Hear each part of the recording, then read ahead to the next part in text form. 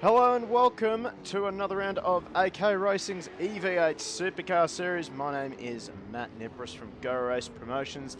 We are here at Winton Motor Raceway in Victoria. That's right, not even Dan Andrews can stop virtual racing crossing the border. So we are here for the 7th round of the series. Let's have a quick look at what we've got left in the calendar. As soon as I find it, there it is.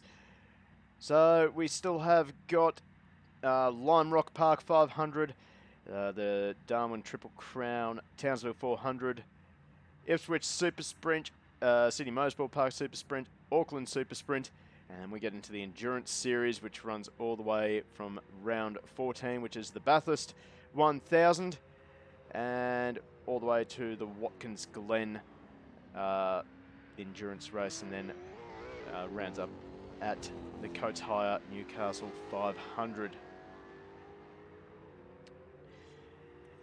So we are here for grid number 2 at the moment. Let's have a quick look at the grid 2 points for now. So at the very top we have got Simmons in the V-Power Racing Ford Mustang. He's on 1,583. Good. Actually took the lead after the previous round with Connor Bell not being present. He was actually up in the commentary box here at the last round, but he is present and in the server at the moment. And then we go down to McIntosh in 3rd, French 4th, Mackenzie rounding out the top 5. Wright had a shocker last round. Actually, I'm not sure that he turned up for the previous round, but he has dropped 3 points. Van Wingard manages to hold on to 7th position. We have Hallett, Roundtree and Bretherton rounding out the top 10. And as you can see, the points going all the way down to 28th, which is merely in the GR Motorsport car. So that is it for the championship points. Let's have a look at tonight's track. It is Winton Motor Raceway, based in Victoria, just on the border actually. If you follow the Monara Highway going into the state of Victoria, on the very left hand side you will see Winton Raceway off in the distance. 3 kilometres, 12 corners, average speed 131 kilometres, expected pull time of 1 minute 22. And if I quickly just have a look at our times, well, for grid 2 we're in the 23s at the moment, but expect that time to drop when we get into qualifying. Track highlights, stack ups into turn 1. We'll be definitely on the drone cam and busy with turn 1 and 2 tonight. Fast turn 5 sweeper, multiple death hairpins, 7 turn 9, and in fact the whole bloody circuit is a track highlight, which is actually, I would agree with that. It is a very exciting track to run around, tight, twisty, encourages some tight racing as well, so yeah.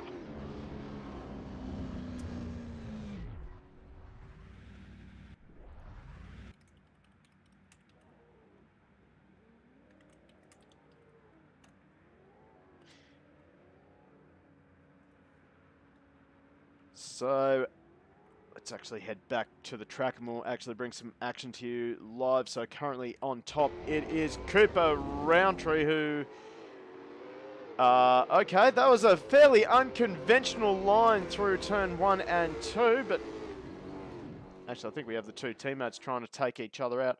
In fact, I think, okay, so we actually have to change servers. So let's cancel that, and we will quickly just jump into the other server. Of course, just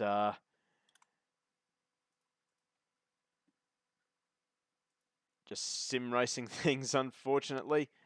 Let's see if we can't get into this one. Hopefully we got the right password.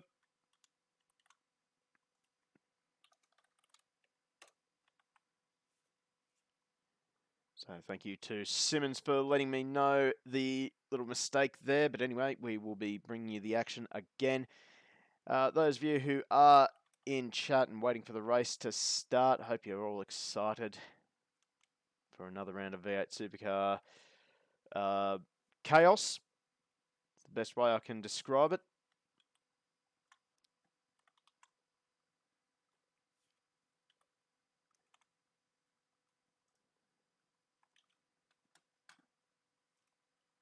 So, okay, looks like we are into a server. Indeed, we are. We can just see, looks like Taylor Simmons just testing out reverse gear. So we're going to have a look at McIntosh, who has managed to find...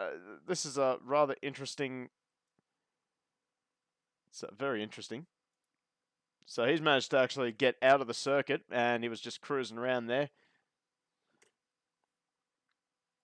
And let's have a look at Joshua Hughes in the 302 Penrite Commodore.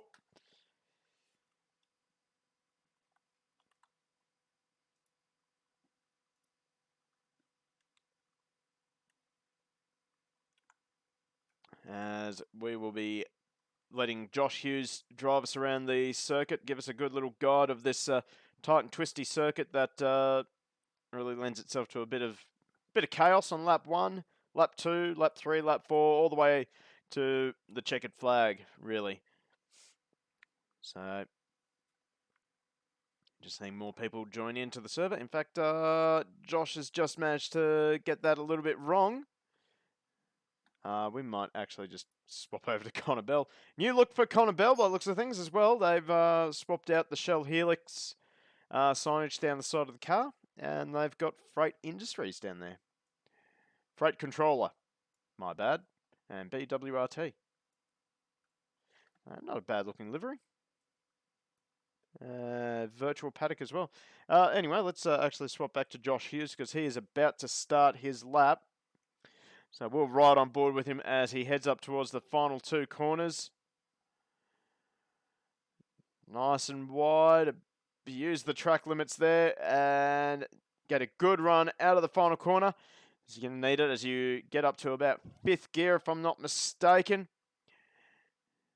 In fact, he briefly grabs 6th and then just tips into turn number 1. Slightly misses the apex there. Gets the apex for turn number 2 and out towards turn number 3 and 2. 90-degree right-handers await us here, as we have seen plenty of carnage in the real-life V8 Supercar Series in those 2 corners there. Now up to turn 5. This very difficult, very long sweeper. It's double apex. I'll try and swing it back in for turn number 6, and then into turn number 8, the first of the hairpins. In fact, Josh just gets it a little bit wrong for the first of the hairpins, and then into the second of the hairpins. This is where the track sort of becomes a bit like a go-kart track, where it just loops back on itself. And then into the final hairpin. Try and get the drive. The car's got to be rotated there. Get the drive out of the final hairpin towards the next left-hander. 90 degrees. Good passing opportunity if you're close enough. You get the car nice and straight before you get the throttle to the firewall, and then fire it down to the final 2 corners. Watch the bumps on the entry. Very easy to grab a brake and send yourself off to Narnia out to the left there. And through the final corner, get onto the curb. Don't get too greedy with the exit space because it's not a lot of runoff to the pit wall there. And, well, Josh Hughes, he sets a 1:27.6 for his first flying lap. So that is a lap around Winton Motor Raceway. Currently Josh second, actually. Thought he only got 3rd, but I think someone has dropped out of the server just temporarily. Well, let's have a look at the fastest drive. In fact, our race director has actually gone out and set a lap time in the Ford Mustang, as we have someone doing burnouts. We've got people just being silly in the pit lane. That is very silly.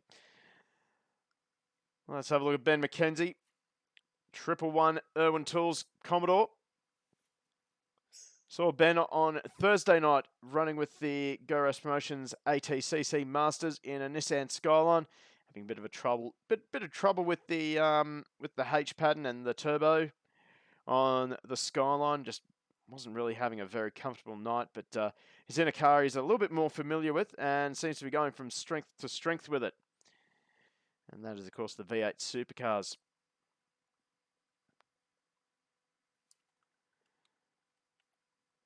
So, in fact, if we have a look at the championship points again, McKenzie currently running 5th in the championship points, so he'll be looking to solidify that top 5 running for now. But, well, everyone, judging by the conversations that I've had between broadcasts, everyone's got their eye on Connor Bell, currently in 6th place on the timing tower.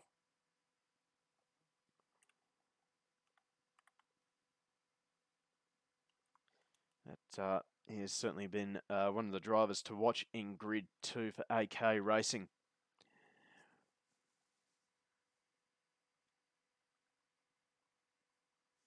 So Ben will bring the 111 Commodore around the final corner. Hasn't really set the sector times alive. In fact, he sets a 1:27.8. So a little bit down on what we're expecting from these drivers.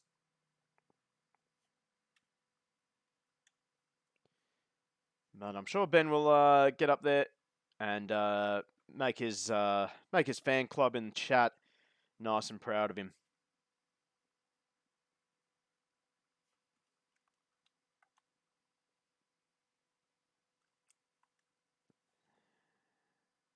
So we see Paddy Donnelly, another name that we're rather familiar with. Donnelly was running around with us on Thursday night in the ATCC Masters. He had a bit of an eventful race number 2 where he actually got involved in a bit of an incident with Chris Nipris, my older brother. But he certainly fought back and managed a respectable 7th position as he just gets it a little bit wrong through the turn 5 sweeper.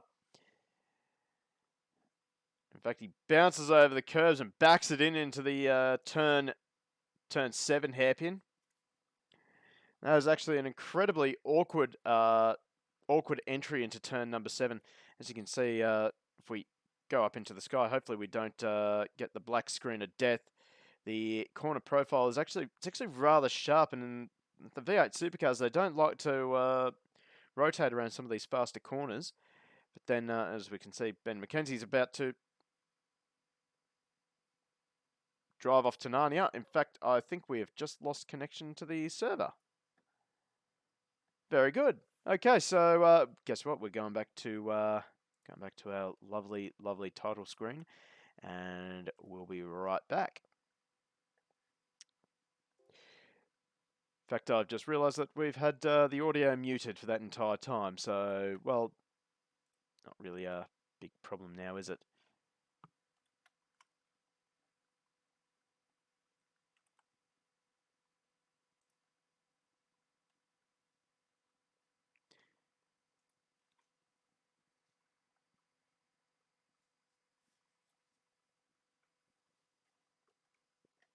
While we're waiting for the server to load up again, let us know in chat where you're joining us from. Do like to know where people are joining us from anywhere in the world. Maybe give us your favourites, who you're barracking for.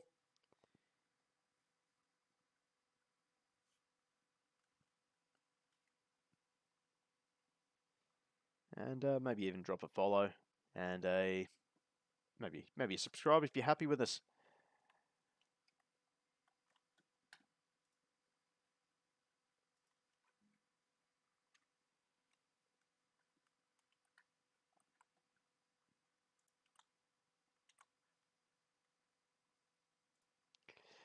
Okay, so we're back and we are witnessing people doing donuts in the pit lane, which would be Macintosh.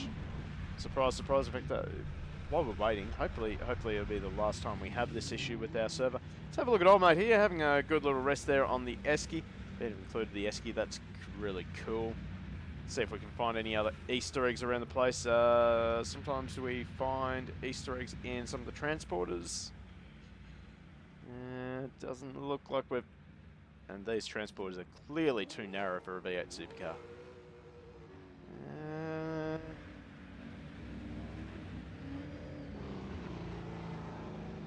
Someone's managed...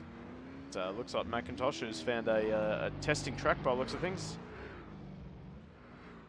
We're going to walk around. We're going to go for a little fly around the circuit while we're waiting for the start of qualifying.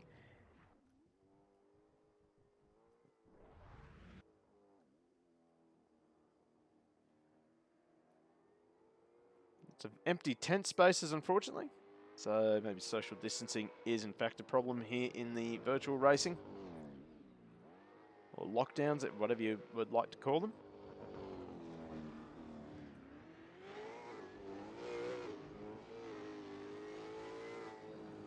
Let's see if we can't find any Easter eggs in some of these tents. Looks like they're all pretty well standard there, aren't they?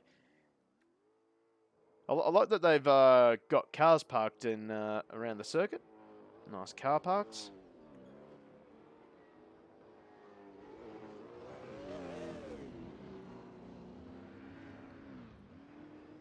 Oh, look at that! Look at that! They've even got a very detailed Mitsubishi Triton. That's really cool.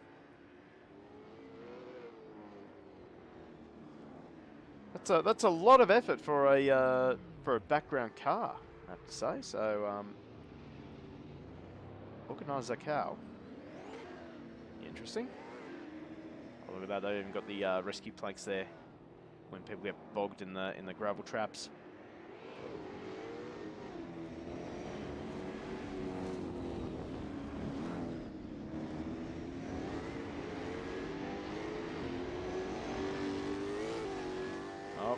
One of the Milwaukee Mustangs, just finding the throttle control not quite there for them right now. So, well, the server's really filling up rather quickly, and well, Macintosh is still just doing laps around the trotting circuit. I suppose we could call that.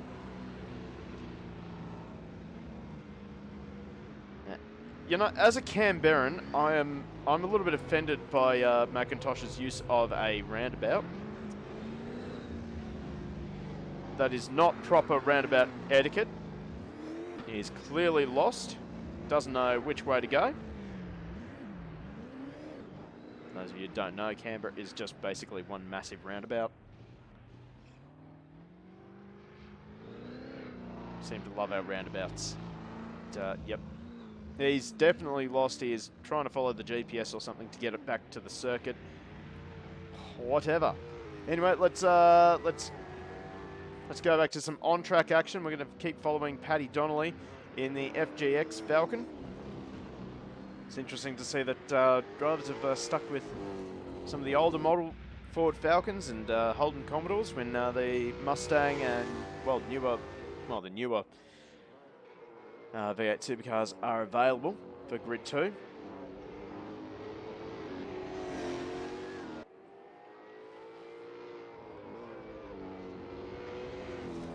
Donnelly currently being followed by his teammate Connor Bell in the, I think that is a Ford Mustang behind him, and indeed it is. We'll try a different camera angle because that one's getting a little bit old for me, and this one is not much better.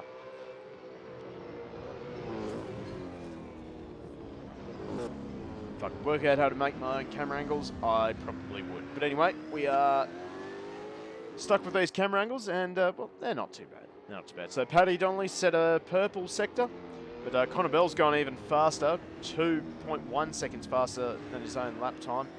Well, honestly, in these opening laps of the session, we are expecting everyone to start setting purple laps, but, oh, Donnelly. It's not going to be done this time by. He just gets it wrong on the entry to the third last corner. So we're going to swap to his teammate Connor Bell in the other one of the DJR Penske Fords. Can't really call them DJR Penske Mustangs because they're not. Well, Bell just gets a little bit wrong coming out of the final corner. But he'll stop the clock at a 1:24.7. So Bell, at this early stage, he is setting the pace nice and early.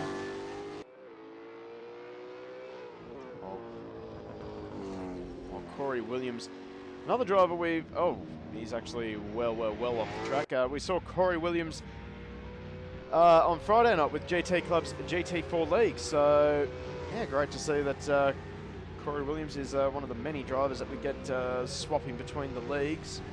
So that is great to see. So Wade Hallett has actually gone up to second in one of the Milwaukee Mustangs. Bit of trouble getting it through turn 1 and 2. The car's just not quite riding those curbs probably how he would like it to, and in fact not holding the right trajectory through turn number 3. So this track, it's a bit of an engineer's nightmare, I would say. As Connor Bell is currently setting purple sectors, 7/10 up on his own time. So this is going to be a lightning fast time if he can hold together for the final few corners. In fact, he is hanging on to that. In fact, he's 1.1 seconds up on his own time. See the delta down the bottom right corner. So this is a 1:23.5 for Connor Bell. So Bell is showing his hand nice and early in this practice session, as we currently have, if I'm not mistaken, only a few more minutes before we head into qualifying. We try to keep an eye on times down the left-hand side. So when you see those times light up with green or purple, you know that driver is going better. In fact, it looks like our race director is actually going for a bit of a drive around. And he has found the roundabout as well. So, and he's actually got... He's actually got the V-Power car right behind him in Macintosh. I'm sure Macintosh is just trying to give him some tips on how to take this roundabout, although he's not doing it very well himself. So whoever's in the race director car should probably not listen to Macintosh tonight. Connor Bell is up again, looking to improve for the second lap in a row, although the delta is down. And very consistent, and in fact Bell is going to head back to pit lane. Let's have another look at another driver on a flyer. So Roundtree is up on his own time. He's just down a little bit on Connor Bell's fastest lap as he rounds the second last corner. He's still an improvement. Delta showing him being 4 minutes 56, almost 5 minutes faster than his previous lap, so that was probably an out lap. But anyway, he's moves himself up to second, and while that pit exit, that is going to be a talking point tonight, as it is in real life. So Roundtree, he's just got balked a little bit there. I think that was Ben McKenzie, indeed it was, in the 111 Commodore. So I think that pit exit is going to test a lot of drivers' patience tonight. So Roundtree just puts the move on McKenzie. Ooh. Gets up onto that curb and it almost rotates the Mustang too much. Well, have a look at Dom Franson. I don't think we've seen... Oh no, we have seen Dom Franson. He was at the first round at Albert Park, but I don't think I've really seen much of him since then in the Goodyear Mustang. Currently 8th in the session.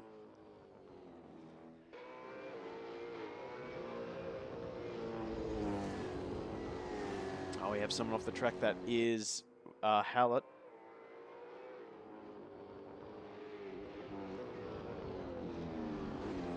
Also going to swap over to Joshua Hughes, who's up on his own previous best, and he just cooks it a little bit too much going to the second last corner. That will be a throwaway lap.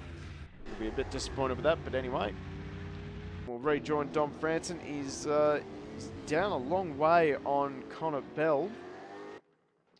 But he's, let's say, still just finding his feet in the car around this circuit.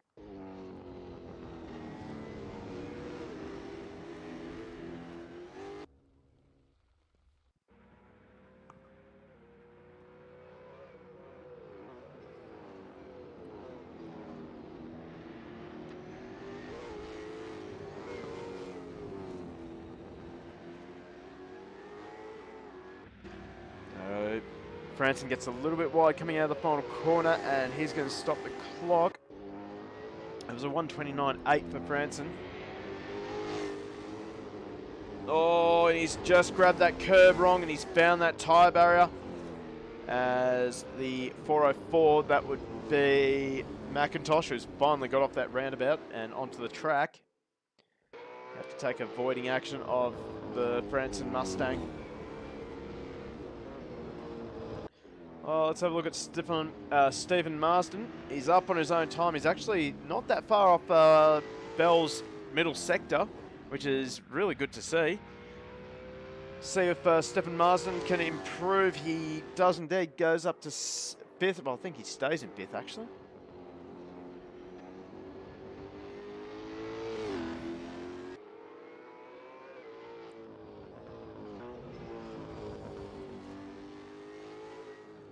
Unfortunately, nothing much to talk about at the moment. Probably say that, well, as I said, it's going to be a very close race. The two Milwaukee Mustangs of Roundtree and Hallett. So we focus on Roundtree for now. So he's actually not going to improve this lap, I think. Oh no, this is his out lap, never mind. And his teammate, Wade Hallett. They'll be probably the top guys to take it to Connor tonight. And I think in the right conditions, Paddy Donnelly will be up there.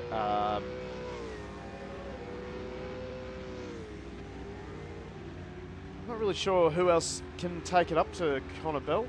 He's been on absolutely marvellous form all this season. Currently sits second in the championship after not being able to make the previous round.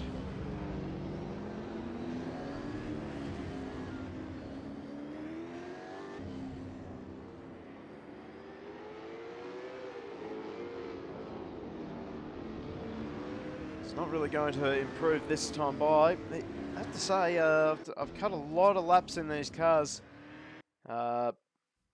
myself, just in single player practice, and geez, these cars are an absolute handful to get right.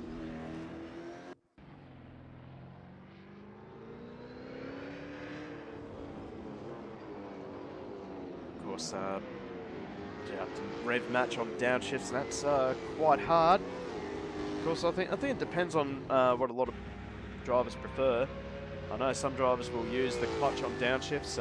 Others, like myself, will just blip the throttle and left foot brake. Don't think there really is a right or wrong way of doing anything in these cars, unless, of course, you find yourself facing the wrong direction more often than not.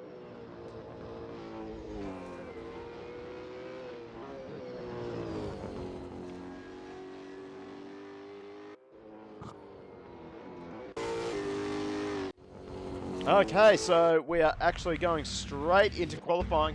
So let's get the cars on track for the start of qualifying. First out, it is Damon McIntosh in the 404 V-Power Mustang.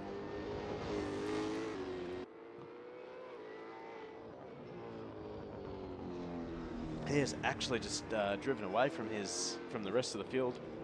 First man on track, and he wants to get his get a clear lap in. Of course, 20 minutes to run in this session, so plenty of time to just find some space and go for it.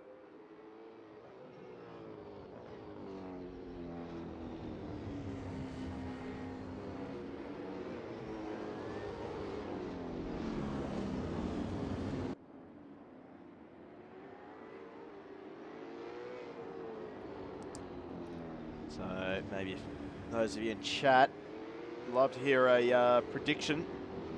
Who do you think's going to put it on pole position? Maybe who'll start off, even go for the top three. Love to hear your top three predictions as well.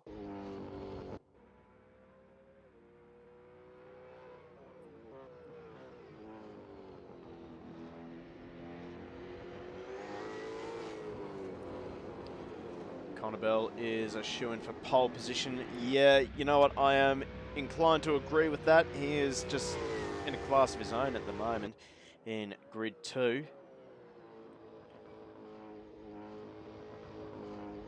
Bell, Roundtree, and Hallett. Okay, well, there's a big prediction there. Well, let's ride on board with Damon McIntosh.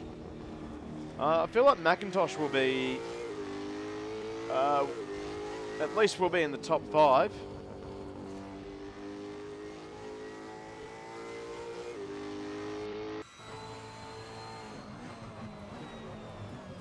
Have a look at how this car is handling by watching the steering inputs.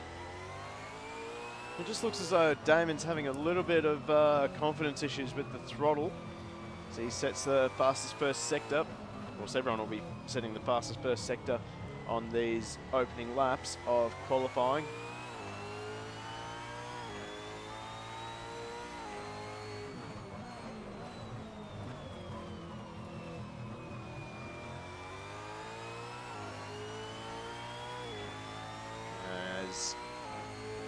Looks like he's keeping this a nice and tidy lap. It's on for a 26.8, if the prediction is anything to go by. And he will stop the clock a 26.777. So we'll wait and see if anyone can do better. Well, Hallett is setting purples everywhere, and he goes to the top now. Roundtree has set purple sectors as well, so we'll definitely keep an eye on him. Connor Bell has just gone out on circuit as well. Wait and see what Roundtree can do. Can he knock his teammate off the top step for now? Simmons up to second. Strinso's just behind him. Oh, Roundtree gets a little bit wrong coming out of the turn 13. Oh, and he just hearing the engine just compression locking on the downshifts. In fact, that has cost him a little bit of time. And he stops the clock at a 1:24.2. So Roundtree at the top for now. So if anyone starts setting any purple sectors, Hallett is up on his own time, but he's got a long way to go to catch his teammate of Roundtree.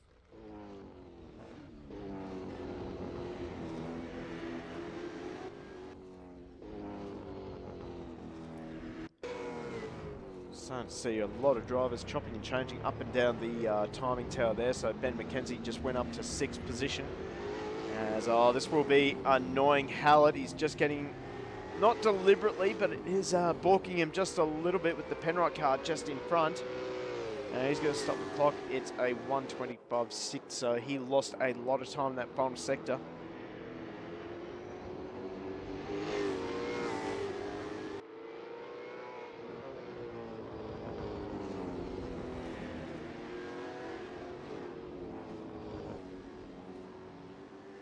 Here we go, so Roundtree now, he's setting personal best. Connor Bell has set personal best, purple sectors. Oh, we see Donnelly up to second, a 1:24.8 for Donnelly. In fact, Connor Bell, I think he's abandoning this lap. You know, he'll go again the next lap, so obviously not 100% happy with that effort. So he's made a mistake somewhere. Still going to be a competitive time though for Bell. He goes up to 10th, just over 2 seconds slower than Roundtree. Roundtree has actually dropped it off somewhere. Wait and see what Connor Bell can do on this blind lap.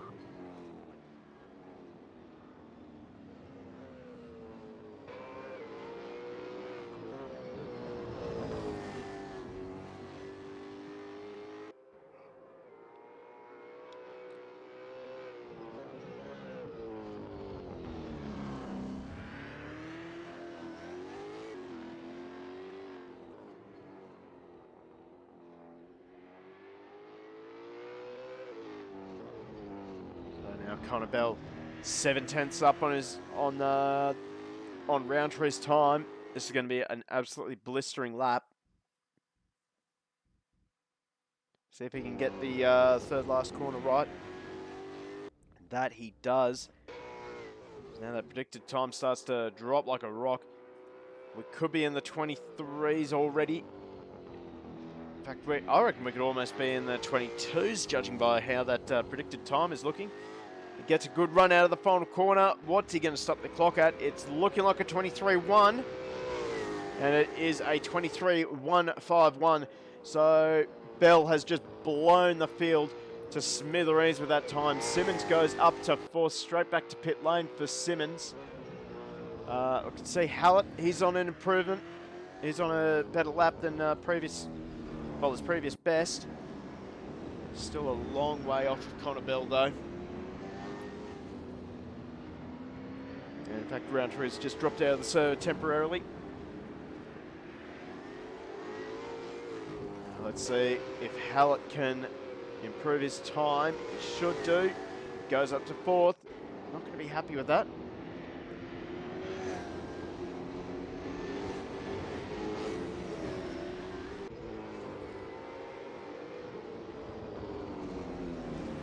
And now Hallett being held up by the 2 V-Power Mustangs. That is going to be very frustrating for Hallett. And, in fact, he almost gets collected by one of the V-Power Mustangs, so it's going to really rub him the wrong way, I dare say. Won't be impressed by that. Connor Bell, he's also set a purple sector again, setting 2 purple sectors, actually. So he rounds the final corner. This is going to be another improvement. This will be in the 22s. And Connor Bell puts it on pole position with a 1:22.4. Man, we still have 11 minutes left in this session.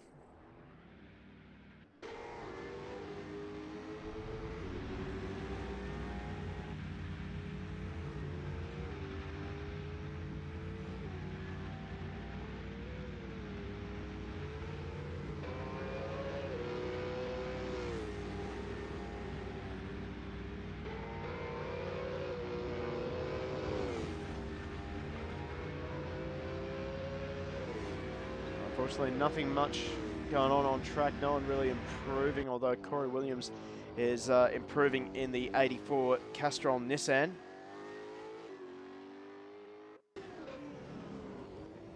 We'll ride on board with Williams. He just grabs a brake going into turn 13. Still going to be an improvement. Looking at the dash, it's up by 0.3 of a second. So if he gets it slowed down for the second last corner, he does indeed.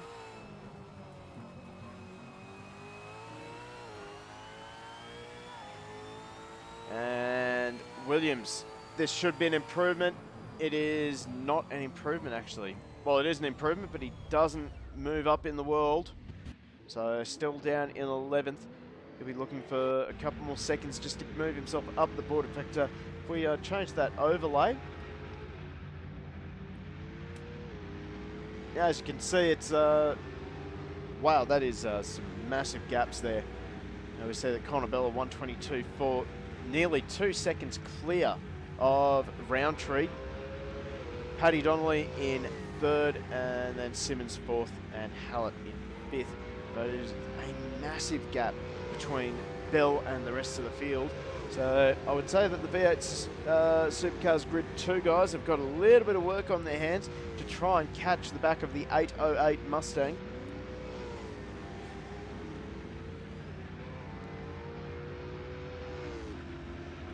Let's bring up our sector times one more time, see who's improving, who's not.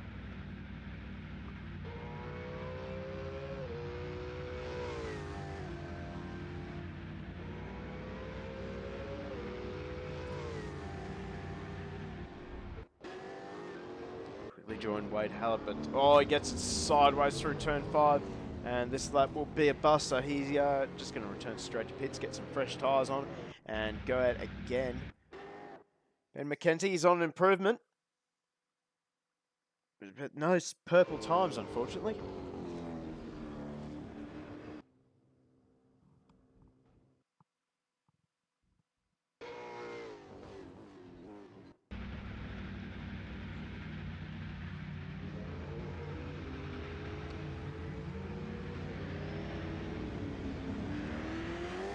Let's have a quick look. So Marsden now, he's also up to improve on his previous best.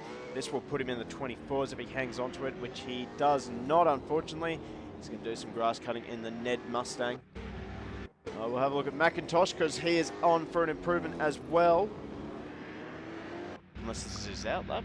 No, he's got second time, so this should be a valid lap at 1:25.6. That puts him up to 7th.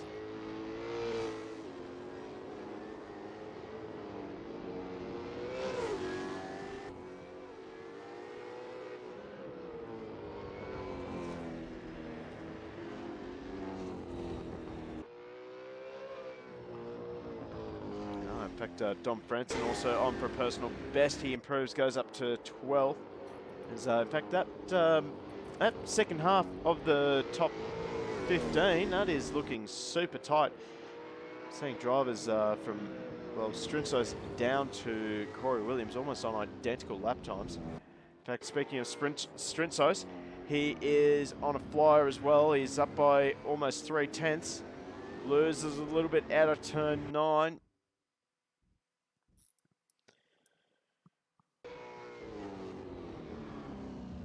He did not get that car pulled up for the third last corner, and that lap will be a throwaway. But McIntosh is still on for a flyer.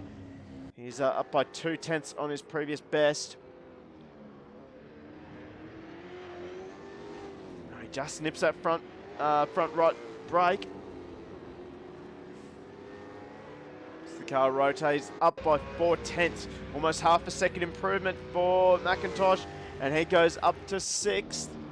There's still a long way for these guys to catch Connor Bell. So we'll have a look at Jason Lees. He's actually improved as well.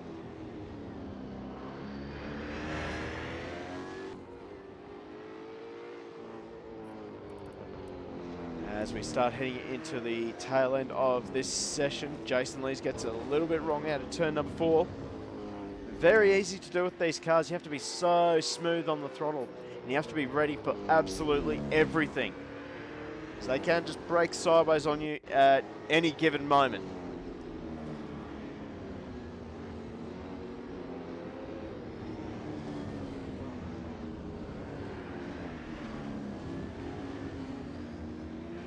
Oh, here we go. So McIntosh is on a personal best as well. Almost 2/10 up. Is actually knocking on the door of a 24.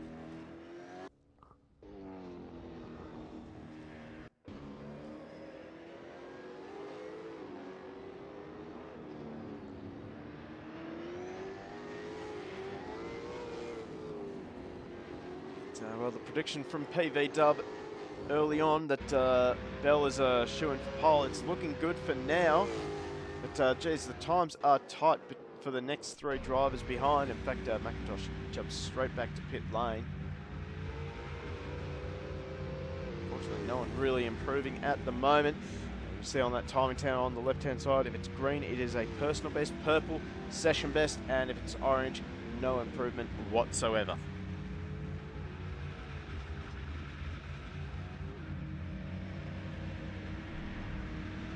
Since surprise, Bell to be... Bell is 200s off Chris Munro at the moment. Yeah, it might be time to send Connor Bell up into grid 1. What do you guys think? I'd like to see that, actually. As Benny McKenzie, he's got an improvement right in front of him. Looks like he's lost a little bit of time in the 3rd sector.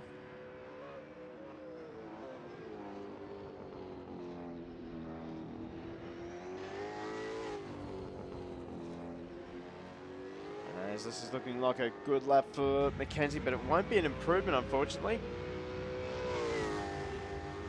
He stays 9th. Oh, here we go. So Mealy, he's actually on an improvement. Oh, he was. At least on the sector times.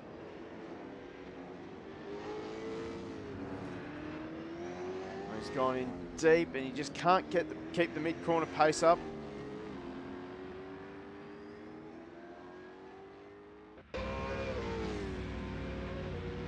Oh, actually, Roundtree, he's improving as well. 8/10.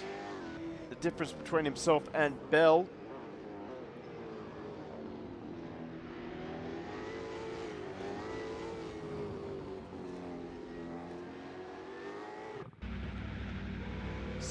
Roundtree stops the clock. He just solidifies his second position. Puts an even bigger margin between himself and Paddy Donnelly. Swap over to Ben McKenzie. So he is up on his previous best. If he can just get the power down nicely, which he doesn't quite do. So he makes his approach towards the second last corner.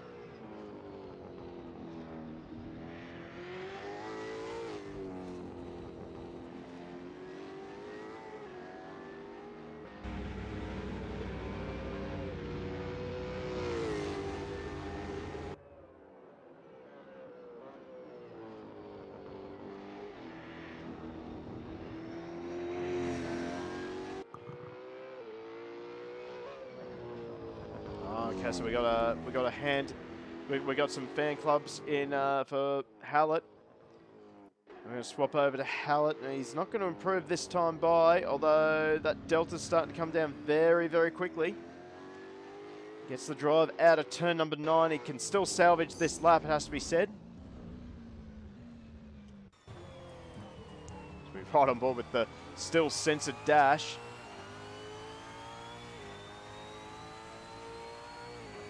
Makes his way up to 5th gear, back down to 2nd gear. Oh, you can see the car just squirming around under brakes. And gets a wheel in the grass. Oh, runs it very wide to the edge of the circuit. It's not going to be an improvement. It's very consistent, I have to say. Oh, compression lock into turn number 1. He manages to save it.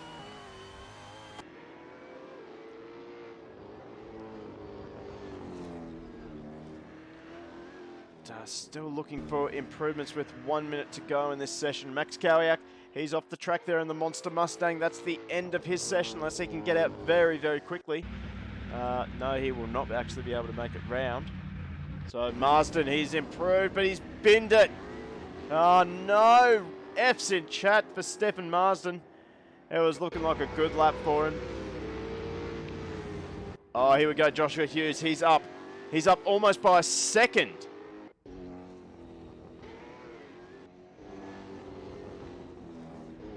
Gets it into the third last corner. Oh, he's spun it round, and that's another bin. Oh, more F's in chat, please, for Josh Hughes' time. But Dom Francis is on improvement as well. He's set a personal best in Sector 1. Still 2 seconds off of Connor Bell. As he gets the car rotated, but he runs it wide. That's going to cost him. In fact, I think he's not going to improve. I think this is an outlap for him. Hallett, he wasn't able to get out of 5th position. As Franson round the final corner. And see what he stops the clock at. A 1:26.2, so that looked like an invalid lap actually. So that's a huge shame for Dom Franson. Checkered flag is out, and that is it. Though Ben McKenzie, he can improve. He can get it around the final 2 corners. Oh, no, he can't. He's actually going to drive off to find his house in regional Victoria. So that's the end of qualifying. Jeez, what a session. Connor Bell, an amazing time, a 22.4, and he is our pole sitter. So let's have a look at Connor Bell's car, the 808 Mustang. Unstoppable for now, but now we're out of qualifying and we're into the series. Actually, Dom Franson is still circulating. So I thought he got the checkered flag. According to the timing screen, he managed to get across for 1 more lap. So we'll see if Franson can... oh, we got some desync happening. Our ping is out of control at the moment. And so is Dom Franson's by the looks of things. As he is about to cross the line. He is only 6 tenths down in the 2nd sector, and he goes into the top 10. So Dom Franson up into 9th for the number 6 Goodyear Mustang.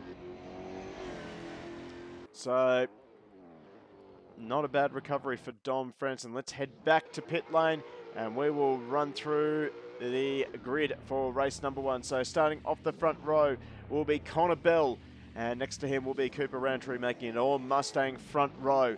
Paddy Donnelly in the Ford FGX out of third on the second row, then Stephen Marsden in another Mustang out of fourth. Really, it's just Mustang City in the top 10, because we have Wade Hallett and Taylor Simmons, both in Mustangs off of the third row of the grid. Damon McIntosh and Nico French, the first of the Holdens, off of row 4. Row 5, Dom Franson and Betty McKenzie in the second of the Holdens. Over the page, we'll have Keith Strintzos in the number 50 Mustang. Next to him will be Joshua Hughes in another Holden ZB. Williams in the first of the Nissans, actually the only Nissan in the field. He'll be off the 7th row of the grid. Next to him will be Neely. And we have Lees and Collingwood off of row number 8. Max Kowiak and Nguyen off of row 9, and that rounds out our field, unless we have anyone else. No one else in the server. So that is it. That is your starting lineup for race number 1. So while we are waiting for the start of the first race, let's get some predictions in chat. What are you liking at the moment? Who are you liking at the moment? I mean, apart from Connor Bell, who are you liking?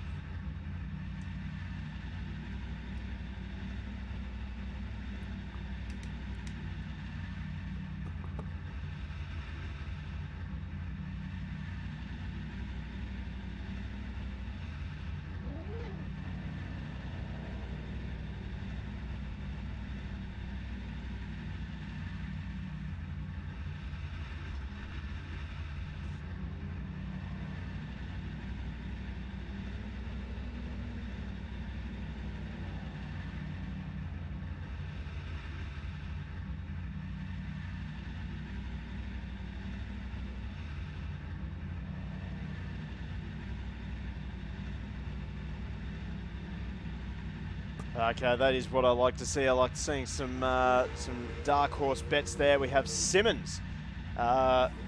Cinder.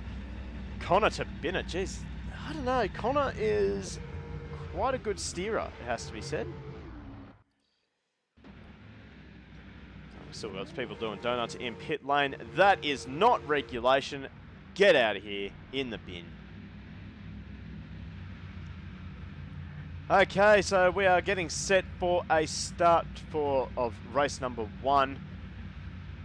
What a field lined up for you. We have got just over 3 minutes well, 3.5 minutes to the start of this race.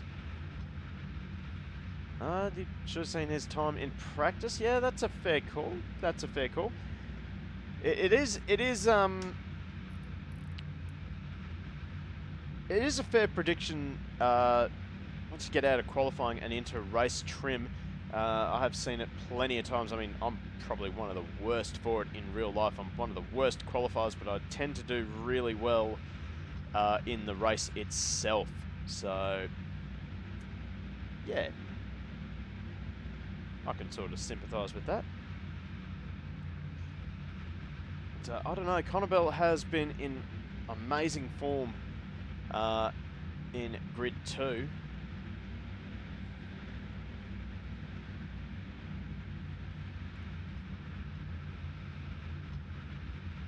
Well, let's have a look at Simmons.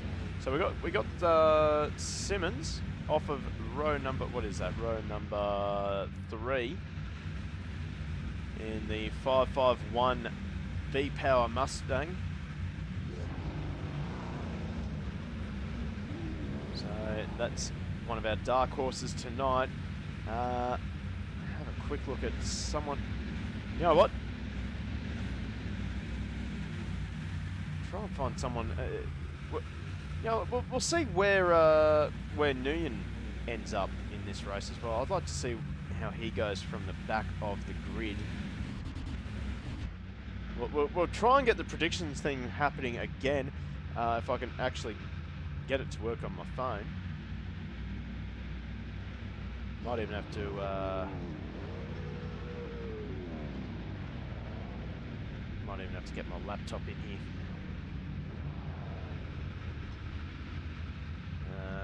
Let's see.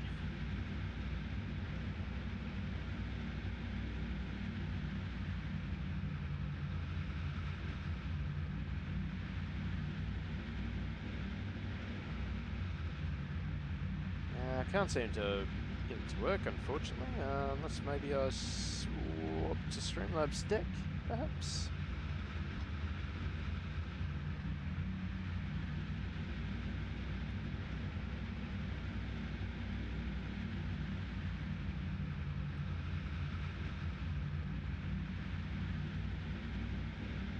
None of that's actually going to work for us. Is that...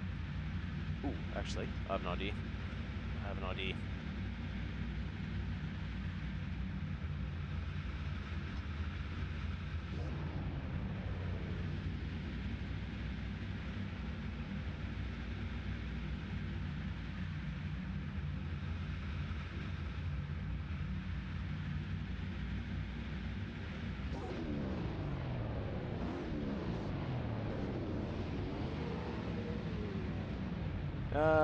No, I can't seem to get the predictions thing to happen.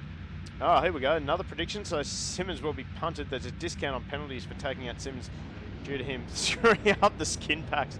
Okay, so never, ever, ever mess up the skin packs in AK Racing. That is the message we are sending out to you as we start to see the lights lighting up for the start of race number 1 of round 7. 6 lights on, 6 lights out, and we are away and racing. A good start from the front row. Shocking start for Simmons on the 3rd row, but it looks like Connor Bell will get the whole shot into turn number 1. We'll wait and see if the whole field makes it through cleanly. It looks like one of the cars off the track.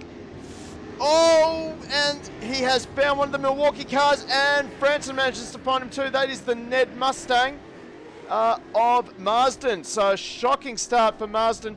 We did not make it through turn number 1 and 2. Did not think we would. That's a huge shame for Marsden nonetheless. But Connor Bell out in front, and Joshua Hughes has got a drive through for jump start.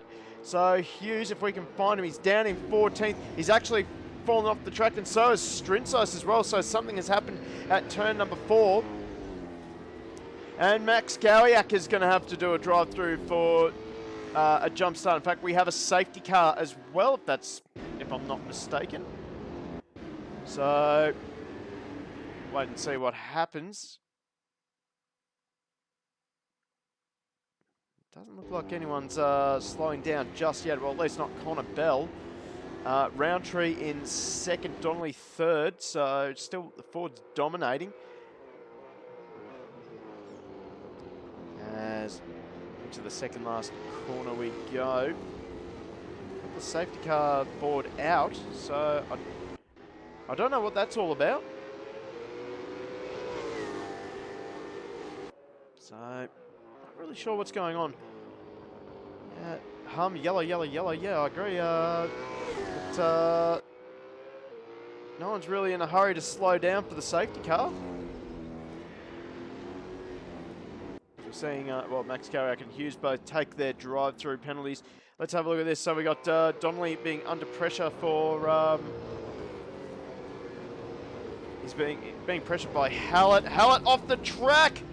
Oh, what has gone on there?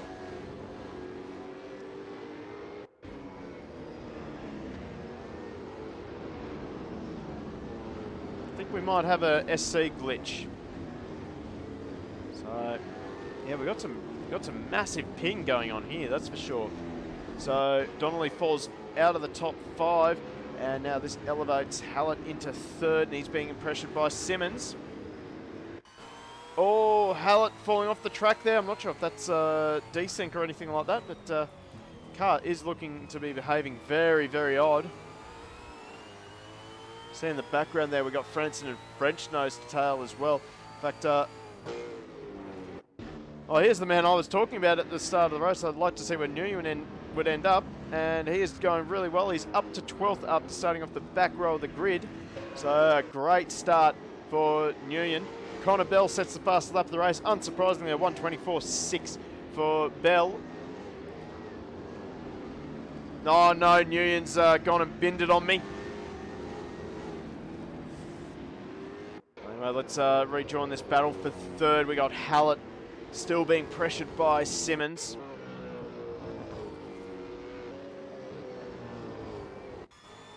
We now look at the back of the Hallett Supercar. Oh, Simmons very, very wide.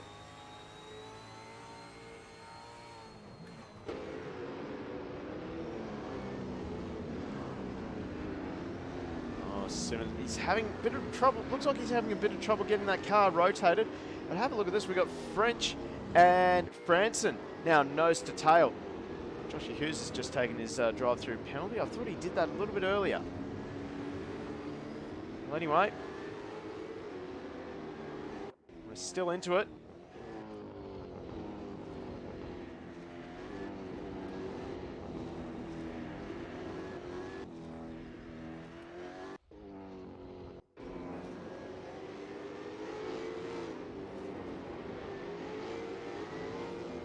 Nice sped in pit lane. I did not see that, so thanks, Cinder. That's the worst feeling in the world. You get a drive-through for jumping the start, so you take your drive-through, and then you get another drive-through for speeding in pit lane. That's worst feeling in the world. As Connor Bell sets another fast lap of the race. He is gone in the distance and vanished. So I think promotion to grid 1 is in order for him. Oh, Franson locks a brake. He's definitely feeling the pressure from French.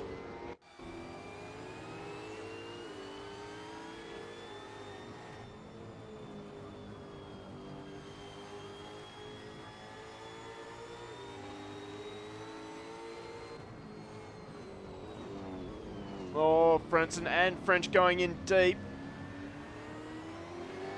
They both managed to get to the apex. French looking for a late apex. He's going to try and set up Simmons right here. Franson, sorry, right here. Sticks the nose in. Oh, that's Simmons. Simmons has Simmons got a problem. He's pulling over. I think he is out of fuel. That car is as dead as a doornail. I would say he forgot to refuel his car after qualifying. So Simmons out of the race, back into pit lane. So there we go. He binned it.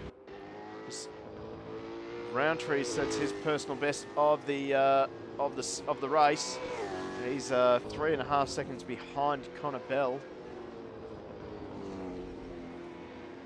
Trying to keep an eye on some battles up and down the field. Closest one is still French and Franson. And Simmons is a DNF, sadly, for him. Let's check in with this battle. It's still going on, and Donnelly is actually closing the gap between these two in the Shell Helix FGX.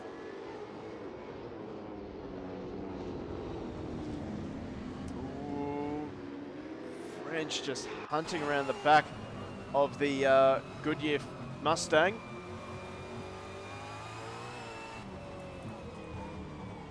Thought about ascend into turn number 9. Wasn't going to pay off for him. Tried to get the undercut, the switchback happening. Wasn't going to happen.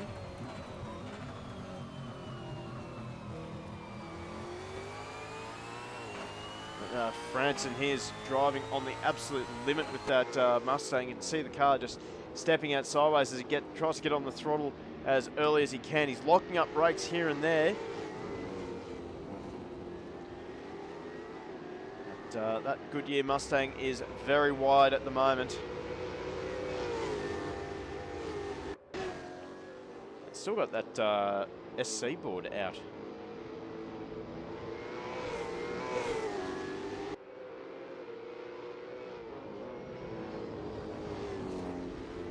Let's check back through the field. We've got Keith Strensos. In fact, Collingwood and Marsden as well. So we've got a 4-way battle here now. This is for the last spot in the... oh! Whoa! Collingwood.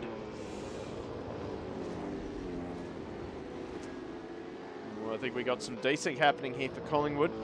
Oh, French has binned it. So French has binned it, and so has Franson. So we got some rubber banding going on between some of these drivers, and that's making it a little bit hard, but that's sim racing things for you.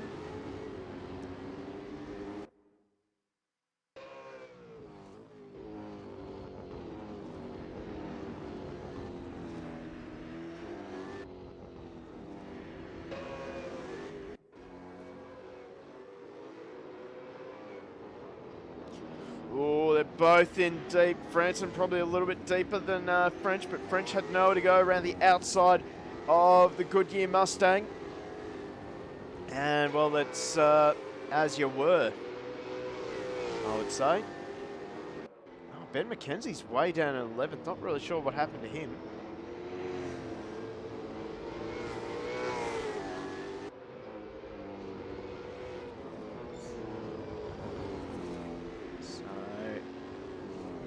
Still line of stern between French and Franson.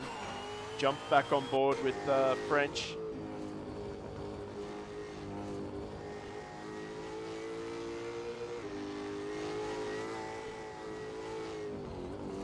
Oh, Franson, the brake lock.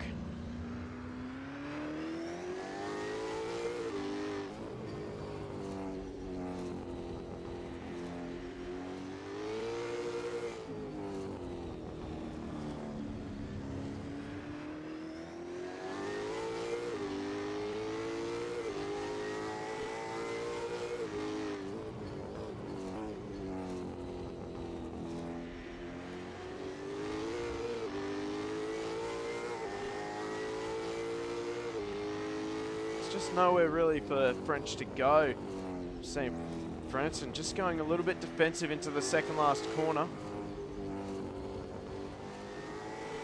Now French has got a chance here down the main straight.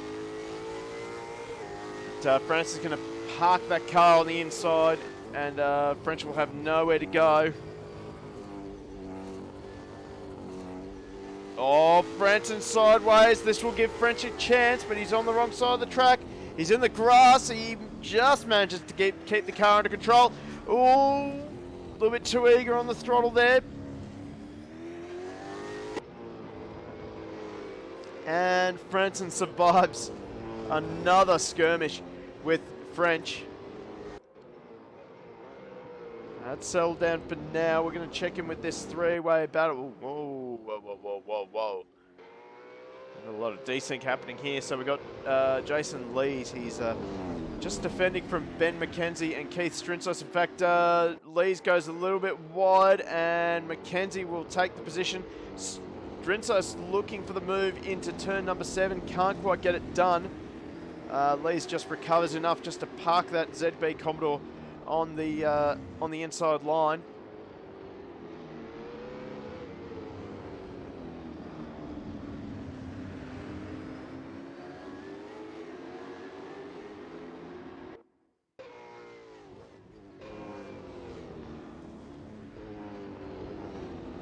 Lee's just not able to keep the pace with Ben McKenzie just ahead. We now look at the back of Lee's car at the front of Keith Strinsos' Mustang.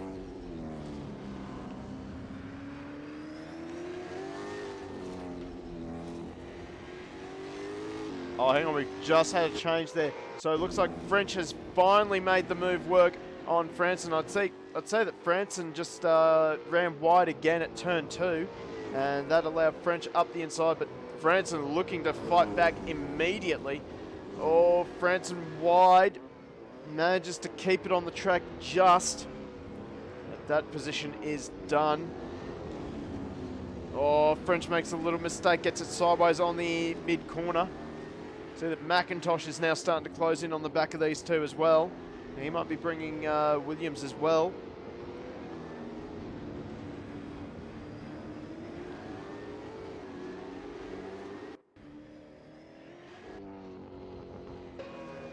As Connor Bell sets another fast lap of 1:24.1 this time.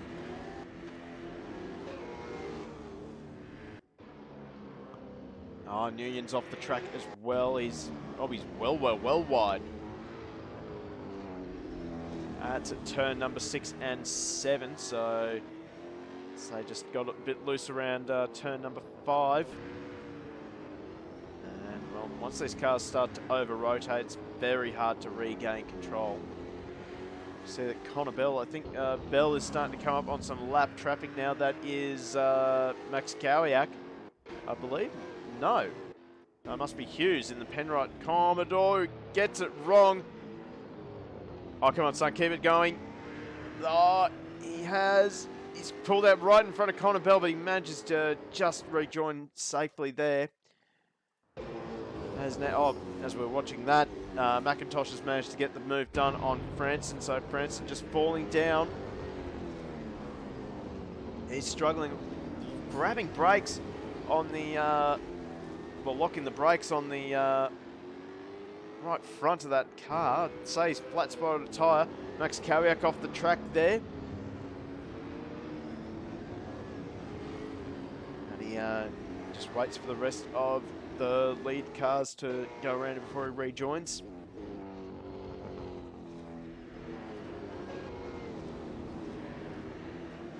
Oh, Franson now. Oh no, Williams in the Nissan. He gets it wide.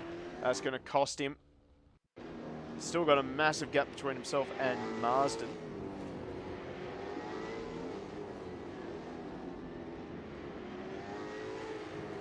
Now Donnelly sets his personal best of the session, 26 flat.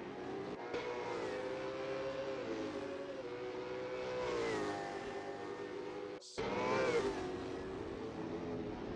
might swap back again to Keith Strinsos and Lees. There's still nose to tail. We ride on board now with Keith Strinsos.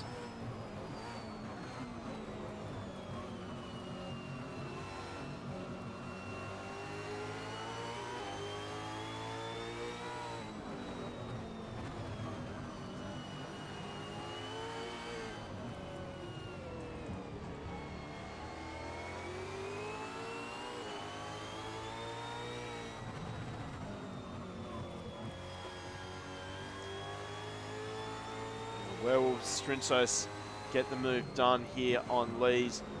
Very deep into turn number 7. In fact, Lees gets it a little bit deep as well.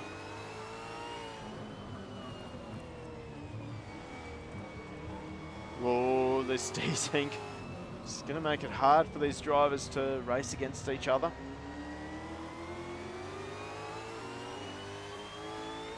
And they're doing pretty well so far. We've only had a few bits of contact that I've seen.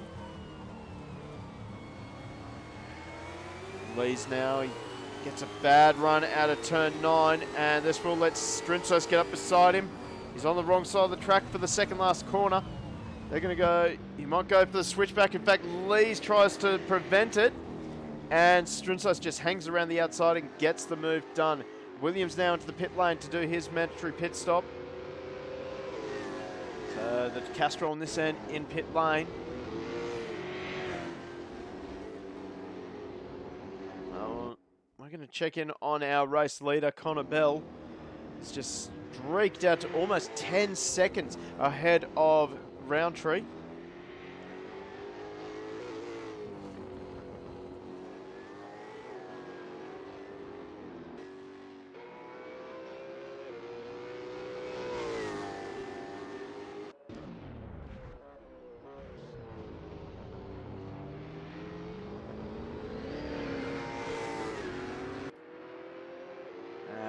Bell around the lap car of Nguyen. So that means P14 down, a lap down already in this 36th lap race.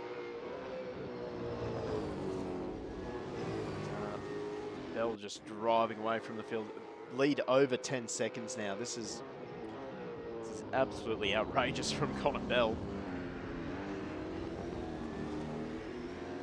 We got a good battle shaping up here. We got Marsden and Franson.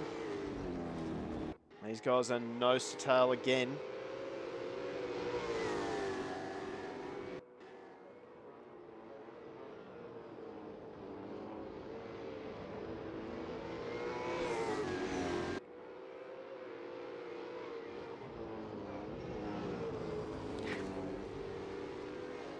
So Franson just making that Goodyear Mustang as wide as he possibly can. We saw this earlier in the race when he had French and I believe it was French and Donnelly behind him. And again, Franson going defensive. Oh, he gets it wrong on the throttle, and the car just snaps Snaps him well off the track. So Franson, I think he'll be thinking about jumping into pit lane and get some fresh tyres on the car. Oh, that's another position for Franson gone.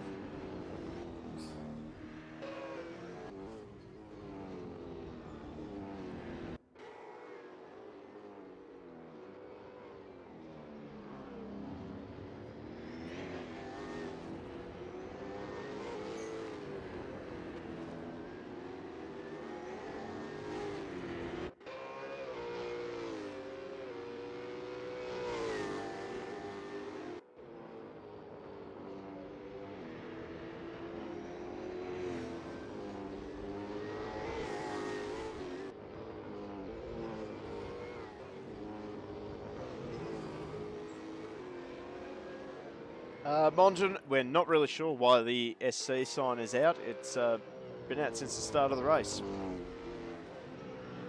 But, well, we're still racing.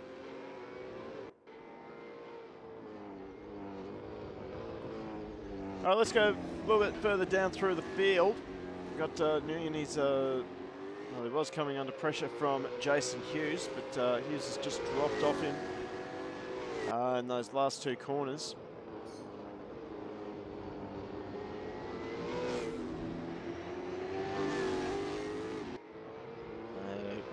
Had a pretty good run so far in race number one. He's had a few mistakes, but he's started out of 18th and he's up to 14th. So we'll definitely keep an eye on where he ends up at the end of this race. 17 seconds behind Mealy though. Oh, that's Hughes. He's run very wide. He's managed to keep it on the track though. Only just though.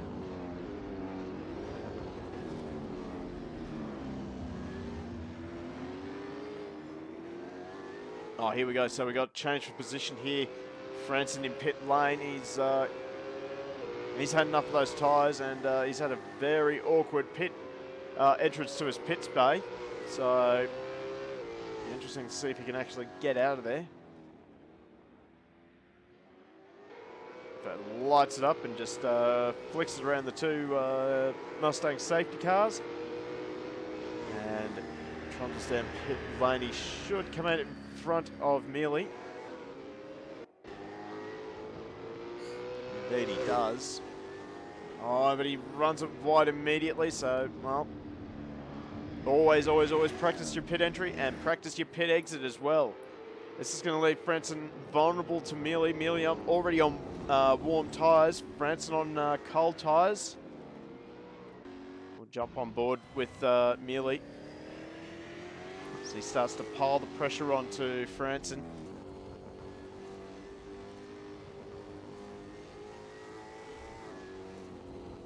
Oh, Franson sideways, just clipped that curb awkwardly. Mealy, unfortunately, hasn't got a lot of places to go at the moment.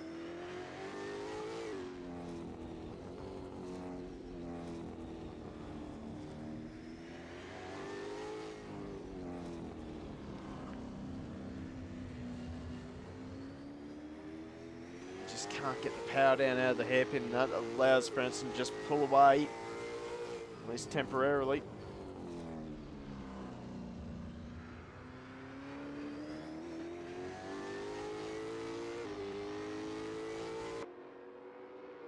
I see Ben McKenzie also in pit lane. We'll see where he pops out at the end of all this.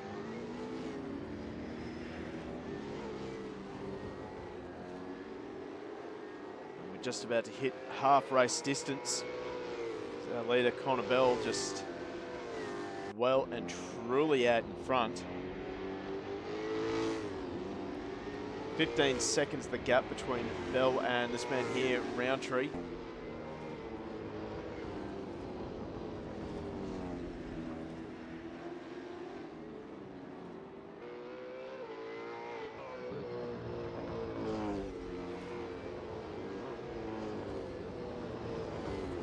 Gruesome imp, there we go. Server configured to start under safety car. So that is why we have a safety car board.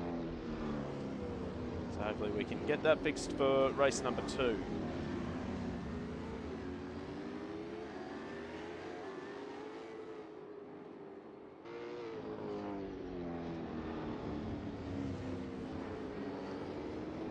Roundtree just picking his way through the lap cars.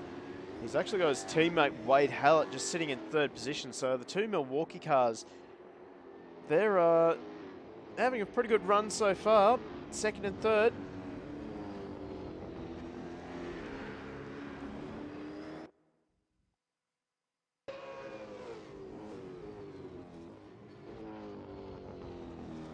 That explains why we can still see it.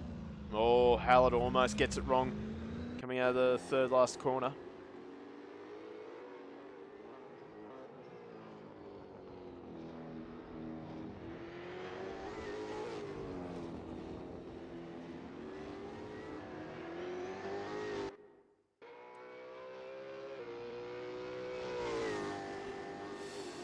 Scooney subscribed.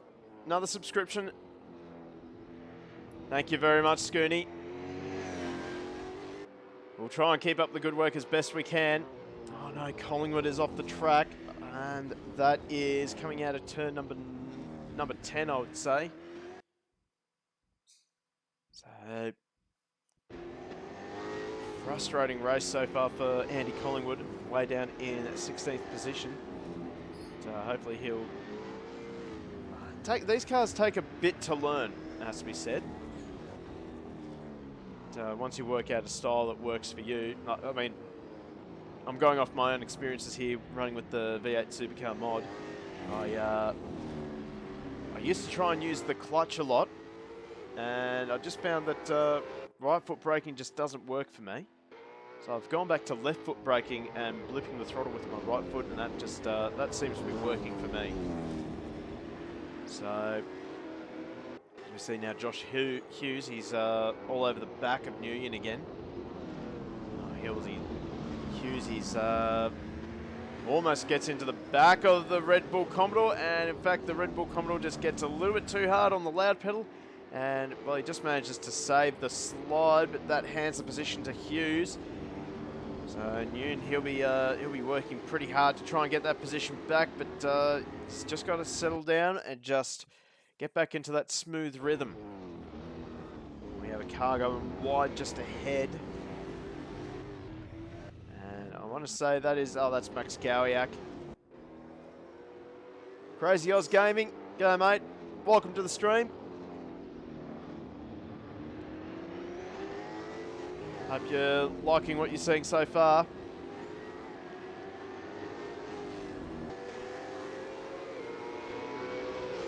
Unfortunately, not a lot of close battles in Grid 2 for now. Well, as we see just up ahead, that was the 700 of French. So he's trying to pick his way through the lap traffic.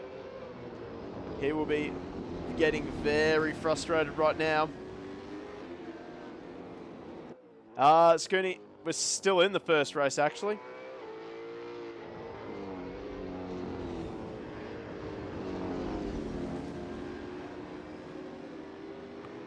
In fact, we might even have to... I don't think we'll be able to broadcast race number 2 of Grid 2. So at 6:30, we'll have to swap over to Grid 1. And that is going to be a really good race, I think.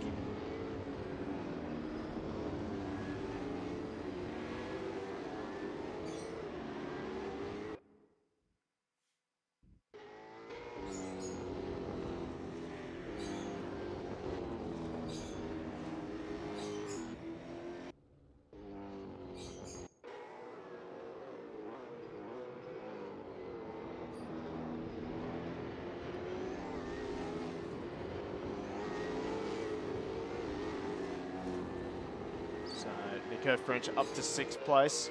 We've got Rowntree's starting to put Paddy Donnelly under pressure. Rowntree's just coming for his pit stop, so he'll be on nice fresh tyres. Donnelly, those tyres will be starting to feel a little bit second hand.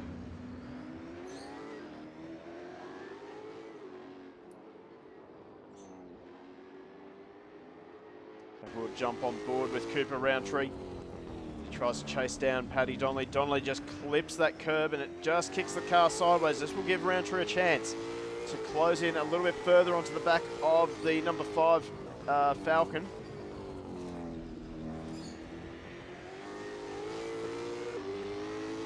go, Roundtree. We might see a dive here. We might see a send.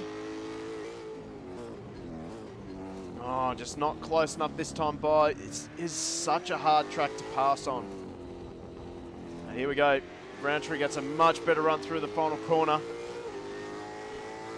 And Donnelly's actually going to let him through or force him around the outside. Actually, Donnelly is just giving that position up. So probably smart driving for Donnelly. Donnelly still hasn't made his pit stop, so no real point trying to hold up Roundtree. Especially when you have to jump into pit lane yourself anyway.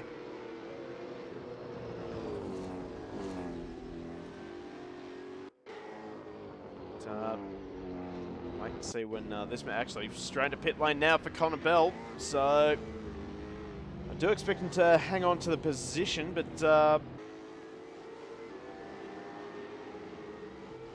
it is racing. You just don't know what's going to happen until the checkered flag flies.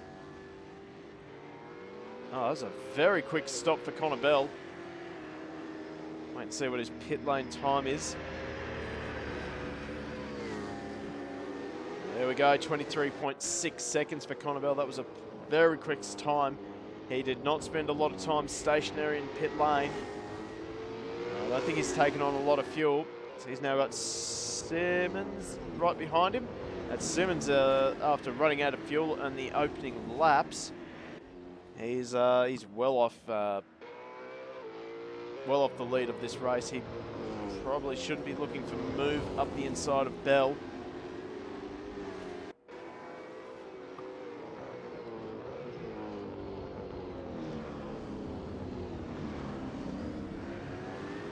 Now Paddy Donnelly into pit lane. So you might see that Nico French he will leapfrog Donnelly. I don't think French has made his pit stop. Oh, you blew a motor. Oh, it looked like you ran out of fuel because just very odd place to do it. How'd you do that?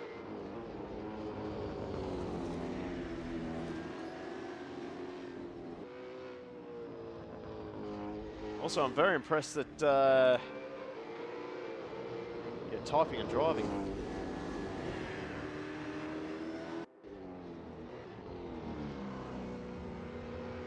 The old double downshift, yep, that gets you every time.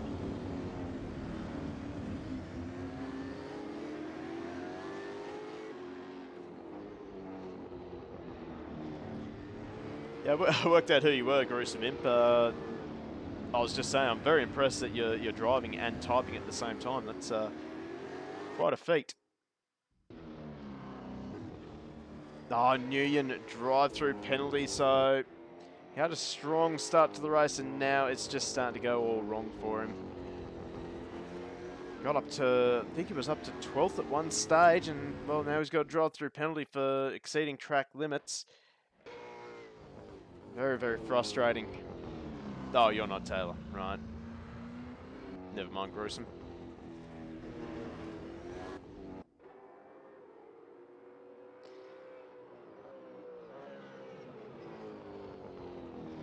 So Nguyen will dive into pit lane and get his drive-through done and dusted. We've got a battle brewing again. It's Strinsos and McKenzie once more. So they've still been battling for much of the race.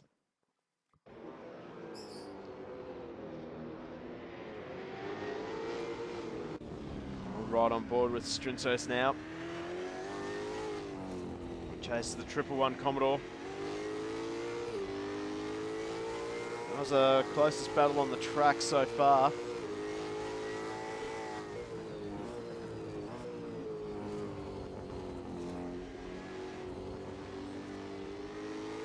I see a bit of a slide there for McKenzie. That will give Strinsos some encouragement. Oh, McKenzie misses the apex. The pressure is on for Ben McKenzie.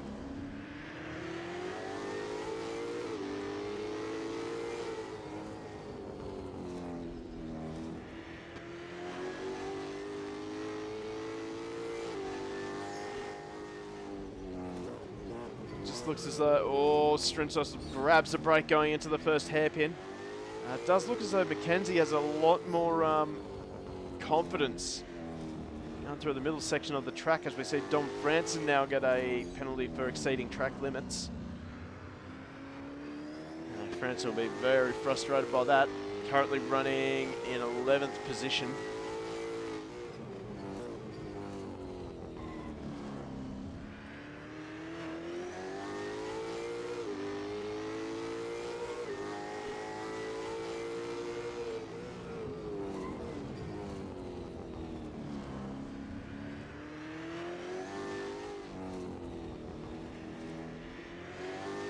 As we see Connor Bell at 23.9, fastest lap of the race. That is in race trim, I'd like to remind you. So, geez, I'd love to see what the Grid 1 guys are doing.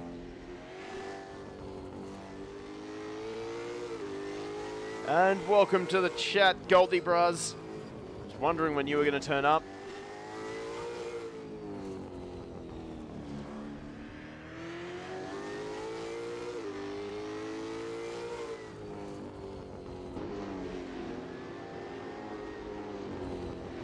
Here we go. So unfortunately Strinsos just dropped off the back of Mackenzie, but luckily we have a battle shaping up here. We got Williams trying to hold off Marsden as they exit the last of the hairpins. Marsden's got a bit of a run coming down the back straight. He might try for a switchback on Williams. Williams gets a very poor run, and well, Marsden gets that move done very easy. Textbook switchback maneuver on Williams. And Williams will drop down another position in the Nissan. In fact, Williams hasn't even done his pit stop, so gee, leaving a pit stop very late. I mean, I can see the sense in trying to pit late, but this is a bit too late in my opinion, as Bell, another fastest lap of the race, 23.7. Yeah, a bit of a shame that top three are so spaced out.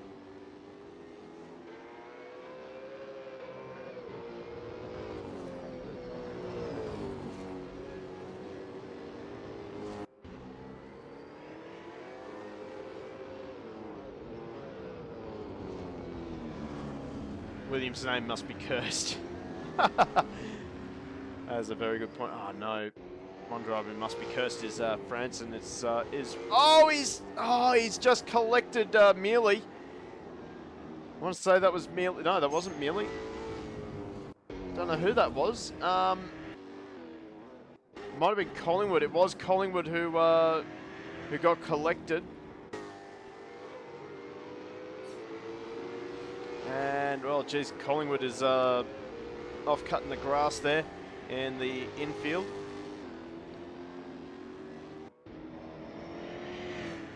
That'd be a very frustrating experience for both Collingwood and Franson. Oh, here we go. So the battle is on again between Mackenzie and Strinsos. Oh, Strinsos tries the squeeze, but he's going to be on the wrong side of the track for the final corner. And Mackenzie and Strinsos touch. I'm going to say that's a bit of net code there, I reckon.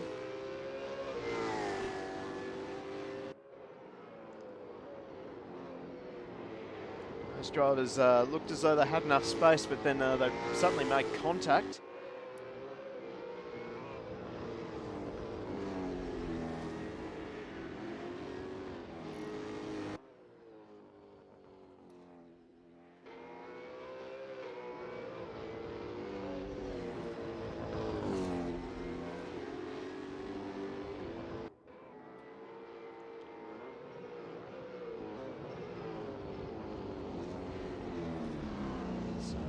Mackenzie will have to try and work his way back onto the back of Strinsos. Franson again having another spin. He's having a struggle tonight.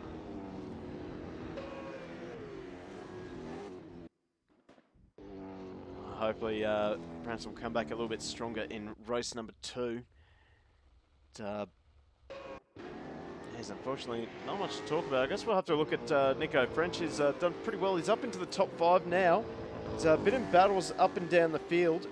Currently trying to chase down Paddy Donnelly just ahead in the Ford FGX. Just see him flash through in the bottom of the screen there. So,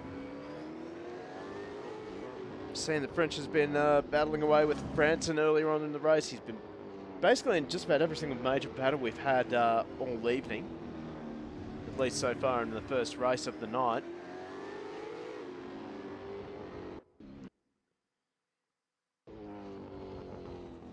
Right now, he is starting to close the gap between himself and Donnelly.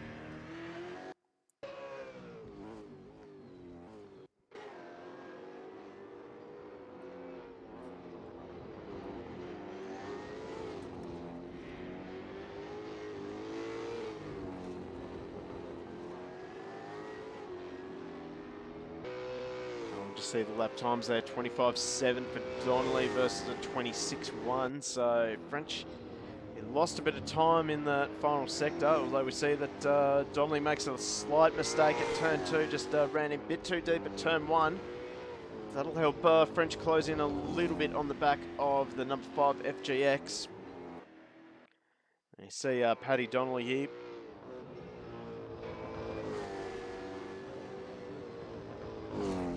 Just running to his own rhythm at the moment. Unfortunately, 14 seconds behind Hallett.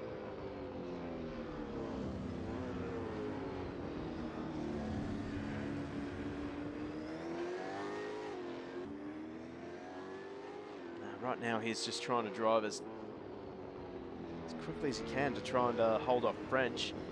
Just see that the gap increased ever so slightly in the mid-sector of the track. Sorry.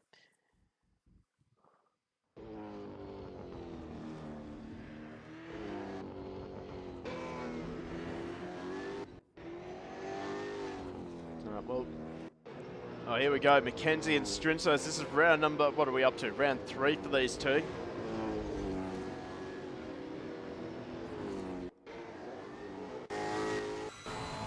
Jump on board with Benny Mackenzie.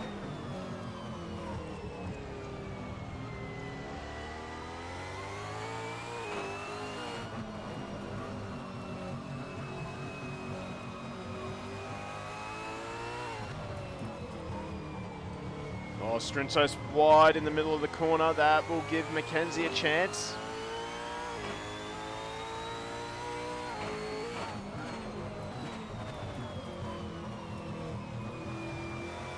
Oh, Strinsos, bit of wheel spin coming out of the third last corner. This will give Mackenzie a chance into the final corner. This is a bit of deja vu. He sends it up the inside. Can he get it done? He can indeed. Gives no option for Strinsos other than to back out of it. But Strinsos is right back on him again as they head down the main straight to tick off another lap. And Strinsos will have the inside line going to turn 1. This is an awkward place to make a passing move. He locks up the brakes. He stays out of the tyre barrier, and he gets into the side of Mackenzie, and that puts him in the way of Roundtree. So Strinsos goes around. And he has to do a very awkward U-turn and rejoins the race. But that hands the position to Benny Mackenzie. So it's a bit of tough luck for Strinsos. We saw him really send it into turn number 1, but then lock that front brake. And he went off. Probably would have been better off trying to straight line it and readdress. But he tried to do the right thing and go around the left-hand side of that flag marshal post. Now, unfortunately, that is what undid it. Well, got him into trouble there.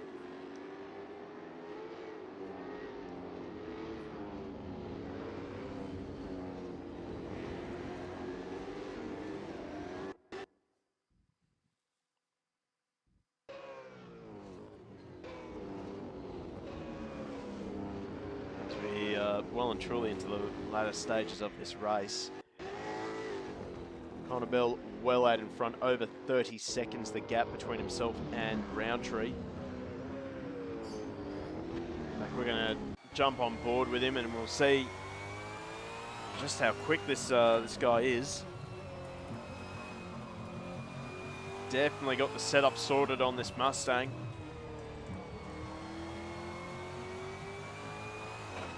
It gives a nice little slide out of the final hairpin.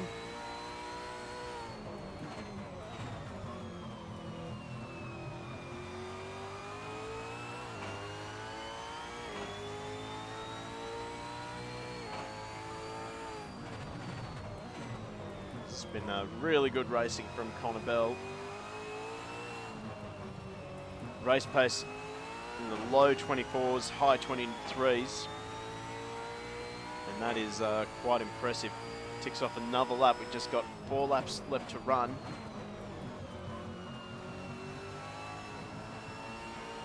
Goldie Bros, this is Winton Motor Raceway, mate.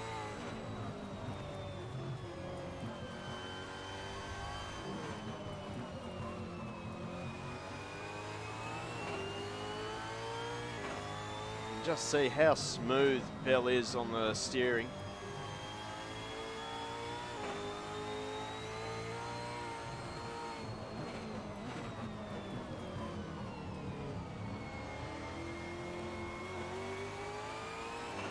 Goldie Bros, I believe that the server was configured to start the race under safety car. And, well, unfortunately, it only goes away once the drivers cross the start-finish line for the first lap. And, well, the way a set of Corsa works with these broadcasts, well, we leave the car in the pit lane, so we never actually complete a lap. That's why we have the SC board out.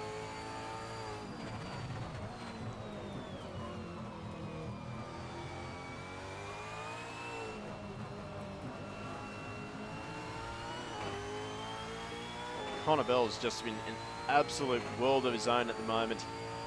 Ticks off another lap at 24.5, so it's the first time he's dropped out of the low 24s, I believe, in this second stint.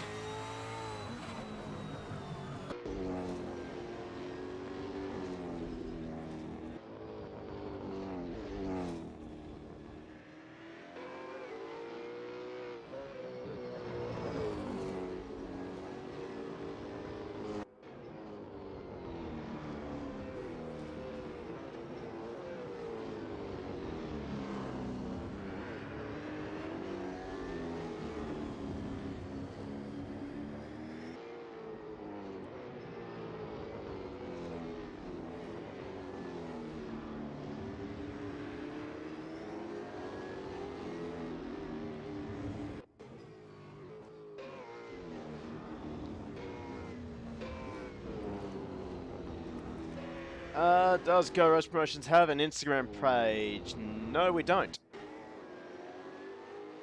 Aussie Motorsport League, that's a good question. I don't think they are.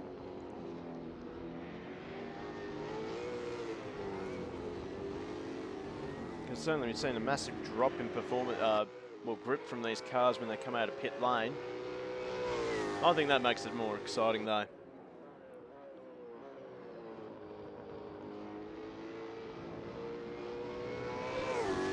The whole field, unfortunately, right now is completely spread out. Connor Bell almost 40 seconds his gap. I would say this is probably the most dominant performance from Connor Bell I've ever seen in Grid 2.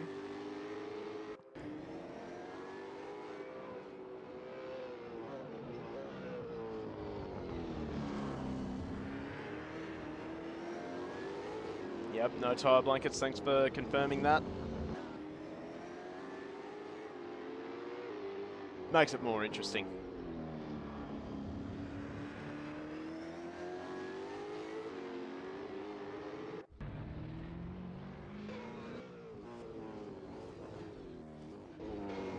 Okay, so we've got a battle finally brewing between Nguyen and Franson. Franson on the softs, while Nguyen is on the super softs. So there is a big grip difference between the number 6 and the number 187.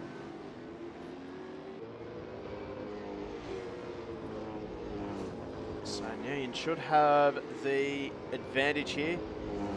As Connor Bell starts his penultimate lap of the race. We're going to jump on board with Car Nguyen. So he tries to put the pressure on Dom Franson.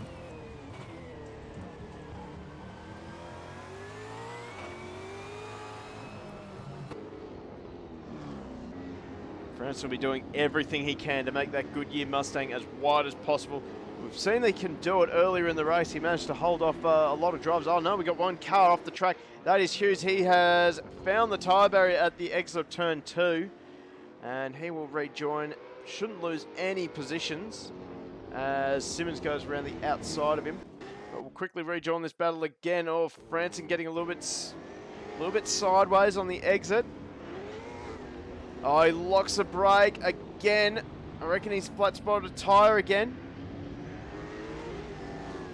And he manages to hold off Nguyen, but Nguyen will get a good run out of the final corner. He's going to be on the wrong side of the track for turn number 1 though. There is a... Oh, Nguyen! Don't know if there was a touch there. He's going to straight line the first 2 corners. And will rejoin the track. He has lost a lot of time to Dom Franson. So meanwhile, Connor Bell has started his final lap.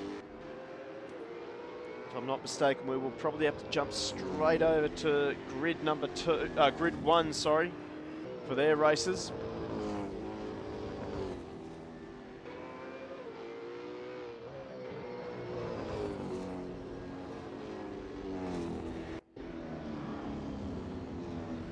Oh, Bell sideways as I think that was a response to Donnelly rejoining the track ahead of him.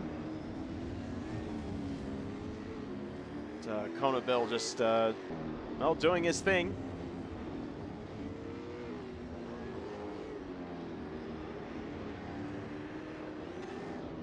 And well, he tried something funny. He's showing up pretty early. 42-second gap. I think he can afford to make the one mistake of this race. As he heads up towards the 3rd last corner. Now, what more can we say about this drive from Connor Bell? Just been absolutely dominant. He heads into the final 2 corners. Oh, consistency. Consistency and consistency. That's all we can say for Connor Bell as he crosses the line in 1st place. Brilliant win for Connor Bell in grid 2.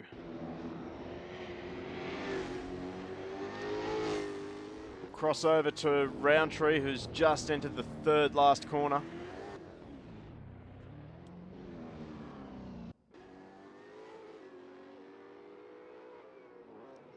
So he'll head his Milwaukee Racing teammate Wade Hallett. As I know, Mackenzie has binned it. Oh, he has found well off, and that is a very dodgy rejoin. He loses the position to Williams. But, yeah, that was a dodgy rejoin, that's for sure. Wade Hallett in the 2nd of the Milwaukee Mustangs will come home in 3rd, and that makes it a Mustang 1, 2, 3 as well. So, well done to Wade Hallett. That is the end of the race.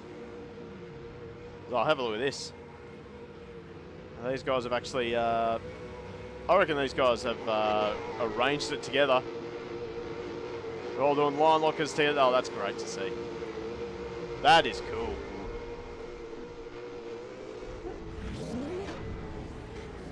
I think that's Park for May back there. Oh, and the teammates crashed into each other. Okay, so that is it for grid number 2, if I'm not mistaken. So let's head back and wrap up this first race of the night. So we've got Connor Bell, dominant performance, 36-second gap to Cooper Roundtree. Wade Hallett in 3rd position. Then Nico French. Paddy Donnelly getting a top 5 finish. Damon McIntosh in 6th position. Keith Strinsos, Stefan Marsden. Corey Williams, Benny McKenzie rounding out the top 10. Over the page, we have got Jason Lees, Mealy, Hughes, Franson, Nguyen, Simmons, Collingwood, Max Kowiak, and I believe that is everyone. So that is it. So we're going to actually leave this server and jump on over to grid number 1. So we will be right back. While you're waiting, why don't you have a quick vote on who should be driver of the race there. So also I have to install Real Penalty version 3.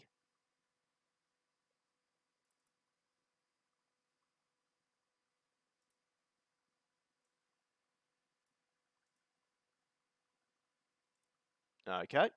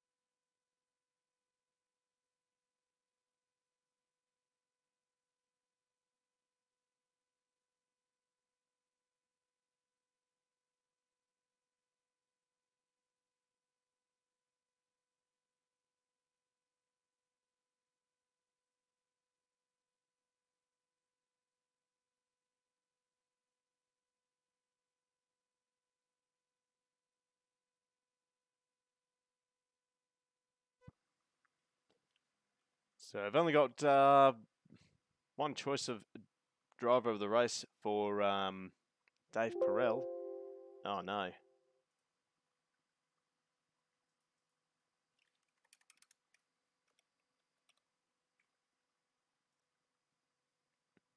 Just having some slight issues joining the server. Okay.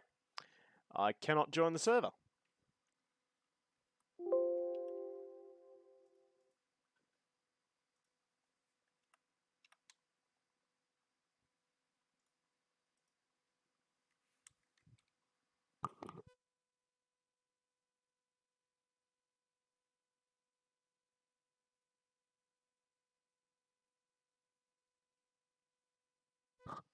Not to worry, I'm sure we will sort this problem out very, very soon.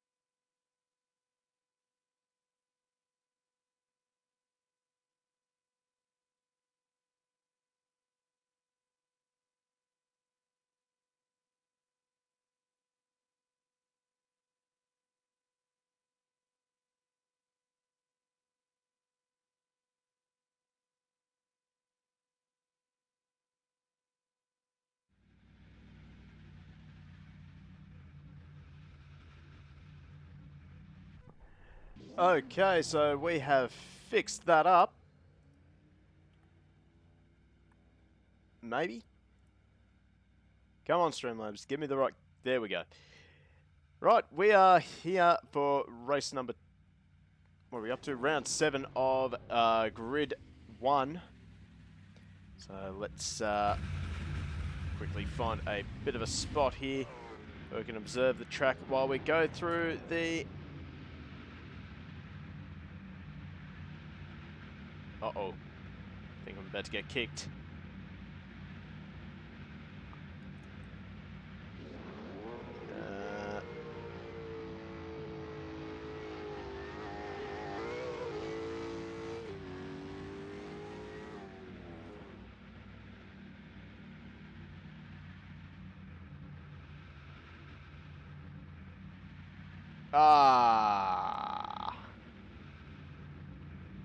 Okay, back to the intro screen for everyone.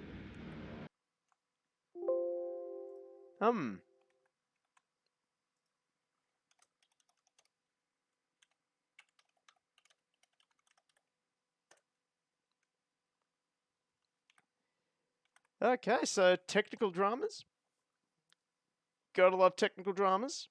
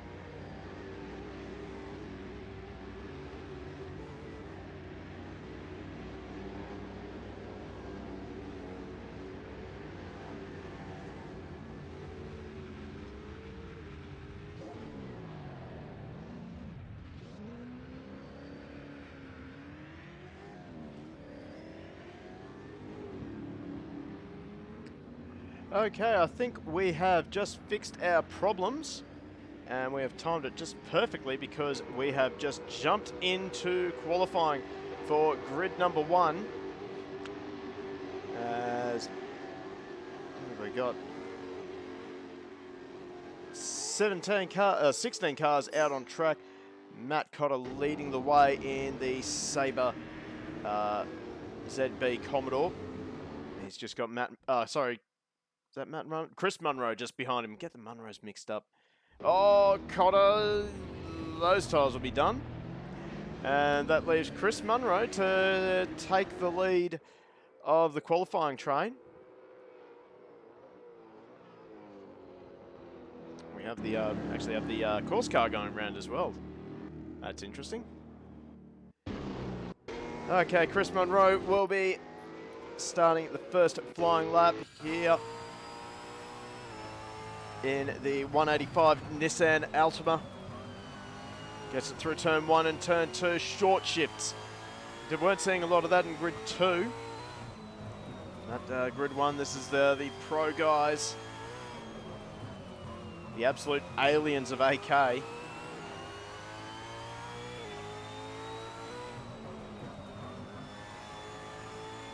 he gets the Nissan around turn 5. Just clips that curb at turn 6. Gets the car pulled up nicely for turn 7.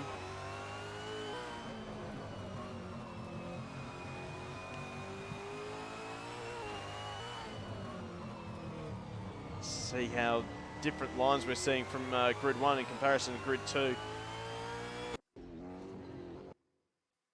Munro actually holding it more to the right-hand side of the track there for the third hairpin. So he fires the Nissan down the back straight towards the final 2 corners. It's on the brakes. Gets the car rotated really nicely actually. And fires it down the main straight. Stop the clock. It's going to be a very quick time of 23 flat for Chris Munro. A great way to start this qualifying session. Caught him a 23.9. Richards a 24.6. He beats Cotter with a 25.4. Vanderham a 26.1. Let's see now what Nichols can do. Gets up into 3rd. Scarcella up to 5th. See where Susanna ends up. Goes to 6th. Pull up to 8th. Peter Reid now up to 3rd. Now Daniel Cycluna. We saw him on Thursday night with the ATCC Masters. What can he do? 24.1. That'll put him into 3rd place. So tight mix at, well, from 2nd down to, well, 7th place. Within a second of each other, actually. At purple sector 1 for Chris Munro. And also purple sectors for Cortum. Thornton now enters 2nd place with a 23.5. And what a rapid fire start to qualifying we've had. As Munro looks as though he's going to improve his lap time. He's up by 0.4 of a second. Sets another purple sector in sector 2. Cortum unable to set a purple sector 2, but he is improving on his own time. Chris Munro, he'll get into the 22s this time, 22.8. What is David Thornton? He's being backed up a little bit. I think that's Lucas Dowd there. Oh, Matty Richards back up to 4th. So he tries to put up the inside of Cotter. He's being held up here a little bit by Cotter. He'd probably do well just to enter the pit lane, get some fresh times and find some clear track. Lucas Dowd now, he's improving. Set his own personal best in sector 1. But he is sideways in the Commodore and off he goes, finds the fence as well. So that lap is gone for Dowd.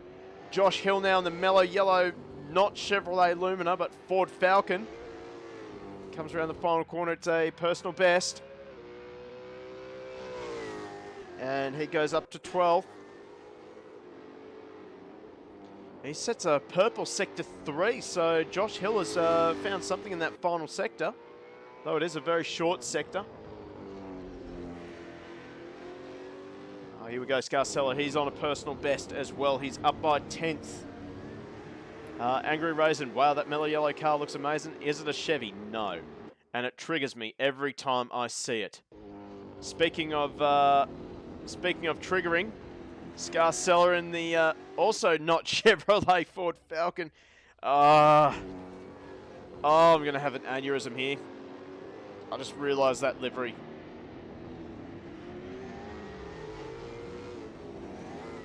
It is also not a Chevrolet Lumina. People, fix your damn liveries.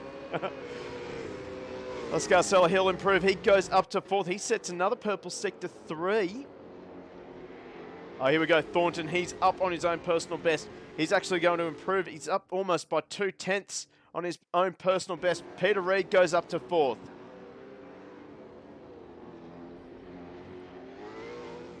Thornton gets the car rotated. He's still up on his own best. And should see a 22 from Thornton. He does indeed, and he goes 2nd. Sets a purple sector 3. Purple sector 1 for Scott Cordham. And the number 45 Mustang. And he's on track for another 22.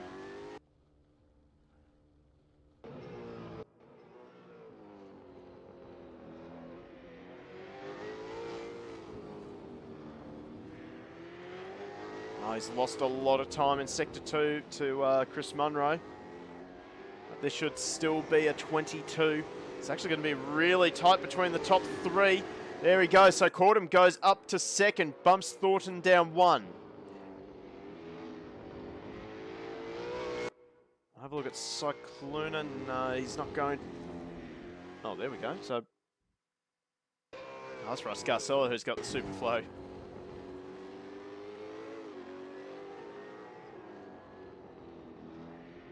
So we're not seeing any personal best coming through in any of the sectors. We'll stick with Cyclona. He's just set a personal best in Sector 2. And he will go a 23, 6 sets of purple, Sector 3 as well. So everyone's really setting some great times in that final sector.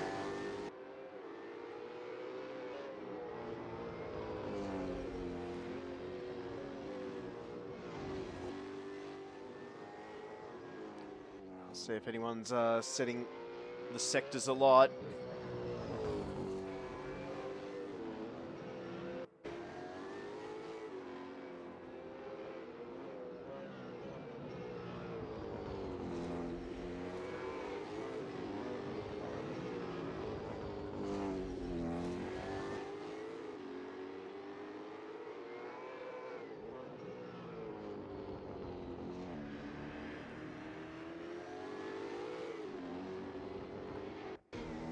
Okay, so Cycluna, he's done a personal best in Sector 1. We've seen Nichols, he's done a personal best in Sector 1 as well, I would say. No, that's Sector 2, never mind.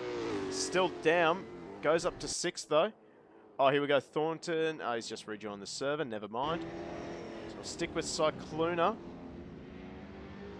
He's lost a lot of time in Sector 2, so I'd say that the hairpins didn't quite agree with him. He runs a bit too wide and sets a personal, well, Sector 3 purple, so everyone's loving the final sector.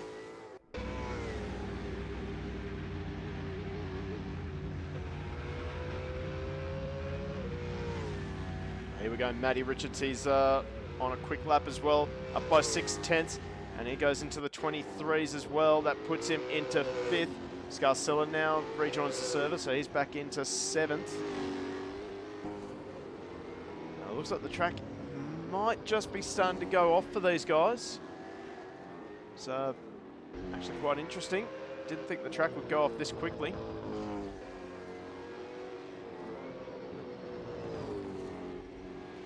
Munro now, he's down on his own time. Sets a purple Sector 3, so still another 22.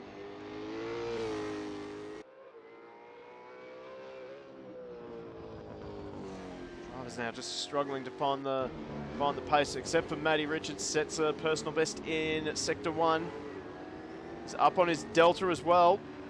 We saw Matt Richards as well running in ATCC Masters in a Mazda RX-7. One of the only Group C cars running at the moment in in the Go Race Sim Sports League.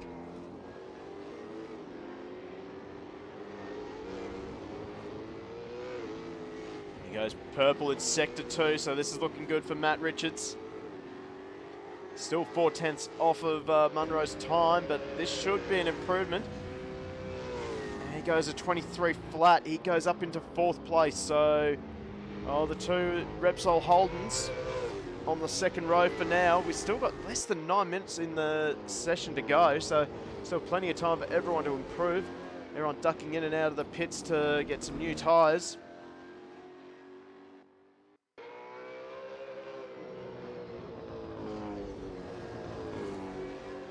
Not even Chris Munro can angry. I'll tell you why I don't carry on about the Repsol Commodores. Do you see any Honda signage? Oh, hang on, sorry. I'll take that back. Satu Hati. I think that's a Honda saying. But, I don't see any other Honda. They've actually got Holden on a Holden. Oh.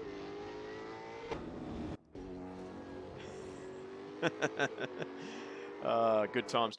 Okay, here we go. Lachlan Nichols. That's just because Thornton can't spell.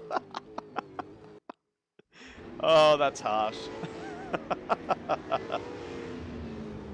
Tried putting Honda on, but his brain failed him. Okay, fair call. Fair call. Alright, so Lachlan Nichols, he was up. Looks like he's going to equal his best lap. Actually, does improve a little bit. No, he doesn't. Never mind.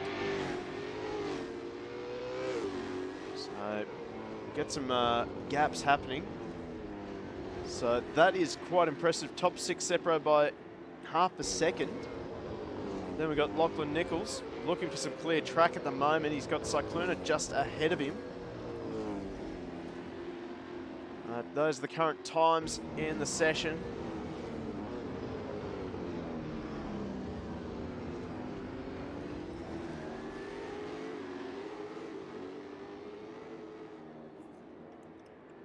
Just go back to our sectors.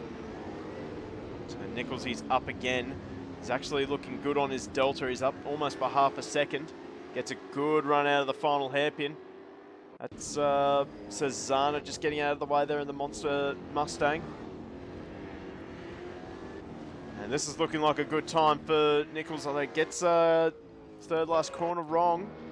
Just doesn't get the exit that he wanted. And that is where he's losing his time.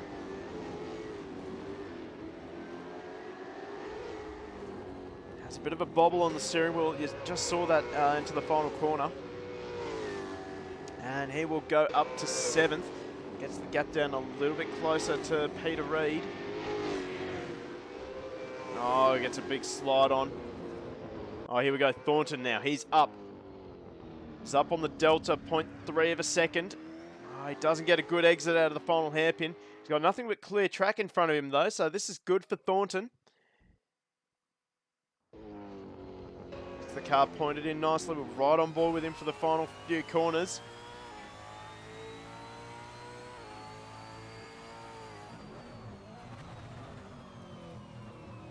He's lost a lot of time just in those hairpins. Gets a good run through the final corner. It's going to be a slight improvement. And he does. He goes up to third. Actually, yeah, he sets the third fastest time. Absolutely nothing in it between Cortum and Thornton now.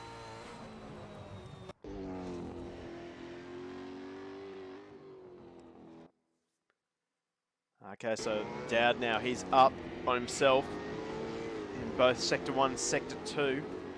He's only 0.8 off of Munro's time as well, so this should be a good improvement for Dowd. He stops the clock at 23.6. Personal best for Dowd puts him up to 7th. Oh, big oversteer moment. Speedways it out of turn 2.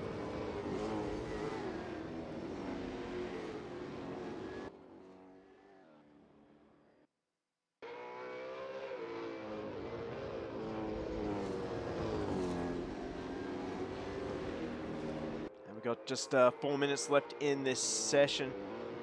Chris Munro looking as though he's going to take another pole position. Dowd though, he's up on his own personal best. This is looking really good for Lucas Dowd. Personal best in Sector 1. Gets the car nice, rotated nicely.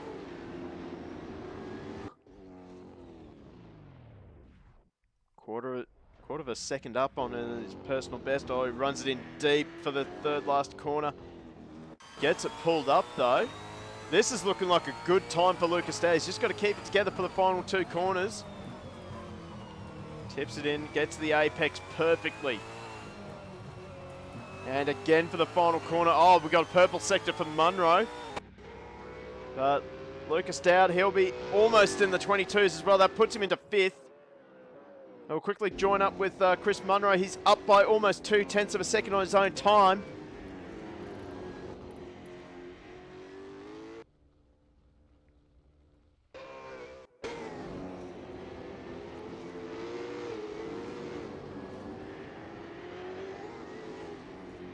He's actually up again. So is Chris Munro lighting up the sectors. Purple in Sector 1, Sector 2. Can it be Sector 3 as well? Yes, it can, and he proves a 22.6 for Chris Munro.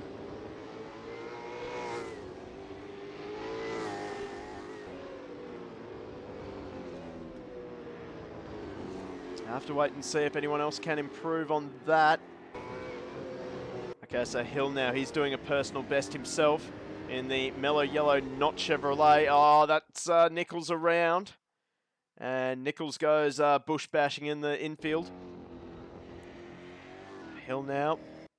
Oh, gets a good drive off of turn, I want to say turn 10.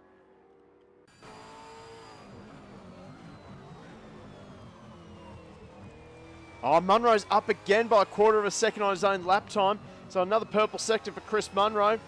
Check with Josh Hill, see if he can improve. Should be an improvement, and it puts him into 12th. We'll have a look back at Chris Munro. Oh, this is an unbelievable time. It's got some traffic up ahead. It shouldn't be a problem for Munro, though. They've enough of a gap for him. Oh, he's down on the second sector, though. But this will be a great time. This is looking like a low 22. 22.2, 22.3. 22.3 for Chris Munro. He stretches that gap again. We've still got a minute left in qualifying to go. Matt Richards, he's up by almost 0.3 of a second. Oh, bad run out of turn 10 though. He'll get another chance though. He'll have enough time for one more lap.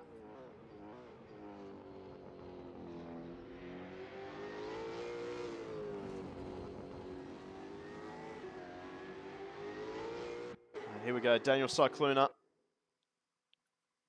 He's having a good run so far, up in 6th place. Oh, big twitch under brakes, and he will find the fence.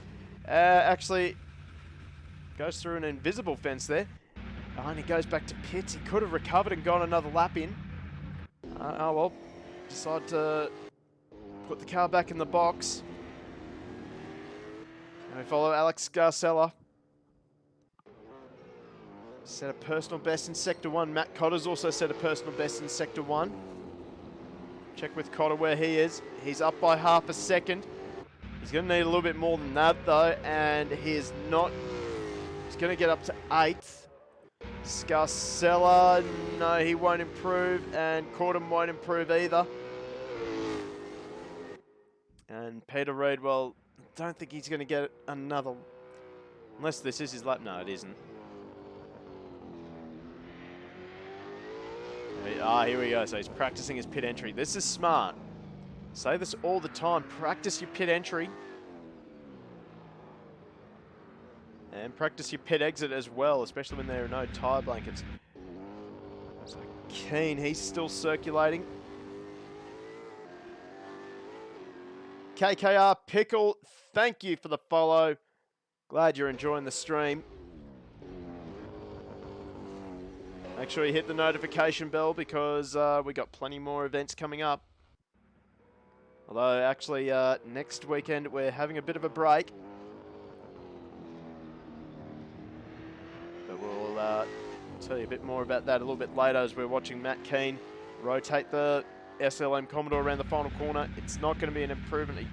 I don't think he's really going to make a huge... No drastic jump there for Keane. That's Scarcella. He's looking good. He's up by almost 0.3 of a second. This will put him a little bit closer around Matt Cotter's time. And he goes to 9th. So there you have it. We'll head back to the pit lane and we'll wrap up qualifying. So, on the front row will be Chris Munro and David Thornton.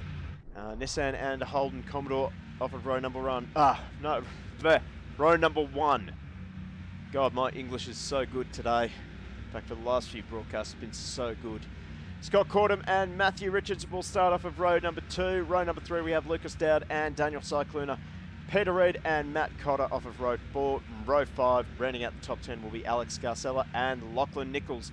Over the page, we've got James Vanderham and Joshua Hill, Anthony Cezana and Shane Poole, and then Matthew Keane off the back of the grid by himself. Only man off of row number 8, unfortunately, and no one else has managed to join the server, so that is it. 15 cars for tonight's race. KKR Pickle, how do you join, mate? I'll actually post up the AK Racing Discord for you. So,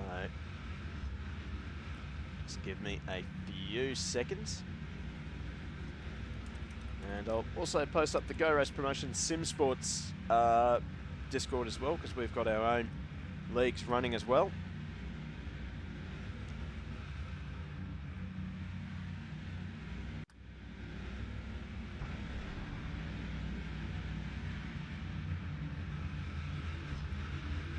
Just bear with me.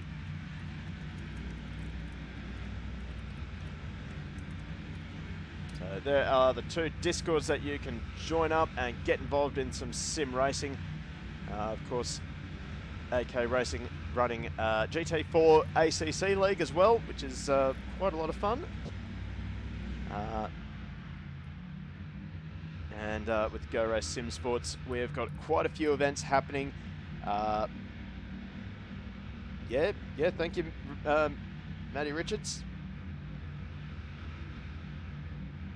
Yes, definitely check out the Go Race Sim Sports League. Check out AK Racing. We have got the ATCC Masters League, which is great fun as well. And we also run some special events called TCX, basically 200k races, where we pitch about 3 classes of cars on the track at the same time. Our next TCX event is Class 1, which is the Japanese Super GT and DTM. We also have first race cars and British touring cars on the track at the same time around the Speg Raceway. That is going to be super exciting. Just simply because of the Class 1 cars, they're ballistic. Gotta love them. And then, of course, we've just started some club events as well on the Go Race Sim Sports. This Thursday night, we're having our first club event. Basically just single races where we pick a random car, random class and a random track.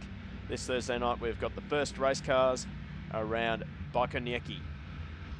That's going to be great fun. Anyway, this is our grid for race number 1. Let's get some predictions happening in chat, my favourite part of these streams. Who are we liking for the win in race number 1? Get it out there in chat.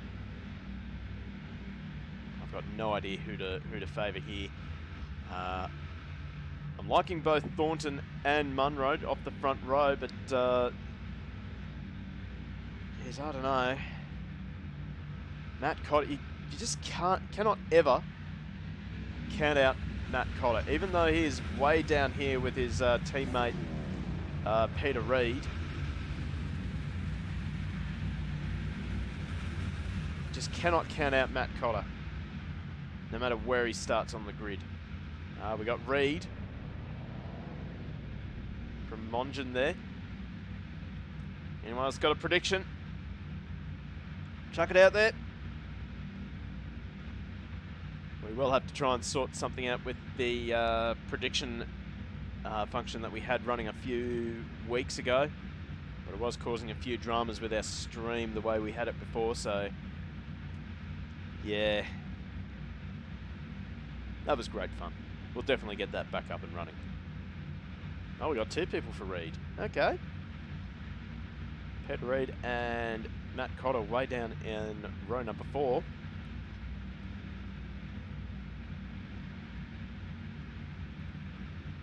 It's more importantly for all the for everyone watching, are we going to have a clean turn 1? That is the big question. No, straight up no. Oh, yeah, you have little faith. Anyway, let's find out, as we've got 6 seconds to go. The lights are starting to light up. We've got 6 pretty red lights on. And 6 lights out. We are away and racing. A terrible start from Matt Richards off the second row. He's going to get swamped. Cycluna trying to sneak up between Dowd and Richards there. But, well, Thornton has gotten the whole shot initially. We have Matty Richards going across the grass, and it looks like a relatively clean number. Oh, actually, check that. We have 3 cars off the track. That's Poole, I want to say Keane and Nichols. So we didn't quite have a clean turn number 1 and 2. But anyway, Chris Munro's gotten the whole shot ahead of Thornton. I thought Thornton might have been able to hang it around the outside, but he just compromised his approach to turn 2, and that just gave Munro all that he needed to hold on to the lead. But Thornton is not going to let him get away. Cycluna now, we'd see him. He's under all sorts of pressure from Scarcella and Matt Cotter. A bit of jumping around there, a bit of warpage. But I'll tell you what, Peter Reed's done well. He's up to 5th, and he's monstering the back of Lucas Dowd. He's going to look around the outside in turn 10. Go for the switchback, I reckon. Can't quite get it done. He'll look down the left-hand side of the track again. He'll be on the wrong side of the track. Dowd will outbrake him and should hold on to the position. Switchback incoming. But Reed just can't get the drive down, and Dowd will survive for another lap. But, well, Munro's just starting to stretch the lead in the Nissan. Thornton throwing the Commodore around over the grass. That is brave stuff from David Thornton. He's doing everything possible in the number 16 Commodore to keep up with Munro. That's hurting him a little bit. Just needs to settle back into that rhythm.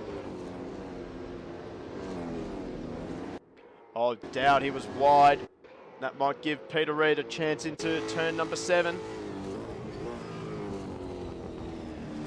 Just not close enough this time round. He's also got Cycluna and Scarcella all over the back of him too, so it's a bit of a delicate operation for Reed. He wants to try and make the move on Dowd, but he can't make anything, can't do anything silly because Cycluna will be right up the inside of him before he can blink.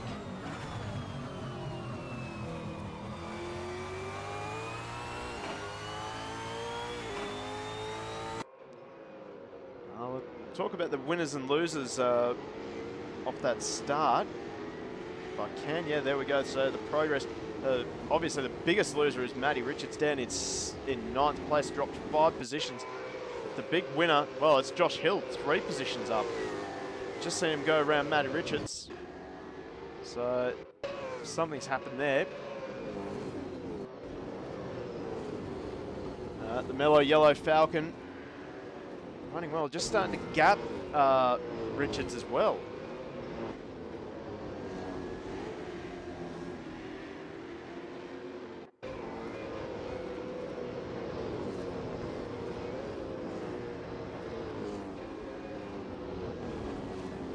That's not what I want. There we go. That's what I wanted. That's not what I wanted. Intervals. There we go. So, well, this is the closest battle on track so far, although Reed is still all over the back of Dowd. Richards just getting back past Hill as well. Unfortunately, I missed that while I was trying to fiddle around with the overlay, trying to get that back to where I wanted it. Tell you what, Lachlan Nichols is absolutely flying at the moment. He's closing in on the back of this battle pack for 9th position. He's dragging Keane and Poole along with him. Oh, Dowd! Dowd has fallen off the track, and that allows Peter Reid, Cycluna and Scarcella to go by. Fastest lap of the race for Chris Munro, 23.6. That is flying. But Thornton not too far behind either. I saw him do a 23.626, so only mere thousandths of a second between Thornton and Chris Munro. I'm going to say that's Cobra. Thank you for the follow, mate. Glad you're enjoying it enough to send us some love with that follow. Hopefully you want to hit that note. Well, you definitely want to hit the notification bell because we are live usually every week. Although this week we are having a bit of a quiet week. So Go Race Promotions finally heading out to the real racetrack for the first time in 2021 with round number 1 of the New South Wales KZ2 Super Series. KKR Pickle, do you have to be Aussie? No, I think we have a couple of Kiwis in both Go Race and AK. Don't know about anyone else though. Although Thornton here, he's got the British flag. I actually think he's Scottish. Not sure though.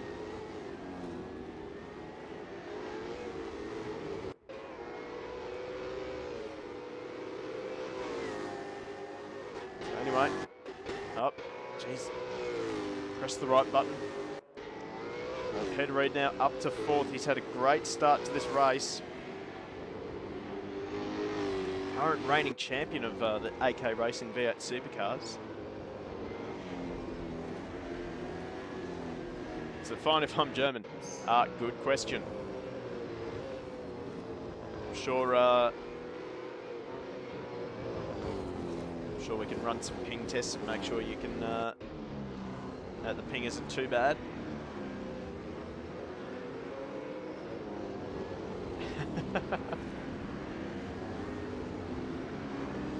Cobra, just pretend that your friend is the one guy who's winning. That's the way to do it.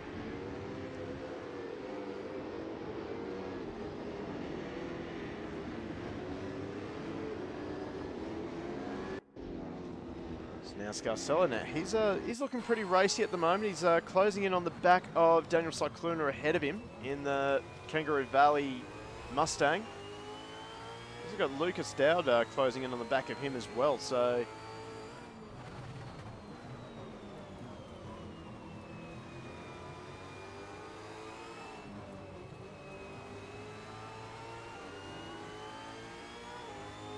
so Thornton, he's actually picked up a second on Munro that last lap. Seeing personal bests coming in for pretty well everyone. Oh, Cotter and Reid have just swapped positions. No, they just swapped back, so Matt Cotter's in the clutches of Matt Richards, and Richards has actually dragged Hill onto the back of him as well. So Josh Hill is looking very racy at the moment. Sitting on the right on the pulls off. That's turn 2. So turn 2 has claimed another one with the Send It Motorsport Australia Post entry. I don't know if he's found the fence. Anyway, let's get back to this battle here between Cotter, Richards. Oh, we've got to change for position. Nichols, he's got round Alex Zazana. And Nichols, we saw him recovering after a bingle at turn number 1 and 2. Now he's certainly on a bit of a warpath. He's got the pace, 24.4. It's less than a second slower than our leaders. And the gap between our two leaders has actually come down to within a second for the first time since the start of the race. So Thornton on the move there. Caught him. He's also not slouching either. setting another 23 for himself. Cycluna also setting a personal best. Oh, here we go now. Thornton is all over the back of Munro.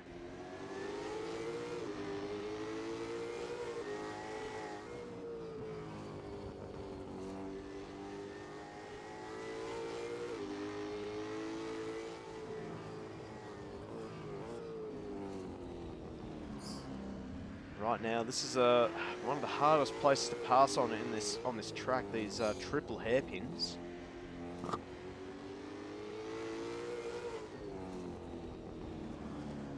Just see that Thornton just trying to put the pressure on Munro. Munro getting a bit of wheel spin out of the final hairpin. But Thornton just not able to get the drive down himself to latch onto the back of the Nissan. Maybe open up a passing opportunity at turn 10.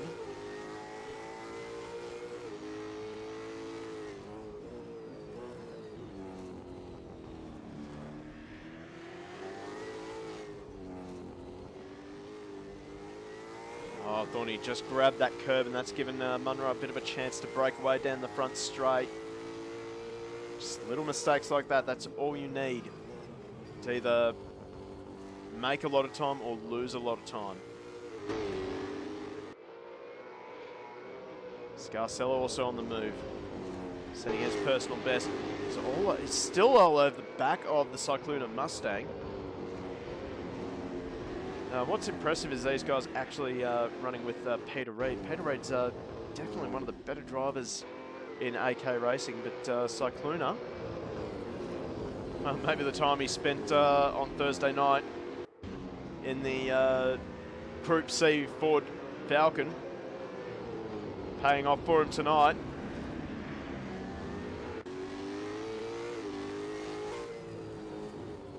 Still got to hold off this man here, Alex Scarcella.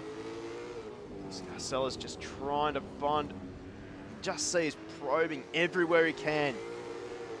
Get the move done.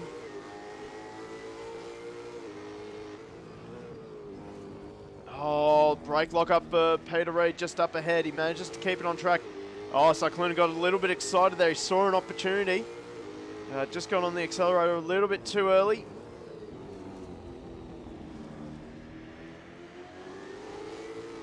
Now Scarcella all over the back again of Cycluna. Oh, Richards falling down the order. I think he's still battling away with Matt Cotter. Indeed, he is absolutely monstering the back of the 99 Commodore. Josh Hill's got the best seat in the house for this battle.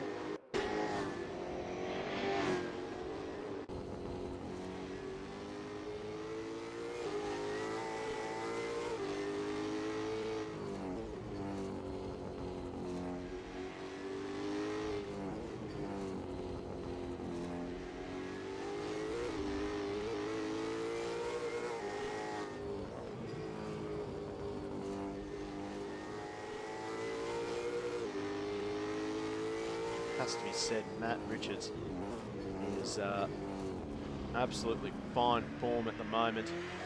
Oh, he looks for the move. Thought about the dive bomb. Just showing the nose to Matt Cotter.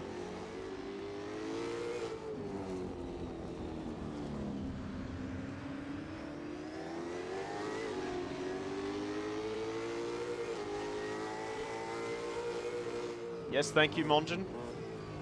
Spell tyres correctly as Cotter makes a mistake. Oh, he gets a bit of hip and shoulder from Richards. And Richards finally gets the move done. Cotter looks to fire it straight up the inside again, straight away. Matt Cotter is an absolute, he's a bit like a terrier. Will fire back, and he's a very aggressive driver. Cycluna and Scarcella have finally swapped positions. Big slide for Scarcella as he speedways it out of turn 2. So Cycluna must have made a mistake coming out of the final corner, and that has allowed Scarcella to get by him.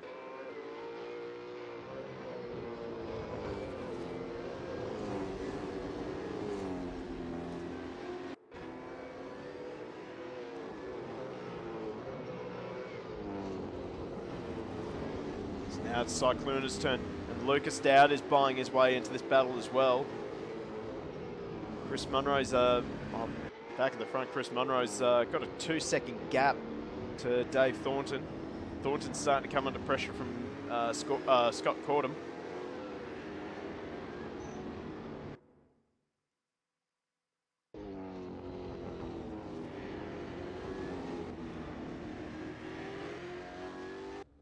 Right on board now with Lucas Dowd. He just doesn't seem to have the pace in the middle sector to keep up with Cycluna and Scarcella. Scarcella definitely he's got some pace on him because he is starting to close the gap between himself and Peter Reid ahead. Oh, here we go. So we got a change for position. Got James Vanderham swapping positions with Lachlan Nichols. So Nichols, the march forward continues for him.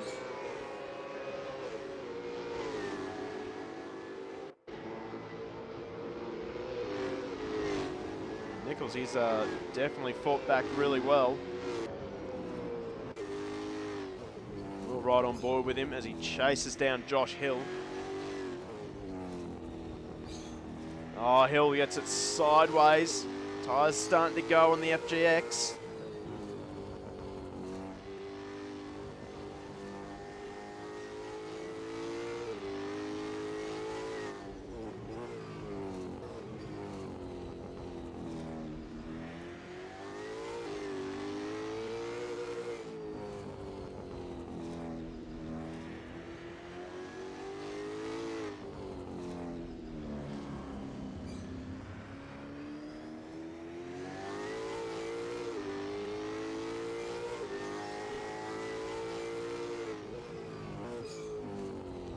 Look at how Nichols is closing in on the back of Hill. Nichols definitely has pace to burn, and he is really showing a lot of form of late. He's had strong performances in the AK Racing GT4 League on Competizione. And he's showing some great performances in the ATCC Masters. Dowd and Cycluna have now swapped positions. We're going to stick with this battle here between Hill and Nichols. We see Josh Hill as well in the ATCC Masters as well, running the Nissan Skyline. While Nichols is running the mighty shopping trolley, Volvo 240.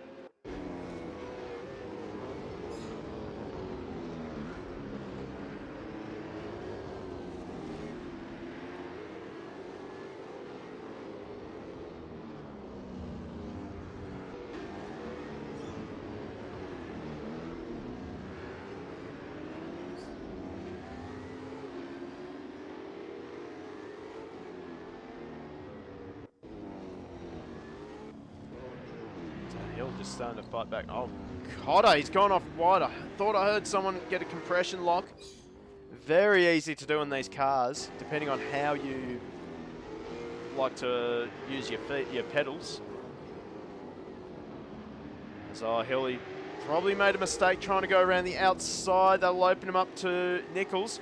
So Nichols can smell blood here. He might even get 2 positions by the end of this lap. Here comes Nichols. He's looking for the overlap into turn number 1 on Hill. He has to pull out of it. It's a tough place to make the move in turn 1. Hill squirmed under brakes in the Falcon. Right back on board with Nichols. Tries to hunt down and get the move done on Josh Hill.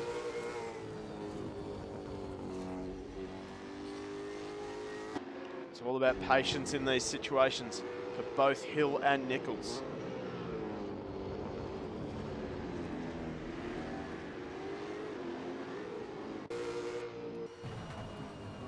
We look back at Lachlan Nichols now from Josh Hill.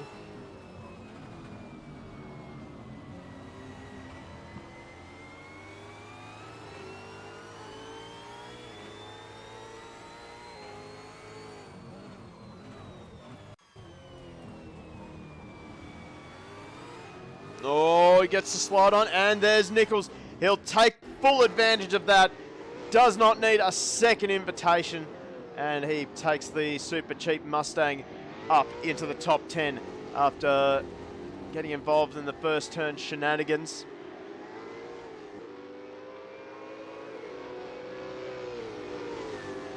And next on Lachlan Nichols' hit list will be Matt Cotter.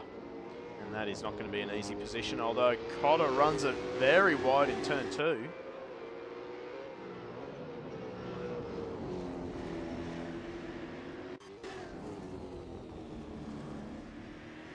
Now lap traffic up ahead for these guys. That's Shane Poole in the number 68 Mustang.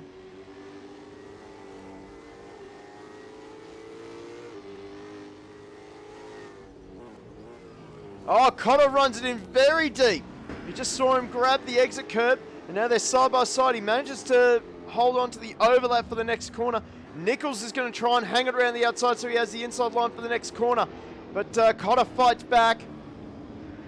Whatever is going on with the number 99 Commodore, it is not happy at the moment. Not in comparison to Nichols' Mustang. But Cotter will defend again into turn number 10, but Nichols is going to try and send it round the outside. He should get the drive out of turn 10, and he'll have the inside line for the next 2 corners. He'll have to pull it up and try and park it on the apex so that Cotter can't get the overlap. He'll get to the side of Cotter, and Cotter's around! Oh, it was a very opportunistic move for Hill, and Hill is going to try and readdress that. Oh, just saw that happening. Hill's eyes must have been as wide as dinner plates when he saw that. He just tried to park the Falcon in the gap created by Nichols' Mustang, and Cotter just turned down, going for the switchback. It's nothing untoward. It's just one of those racing incidents. 2 cars going for the same bit of real estate. So either way, both Hill and Cotter both lost positions. That unfortunately breaks up a great battle. But, well, we've got another one just right here. Scarcella versus Peter Reid. Scarcella really starting to put the blowtorch on the back of the number 1.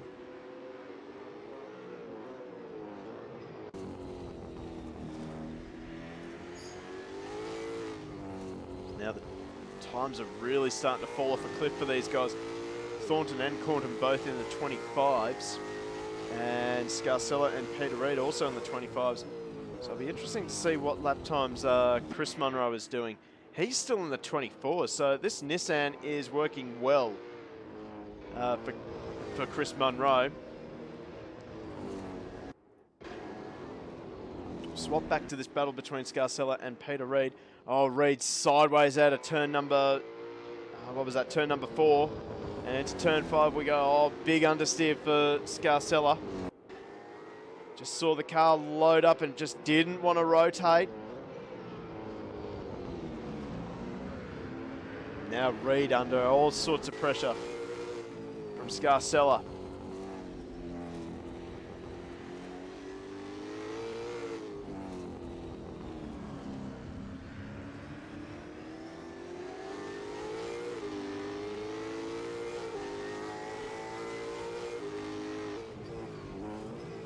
Oh, Reid. Uncharacteristic mistake from Peter Reid. Just grabs the grass going into the entry of turn number 10. Scarcella will have a chance here. Hello to Cooper Roundtree. Welcome to the stream. Hope race 2 for grid 2 wasn't super chaotic.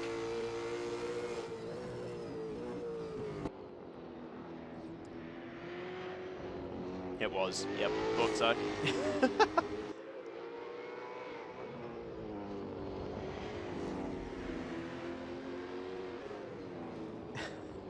And Turk Simmons, or sorry, Taylor Simmons in the chart. Jeez, all the grid 2 drivers are in.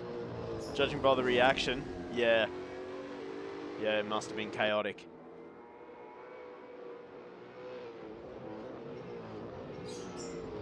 Oh, Reid on the brakes, nipping the front brake again. Oh, Benny Mac P5 in race 2. Well done, mate.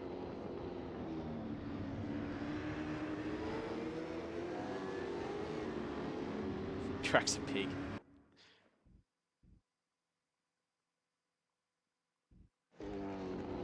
Oh, Scarcella's liking it at the moment because he's all over the back of Peter Reid, just trying to find a gap. Right back on board with Alex Scarcella. See him moving around to the mirror, just trying to distract Reid. Reid locks up the rear brakes. Has he gone around completely? No, he saves it. But Scarcella has made the move stick. And now Scarcella up to 4th position. We'll have a quick look at the progress for all these drivers. Scarcella up 5 positions. That is a great performance from Alex Scarcella in this first race. I guess I can say what I like about the not Chevrolet Lumina. It is performing really well here.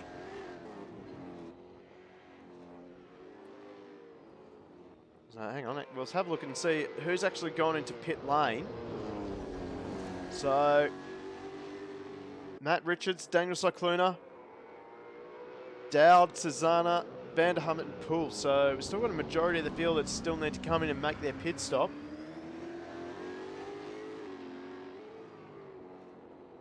And oh, that's a pretty cool overlay there.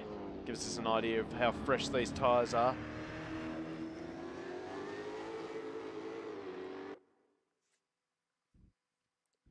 So now Reid, he's not quite able to stay in touch with the number 46. Oh, here we go. We got change. Oh no, De Thornton's into pit lane. Never mind. Got excited for no reason. Ignore that. The field's just starting to spread out here as we get into the pit stop phase of the race.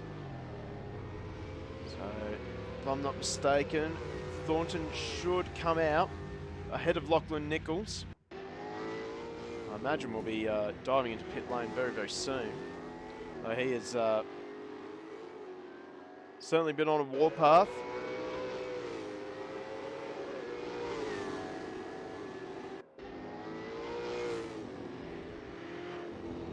Now, this is an interesting strategy because Matt Richards, he's gone on to the soft tyre rather than the super soft. So, I don't know what that's going to achieve. Maybe an error from Matt Richards.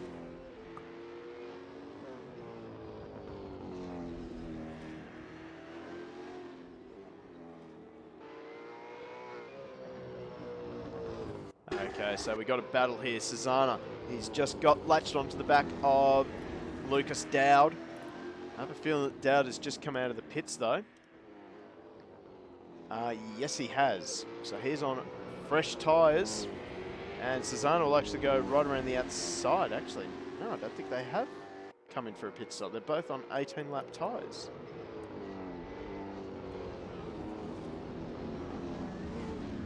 Okay, so our leaders are also into the pits with Chris Munro. He's already mobile. See where Dave Thornton is. He's flying down the main straight as we speak. See where Cordham is. Cordham has actually leapfrogged Dave Thornton. So something has not gone to plan for Dave Thornton on either his outlap, inlap, or during the pit stop, because Scott Cordham is now in front of Dave Thornton.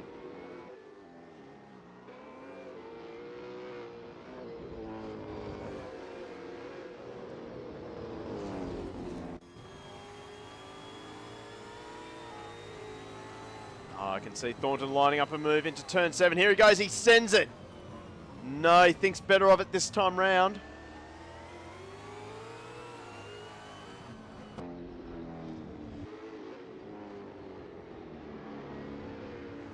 Oh, he's really showing the nose a lot now to Scott Cordham. Not sure that he's actually looking to make a move. He's just trying to put pressure on Scott Thornton, Cordham, sorry, while he's on cold tyres.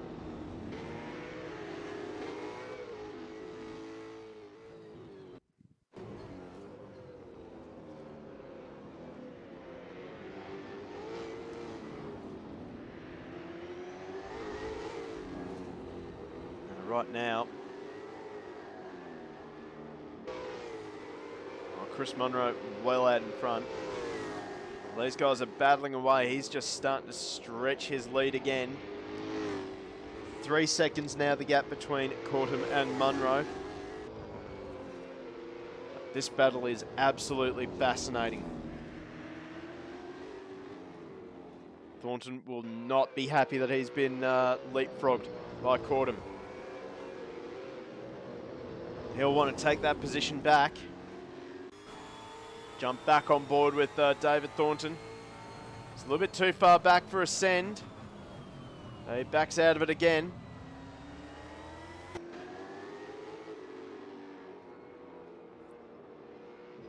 In the second stint of this race, it does look as though Cortum's car is just looking a little bit better than the Repsol Commodore.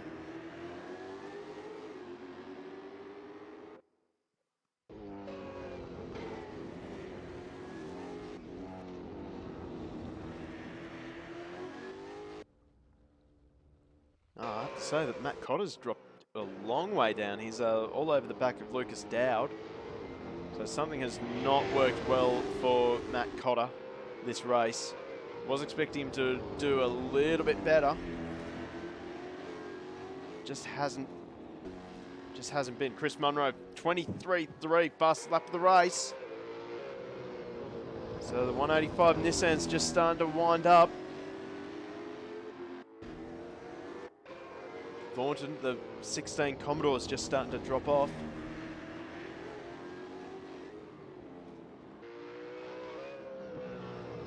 Also, speaking of the number 16, if you haven't followed us on Facebook at Go Race Promotions, you'll have missed the announcement that Go Race Promotions now the official, well, one of the official partners of 16 Motorsport.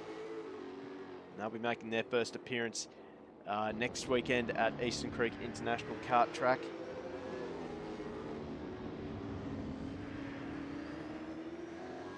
And also making their first appearance, official appearance, at TCX number 3 in the Go Race Sim Sports League. So the 16 Motorsport crew will be running in the GT 500 class. Running a 2-car operation this time. And that is going to be a very exciting development for Go Race Promotions. There's another fast lap of the race for Chris Munro, 23.2 this time for Chris Munro.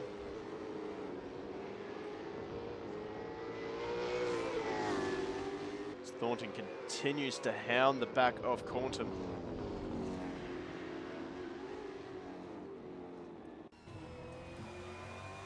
Now right on board with David Thornton. Just see that he starts to lose a little bit of time through the technical section of the circuit.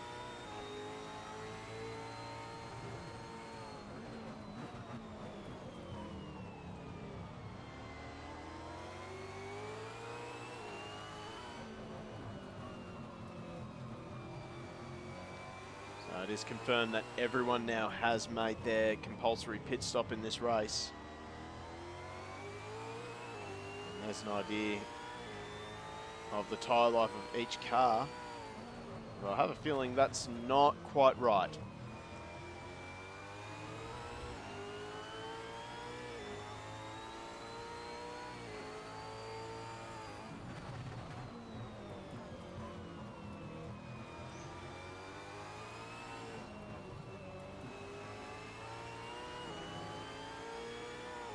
And another fastest lap for Chris Munro, 23.1. So this Nissan, it's absolutely flying at the moment.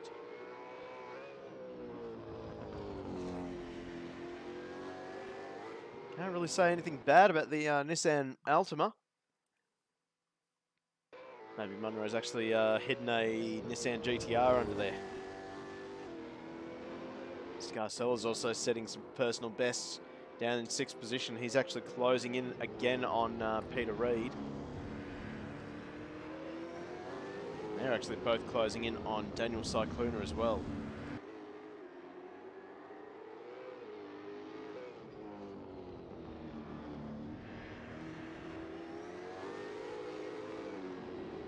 Look at the slide from Munro. He's just absolutely driving that car off the rear wheels. But that seems to be the best way to drive this Nissan. Runs it a bit wide in turn 10. So that'll hurt him a little bit.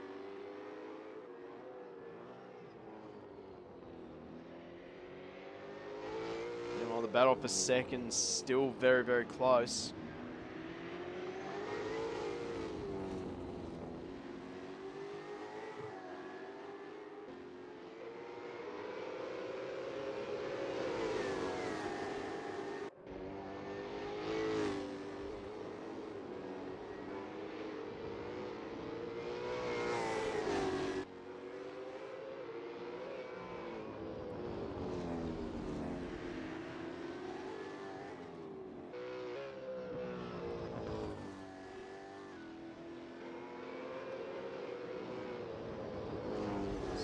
Caught him now. He's still coming under a lot of pressure. He's done really well to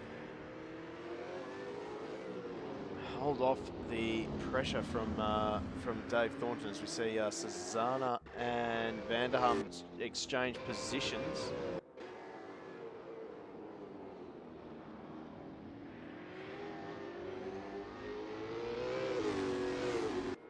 Well, both these guys have had really good runs in this second stage of the race.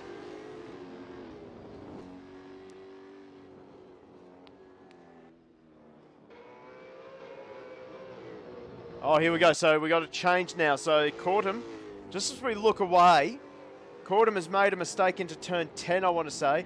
And what David Thornton did not need a second invitation. He just absolutely jammed up the inside, I imagine, and he's taken second place. We'll see if he can actually do anything about the gap between himself and Chris Munro. But, considering that Munro's been in the low 23s for much of this second stint, not sure that Thornton has anything left in the tank for Munro. So at this stage, it is Munro's race to lose. We've also got a three-way battle. We got Daniel Cycluna here. He's defending from Peter Reid and Alex Scarcella in the City Chevrolet Ford Falcon.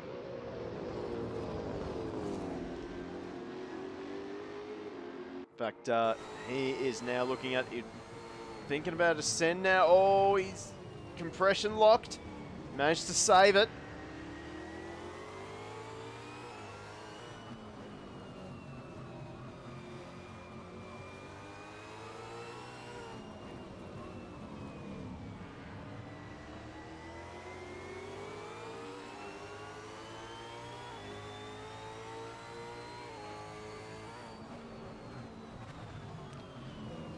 Brake lock again for Reid.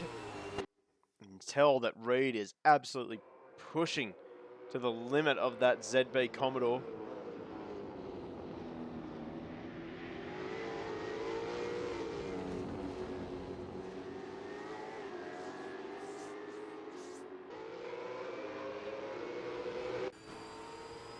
You now join Daniel Cyclone looking at the front of Peter Reid's Commodore. Through turn 1 we go, and through turn 2. We've actually got a good battle shaping up between Lachlan Nichols and James Vanderham. As we join them, Nichols up the inside of Vanderham, and he should get the move done. And James Vanderham back down to 9th. Lachlan Nichols into the top 10 after he got tangled up in first corner, first lap carnage. He's just been slowly picking his way through the field and now back up to 8th position. Anyway, we'll refocus back on this battle here. We got Daniel Cycluna still trying to hold off. Reid and Scarcella. Scarcella is all over the back of Reid. At this point, I'm not sure if I was Scarcella that I would be trying to fight too hard with Peter Reid.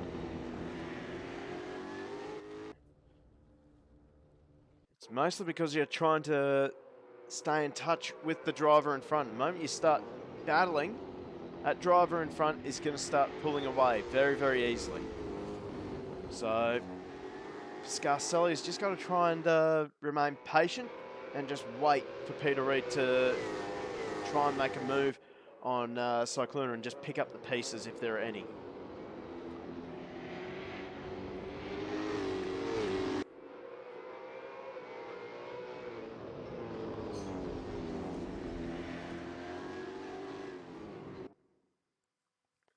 It doesn't look as though Scarcella really wants to do that.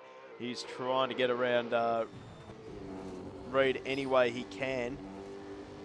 Had a chance there with Reid running wide out of turn 4. Now, unfortunately for Scarcella, just not close enough, but another brake lockup. Oh, I thought the rear quarter panel was going to get a tap from Scarcella. Oh, Reid is locking up front brakes everywhere at the moment.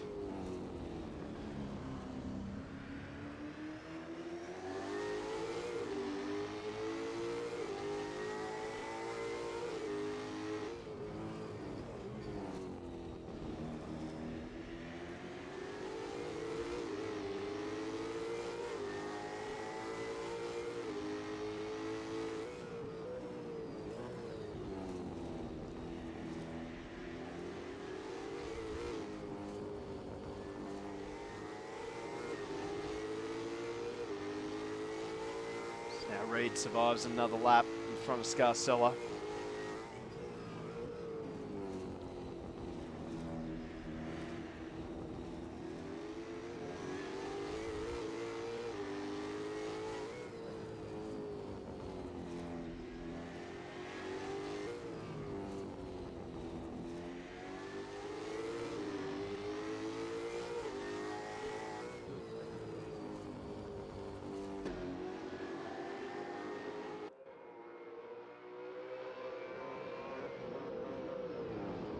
Oh, Reid again locking the brakes.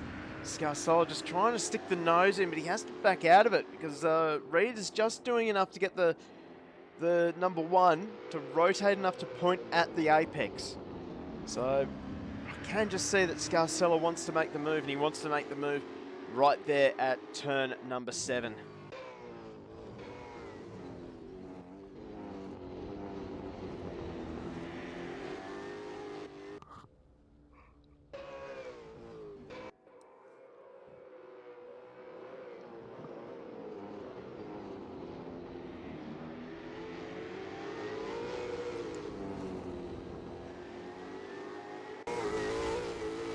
Oh, Reid a little bit scrappy coming out of the final corner.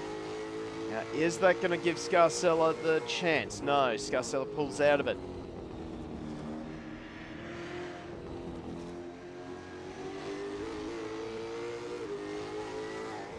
Tell you what, Peter Reid is doing a very good job of not trying to go defensive at all in this situation. I think he can still sniff a 4th place finish.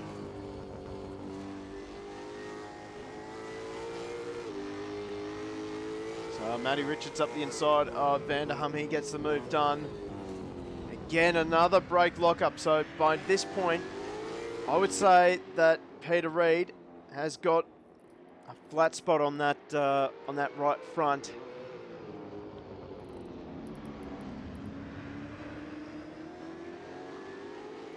He's doing everything he can just to make that Commodore as wide as possible.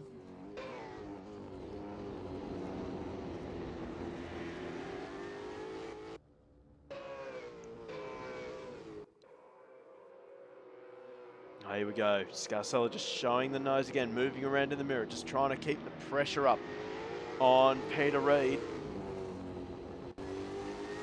This is an absolutely brilliant drive from Scarcella. Here we go. Scarcella to the outside. He has to think about it. And he'll try and get the drive out of turn 2, get the move done in turn 3. Not close enough this time by.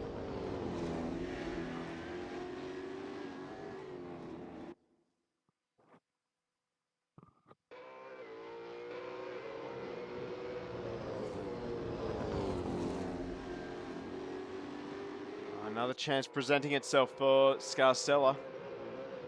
into turn 7. No, not quite. Oh, the wheel spin for Reed. I thought that was going to open the door for Scarcella. Scarcella now has a bit of an overlap.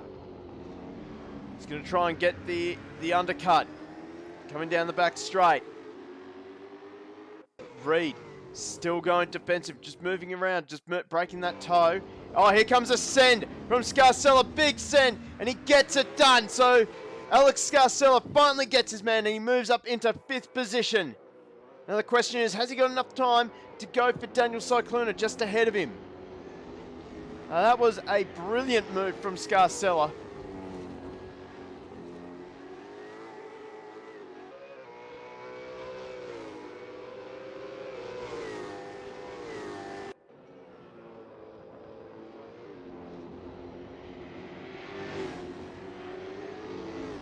Scarcella sideways again. He's absolutely playing with bait at the moment in the City Chevrolet Ford.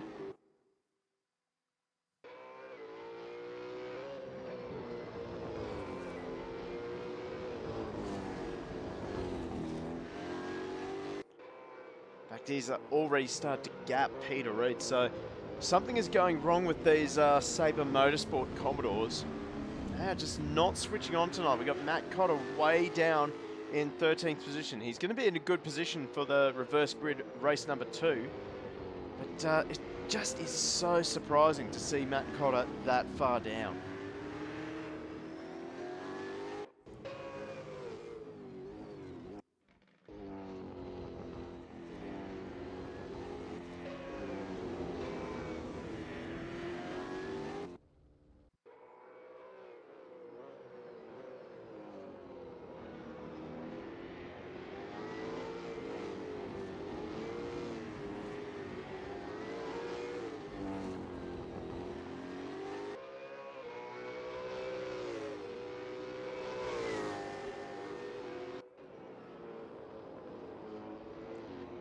Only a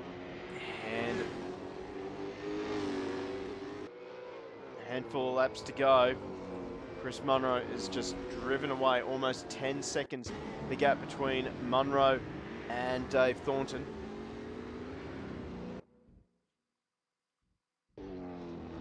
Oh, Cotter. I assume you're talking about Matt Cotter.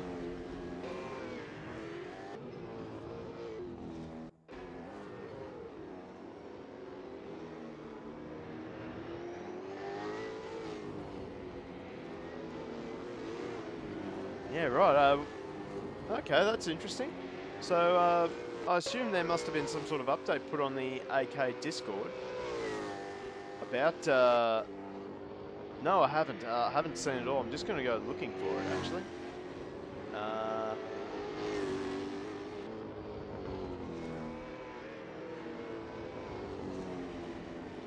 Oh, no. Oh, Airbnb rig. Right, okay. Yep, okay. That is not ideal for Matt Cotter.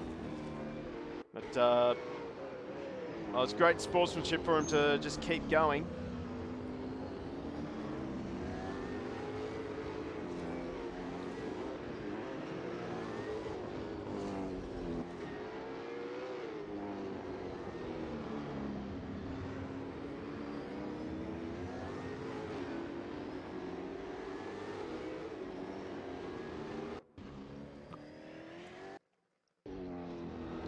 Here we go. So the battle is just starting to turn up a bit between Scarcella and Cycluna.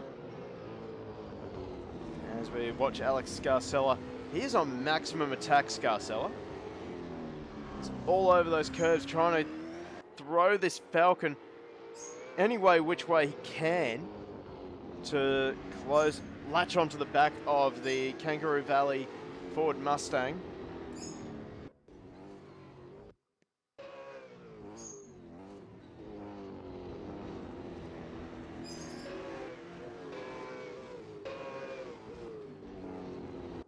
Just doesn't seem...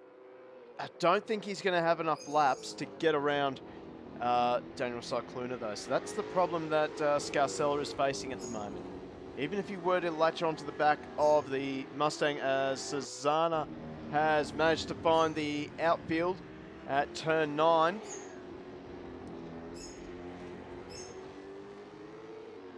He was up there with Lachlan Nichols, I think. I thought there was a bit of a gap between the two, so I want to say that we might leave that alone. Actually, we won't make any comments. Sorry, on any supposed contact. Leave that up to the stewards, or if any protest has been launched. But it is very easy with these cars just to use a little bit too much throttle and absolutely send yourself into oblivion. Well, as I was wondering a lap ago, whether Scarcella would be able to close the gap and have time to have a nibble at the back of the Cyclona Mustang. Here he is. He's all over the back of him now. When we say all over the back of him, we mean literally all over the back of him.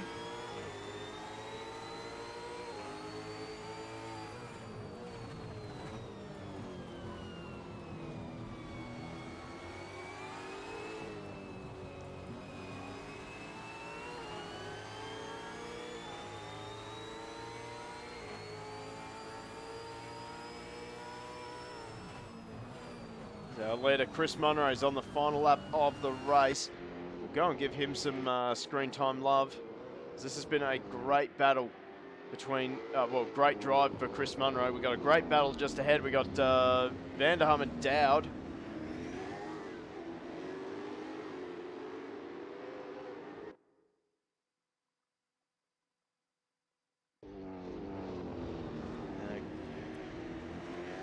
Final lap now for Chris Munro. He's celebrating already. Gives a bit of a slide. He's actually backed out of it. He doesn't want to get involved in the battle ahead of him. And Chris Munro comes around the final 2 corners. I expect him to give it a bit of a show across the line. Actually, that's rather tame. I was expecting more from Chris Munro, but he wins race number 1 for round 7 for grid number 1. David Thornton will finish 2nd and Cordham will finish in 3rd. Oh no! Cyclona and Scarcella, they've come together. This will give Peter Reid a chance, maybe. He's too far back, unfortunately.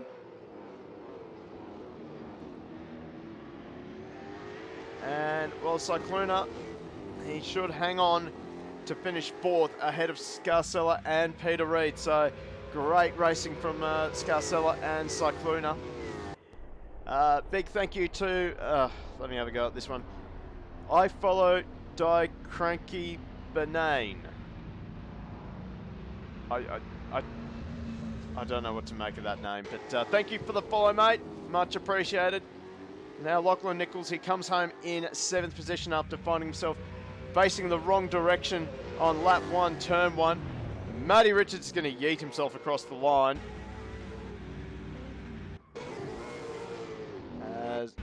Well, Dowd and Vanderham, they're still going at it.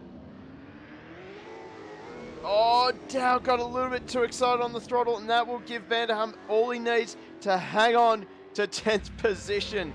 Lucas Dowd in 11th, so great racing up and down the field. It's what you absolutely love to see. Oh, hang on, we got someone doing burnouts. No, okay. Oh, here we go. We got someone doing burnouts. It's Matty Richards. Keep it going, Matty. Keep it going. Don't you dare. Oh, you went back to the pits. Matty, you had a chance to do burnouts. Ah, well. Okay, let's head back to the pit lane and wrap up race number 1 for you. So here are the results. Chris Munro, a dominant win. Ahead of David Thornton. Well, not really a dominant win. He was under pressure from the likes of Dave Thornton and Scott Cordham. But just neither driver able to effectively challenge the 185 Nissan. Daniel Cyclona in 4th position ahead of Alex Scarcella and Peter Reid. Lachlan Nichols, a great fight back for him After getting turned around at turn number 1, he fought his way back to 7th. Matthew Richards in 8th, Anthony Cesana in 9th, and James Vanderham rounding out the top 10 ahead of Lucas Dowd, Matt Cotter, Joshua Hill, Matthew Keane, and Shane Poole rounding out the 15-car field. Still haven't any late shows tonight. Bit of a shame, but still, quality racing here. Let's get set for a start to race number 2. But let's have your say in chat. Who do you reckon should be a driver of the race for race 1?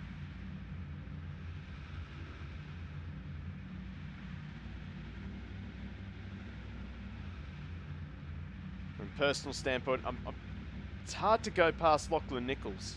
A great fight back to 7th.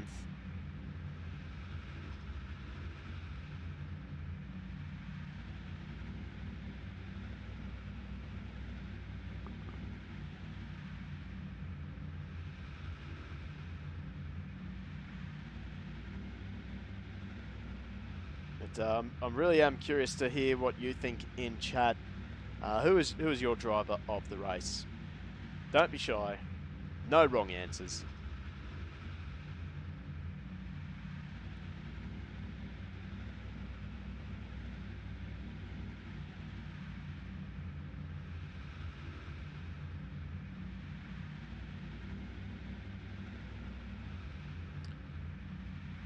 Chris Munro, yep. That was a dominant performance. Cotter, yeah, you know what, after seeing his rig, yeah, I think he should get a special mention.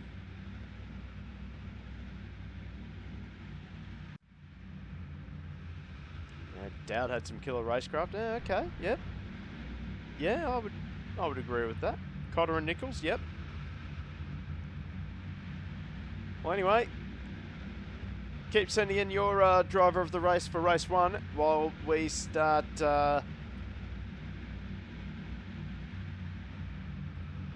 going through the grid for race number 2. So off the front row, we have Shane Poole and Matthew Keane. Josh Hill and Matt Cotter will start off of row 2. Row 3. Good Lord. Really having a struggle with my English lately.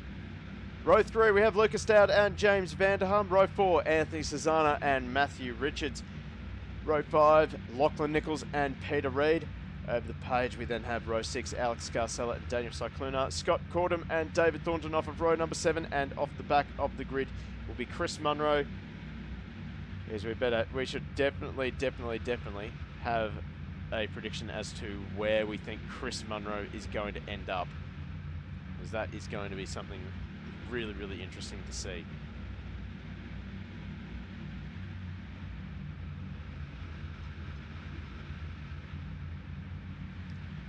Okay, so we got prediction 4th, 5th, okay.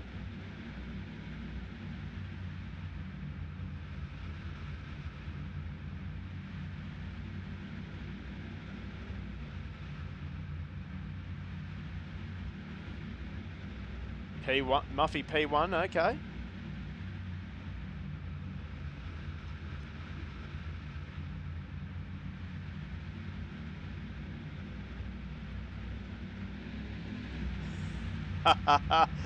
Yeah, make sure you got the right tyres on. That's a new one. Usually it's people not putting enough fuel in on this channel anyway.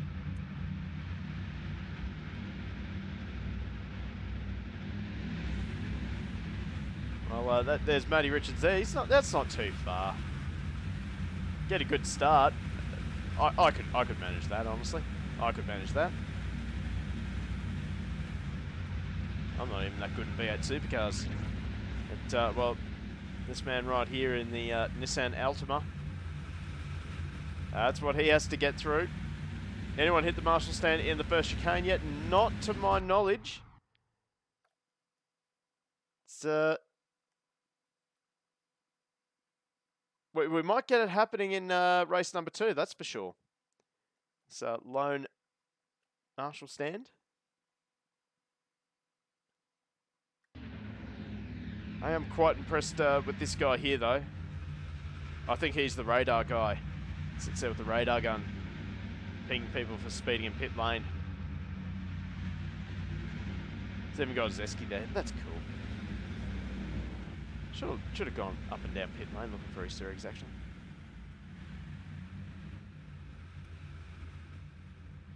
Oh, this guy's playing with his phone. Oh, that's right. Didn't you get done, Simmons? Everyone's on their phone. Why are these people on their phone? Well, we finally have a crowd model pointing the camera in the right direction. That is a first. Fantastic. Okay, we are set for a start. Josh Hill looks like as if he hasn't got back into the server in time, so, well, he's not going to be able to take his spot. Oh, no!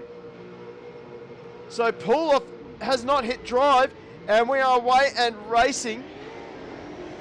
So that leaves Keane and Matt Cotter with an easy run into turn number 1 as they all... Oh, we have a punt there. Nichols into the back of Susanna, and that causes a chain reaction with Peter Reid going off the track. He just misses the marshal stand. And, well, other than that, we've had a pretty clean turn number 1. Turn number 3, though. Ooh, Thornton getting in, almost getting into the back of Quantum there. And, well, we are away and racing, and Matt Keane is leading ahead of Matt Cotter in the Airbnb Commodore. Oh, Cotter trying to sneak around the outside, rubs the rear bar of Keane.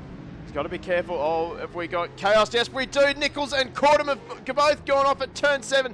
So Nichols, for the second time, he finds himself backwards on lap 1. Well, we'll have to play where will Nichols end up this time, I think. Oh, okay, Cotter up the inside. He takes the lead away from Keane, and Keane immediately gets freight trained by Vanderham. Richards trying to sneak in there as well. So Richards up to 3rd. Oh, he runs it in deep, trying to outbrake Dowd. But Matt Keane in one corner, he's dropped from 1st down to 5th. And he's under pressure from Susanna. Scarcella trying to look for the outside. Oh, Dowd! He absolutely sent it over the curb. But he manages to rejoin safely. Now under pressure from Cyclona. Oh, I thought they touched, but they obviously didn't. Now Cyclona on the wrong side of the track. He's going to get freight trained by, that looks like Peter Reid. Thornton getting stuck in there as well. He's got Chris Munro around the outside of him there.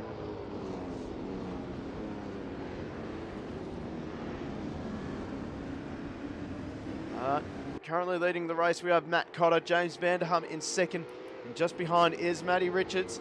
Oh, Richards, oh, I thought that was a send there from Matt Richards. Oh, big slide from Vanderham. Oh, Richards so late on the brakes. I thought he was going to plough into the back of the Mustang there. He just gets it pulled up.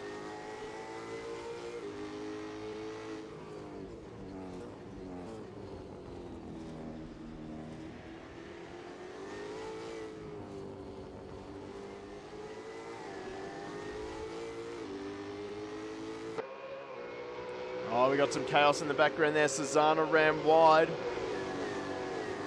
Had to fall back behind Keane now. Oh, Dowd now trying to sneak up the inside. Oh, they touch! Susanna just manages to keep it together. And now Peter Reid trying to sneak up the outside of Dowd. He'll go for the switchback. Not quite close enough this time. No overlap. This is actually helping Nichols and Cortum buy back into this battle.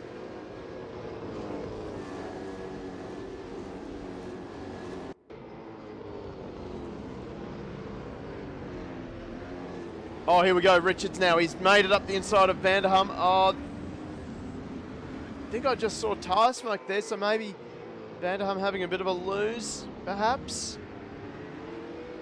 Not really sure. Leave that one up to the stewards again. Hopefully the stewards aren't too busy tonight.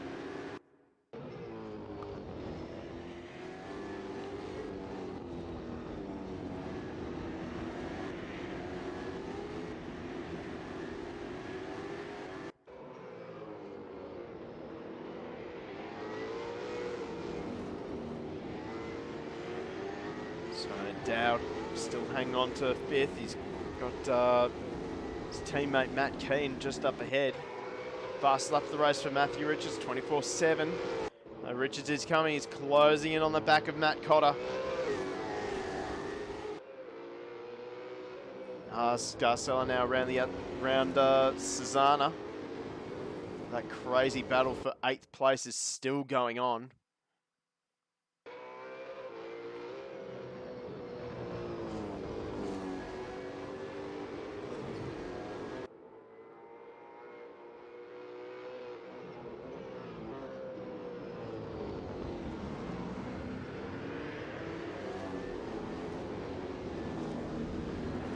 So we'll have, now we're about 5 laps in. Oh, just missed it. So here's the progress. So Matt Richards up 6 positions. I think it's about to be 7.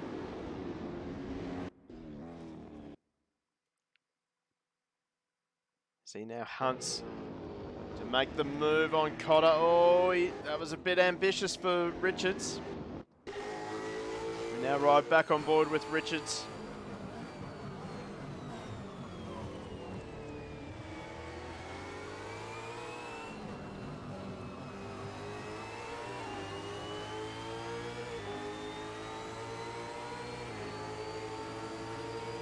Here we go now, Richards. He's got the overlap into turn 1. It's going to be a brave move. He needs Cotter to give him room. Cotter squeezes him. He has to straight line the chicane. This is going to help Vanderham buy back into the battle for the lead.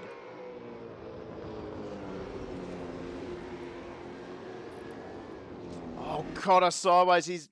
I think he's a little bit flustered at the moment. You can definitely feel the pressure from Matt Richards. Oh, big slide again for Cotter.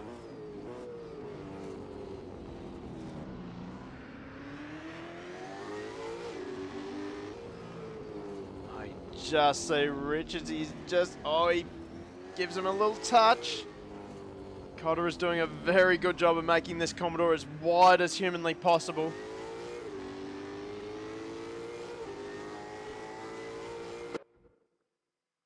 And the battles are still going on in the background there.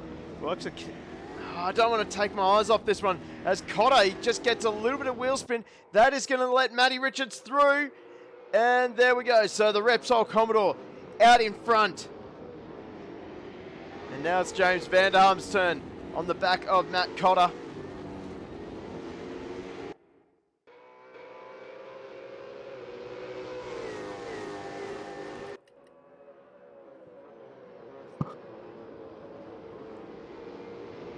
Now we'll see what Matt Richards can do. He's just been released from out the back of the 99 Commodore, but Cotter, he's not letting it go.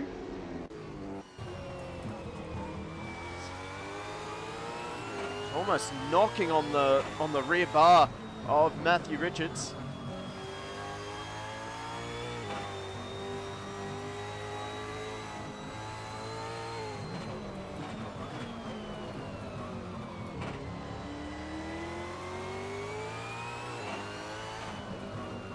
Oh no, he's stuffed it up there, so Cotter bins it.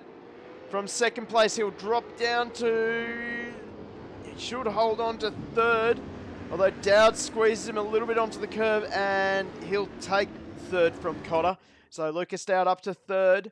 And that has given Richards a huge break over Vanderham.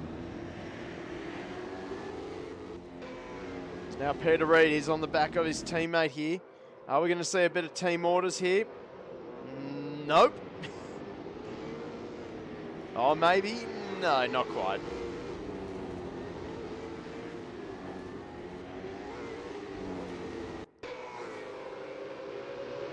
And, well, now, there we go. So, we just saw the flame from the exhaust, so Matt Cotter just let Peter Reid go.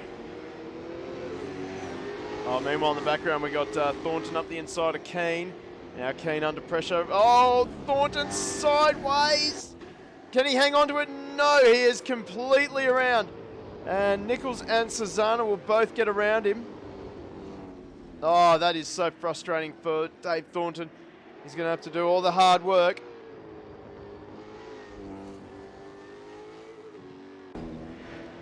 Now Munro, he's just gotten around Keane, although Keane gives him a little rub mid-corner at turn 5.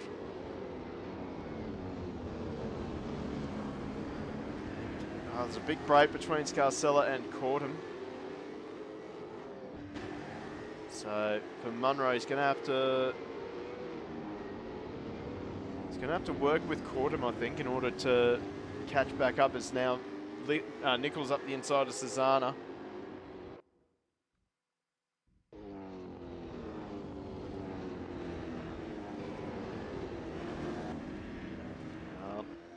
Rich is now extending the gap. He's up to 3 seconds. So this man here, James Vanderham, he's now under pressure from Lucas Dowd.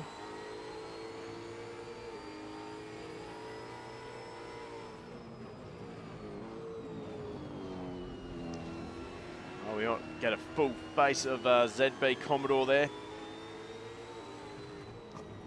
Vanderham under a lot of pressure here. He's just behind Dowd is Peter Reid as well. And then Matt Cotter as well.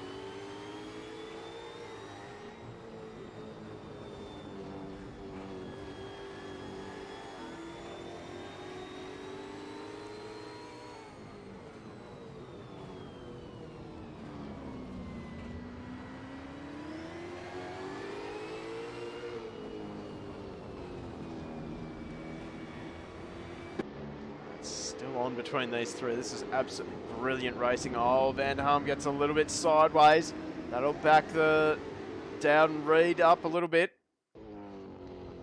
And Dowd's got a chance here into turn number 10. He backs out of it.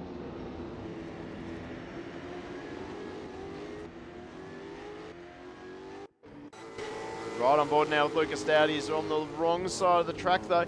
He might be vulnerable here to Peter Reid. Peter Reid just not quite willing to stick the nose in. Probably a little too early in the race for Reid, but now Dowd gets the switchback. He gets up the inside. We're going to go 3 wide down the front straight as we approach the first turn. Now Dowd looking for the inside. Oh, almost touched the back of the number 37. It's brilliant racing, such close racing and not a single bit of contact. That is a great effort from all of these drivers. But what this has done is it has brought Cycluna and Scarcella into this battle. And Cortum is also coming, dragging Chris Munro with him. So Vanderham is proving to be a bit of a cork in the bottle here. Oh, Cycluna in the background as that was an impromptu send. We just saw it in the background there. The number 28 was out of control over the curb, and he tried to just sort of make that an impromptu pass, but I think he's, I don't know, that looked like as though he readdressed it. And, well, unfortunately, the Cycluna, Scarcella, has also got up the inside of Cycluna there, so hasn't quite gone to plan for Cycluna. In fact, I'm not sure there was actually a plan.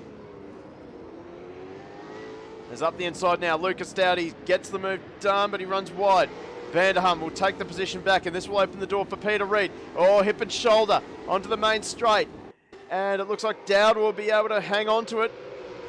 So Peter Reid, he is doing everything he can to try and get around both these drivers.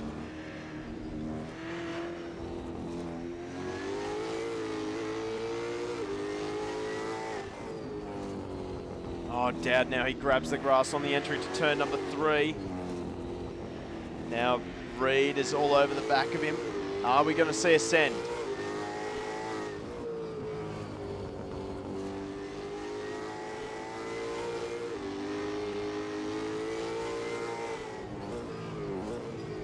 Not this time by. Oh, Dowd runs it in so deep. This will give Reid a chance, but he'll be on the wrong side of the track for the next corner. And, well, latching onto the back of this will be Matt Cotter as well. Caught him in the background. You just see him. He's now on the back of Daniel Cycluna, and Chris Munro is with him too. So, oh boy. For James Vanderham, when he's looking in the mirror, this is what he is seeing. There's angry battle pack chasing him around the Winton Motorsport Complex. Oh, Dowd now, I think he's got a flat spot on that front right.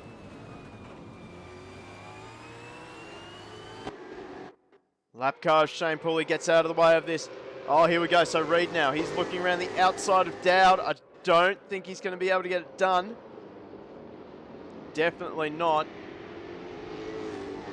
Oh, Dowd with a bit of wheel spin. Reed is going to have a chance. Puts it up the inside. He's sticking it. No, Dowd is stuck it around the outside. And he survives another race. Have a look at this.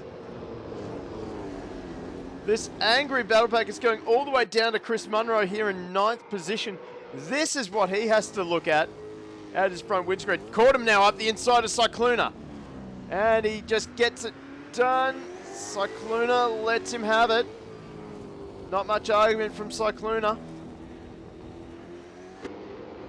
They're squabbling now. This might give Vanderham a chance.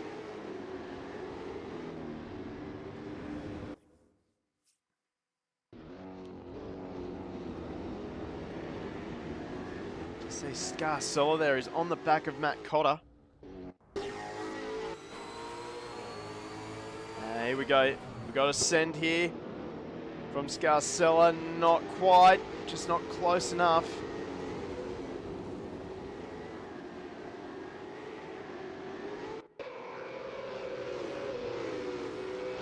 Now here comes Cycluna. He's trying to go around the outside of Cordham into turn number 1. He's going to be on the wrong side of the track. He might be vulnerable to Chris Munro now as they exit turn 2.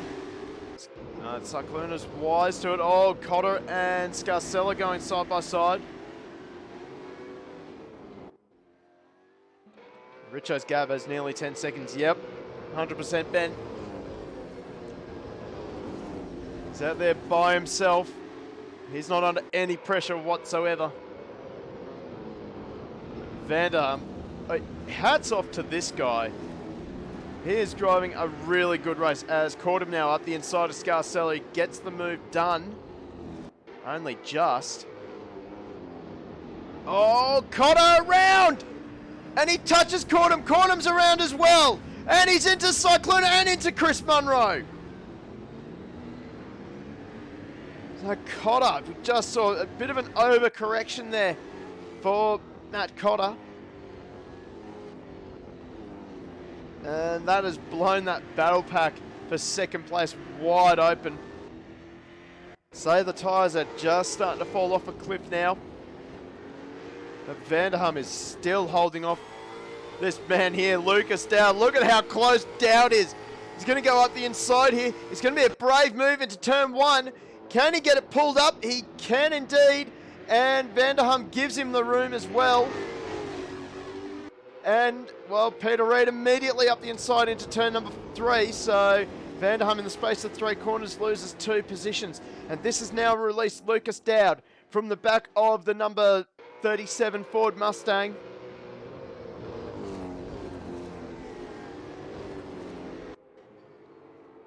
We'll keep an eye on the gap between Dowd and Richards. 11 seconds the gap. Dowd runs it in very deep.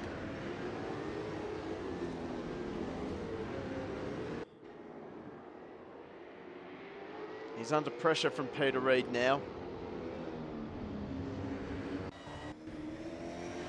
Now look at Peter Reid, or from Peter Reid's car. Pulls out, he's just showing the nose. It's a big move into turn 10. Now Scarcella's lining up behind Vanderham.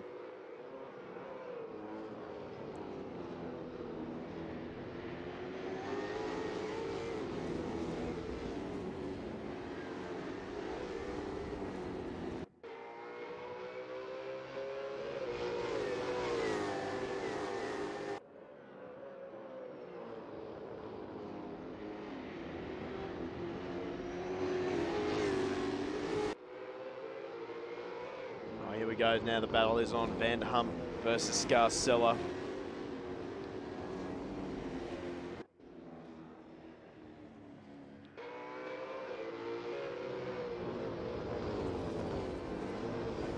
Tell you what, Chris Munro, who said P6 for Chris Munro? Betty Mack. Well, he's one position off it.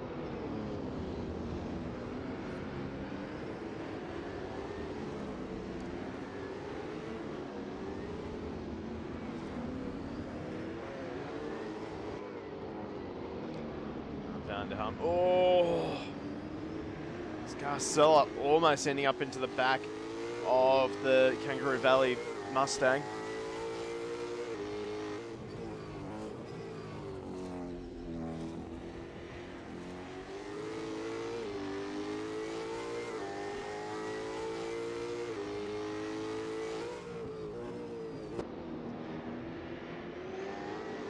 If anything, Vanderham, he's actually starting to close back onto the back of Peter Reid. So maybe the Humminator just looking after his tyres a bit. Certainly on the pace with Peter Reid.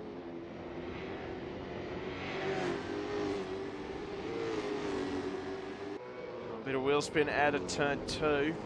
Oh, Scarcella grabbing the grass on the way in, playing with fire there. Oh, Vanderham gets a massive amount of wheel spin. This will give Scarcella a chance. The door's half wide, half open, and Scarcella moves through, but Vanderham's going to argue the point through turn number 5. Scarcella would have the inside line for turn number 6. Oh, they're going to give each other room. Oh, we have a car off. That's Dowd. Dowd's off the track. Scarcella still can't get around Vanderham. Oh, great exchange there between Vanderham and Scarcella. Now Cycluna, here's vulnerable to Chris Munro. Munro trying to go around the long way, around Cycluna, and I think he has actually made it work. But Cycluna gets the drive off the corner. And he'll be on the wrong side of the track though, and Munro should make the position. In fact, he does. He has got the position done. And now the next man on Munro's list is Alex Scarcella. And in fact, Scarcella's had enough. He's in pit lane. He'll try for the undercut on James Vanderham.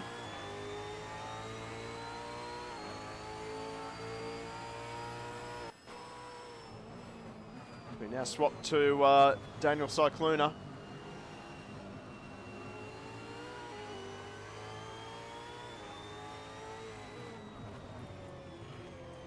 Geez, Chris Munro just absolutely driving the Nissan into the corners hard.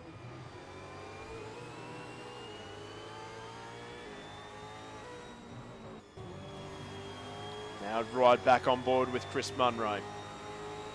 He's now all over the back of James Vanderham. It's Munro's turn.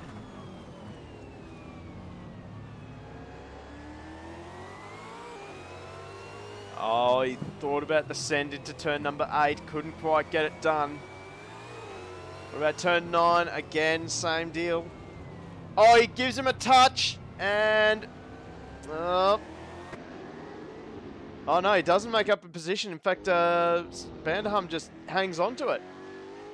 But this has brought Cordham into it. Cordham gives Munro a touch, and now Munro's around. Oh! I'm not sure if that was a touch, actually. It looked like there was some contact between the front end of the Mustang and the rear end of the Altima. But either way, Chris Munro and Cycluna have had enough. They're both into pit lane.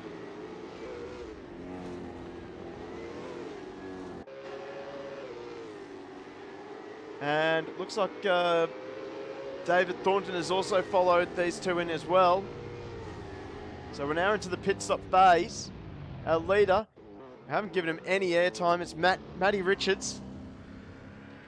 13 seconds the lead. Richards would have been absolutely loving James Vanderham. I can almost guarantee you that Vanderham is now permanently on the Christmas card list for Matthew Richards.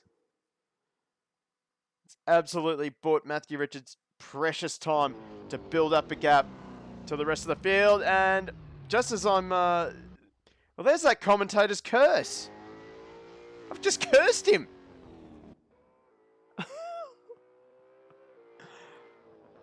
Just like that, I'm off the Christmas card list.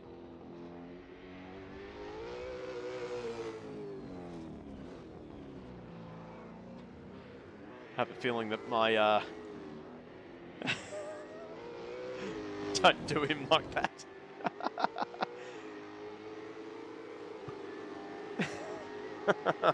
Oh, man. Oh, I'm sorry, Matthew. I'm sorry.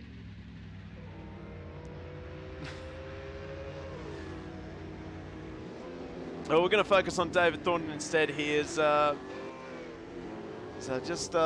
think he's just made the pass on Lucas Dowd.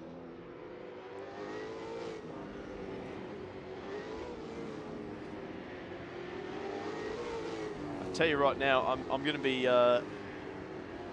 be thoroughly checking all my mail from now on, making sure I don't have any letter bombs.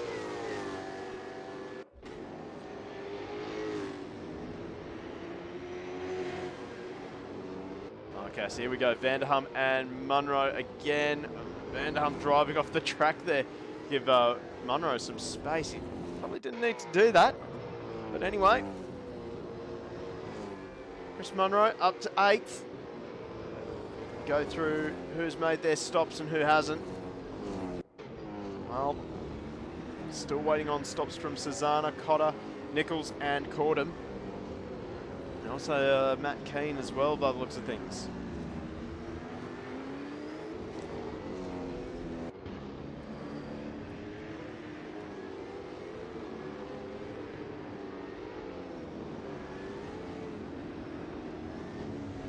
Oh, Dowd well off the track now, and that's allowed Daniel Cycluna through.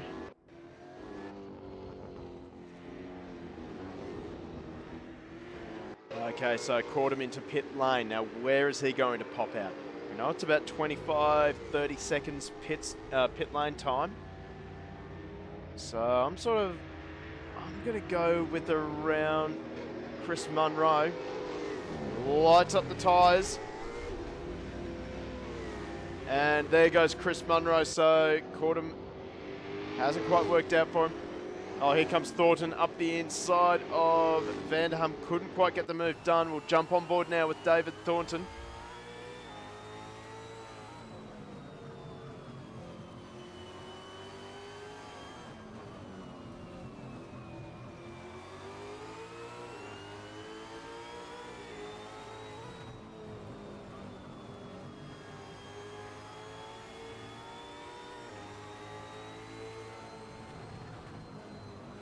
Oh, what a send here from Thornton.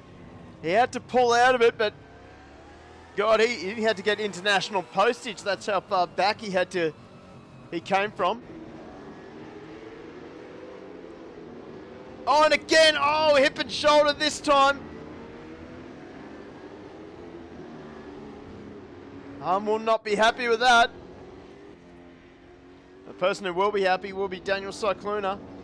So this is just helping him close the gap.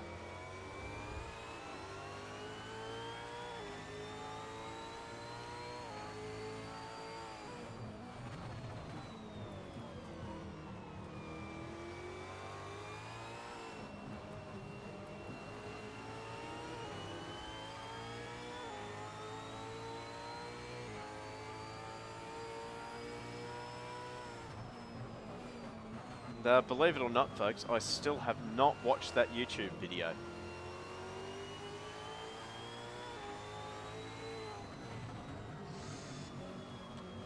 It's on my to watch list. I still haven't watched it.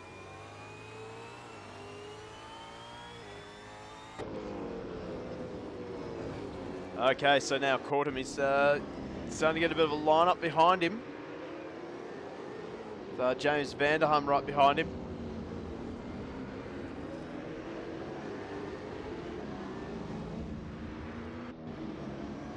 Just in the background, I just saw Nichols making the move stick on Lucas Dowd.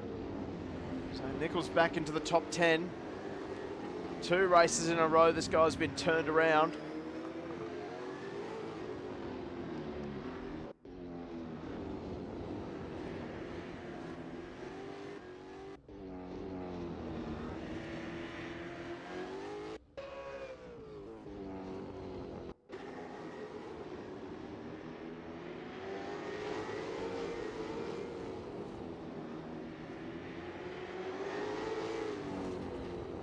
Oh, fast lap of the race, Chris Munro.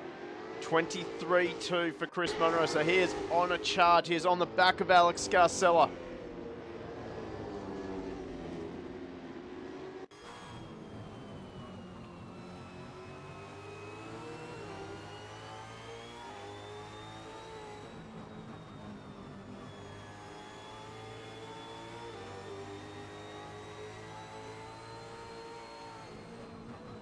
Oh, here we go. Ascend here from Munro. Not quite able to get it done.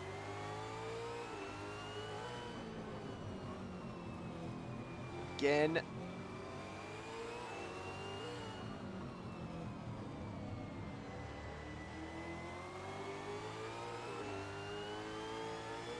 Gets good drive off that final hairpin. Now Munro, he's got a chance into turn number 10. He has to pull out of it. So Scarcella doing a fantastic job holding off Chris Munro.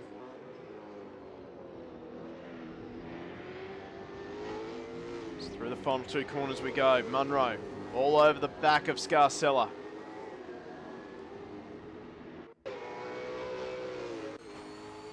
Now look at the back of Scarcella's Falcon.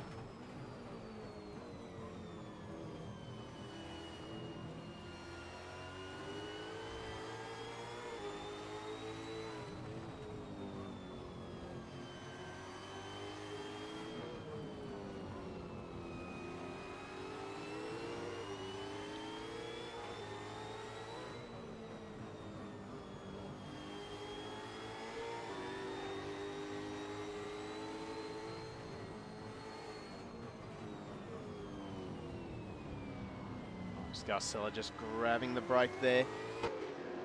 Few little smoke signals there. And again, Munro just trying to probe any sort of gap he can to get up the inside of Scarcella, get that overlap, and force Scarcella to let him through. Just not close enough this time into turn 10.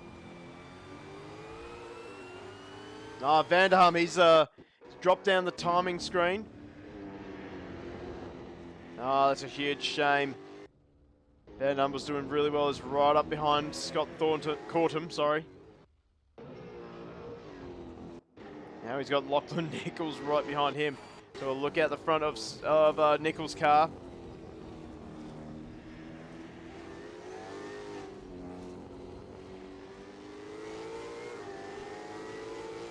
Nichols has got the drive. He'll probably pull out. No, Vanderham goes defensive into turn number 1.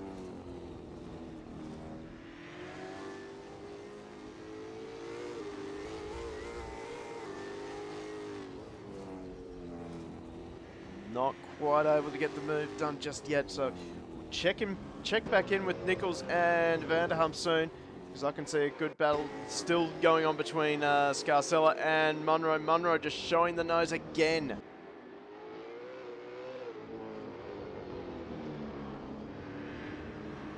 I'll tell you what, if you thought Matty Richards didn't have the raw pace, he certainly does. The gap was down to 8 seconds after the pit stops. And, well, he's just about to get that gap back up to 10 seconds. So, Richards is in full control of this race so far. So we might just leave it there because we don't want to jinx the poor guy again.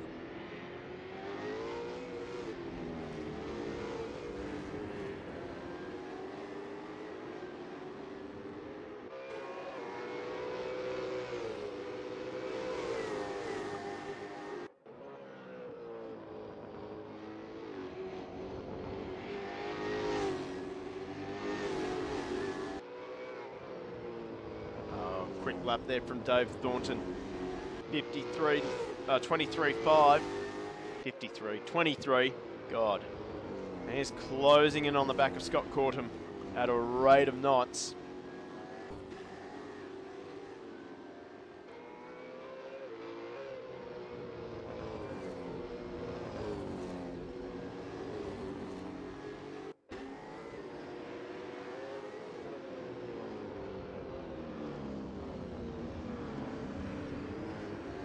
This battle is still going on. Scarcella, he's under so much pressure, but he's doing really well. He's handling it so well.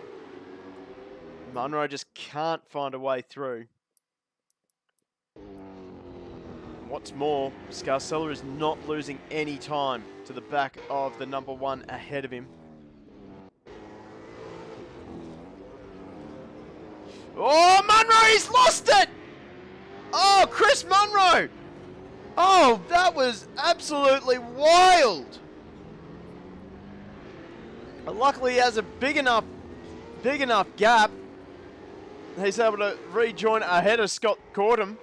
Cordham though, he'll have won't have tyres that are absolutely boiled. And he will go around the outside. Can he pull it up? He does indeed. So wow, what a wild corner. Chris Munro, I wish I could get a replay of what exactly just happened there. The car just snapped to the right, and before he could do anything about it, he just lost it over the curb. Scarcella so lucky not to get cleaned up. Reed lucky to not get cleaned up.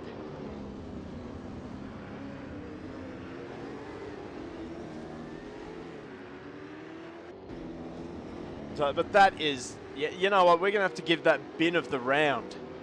So Chris Munro, well, as it says on the dash there, you can get it winning it and you can get it binning it. So for Chris Munro, go get yourself a VB after this race because that was an absolute bin and a half.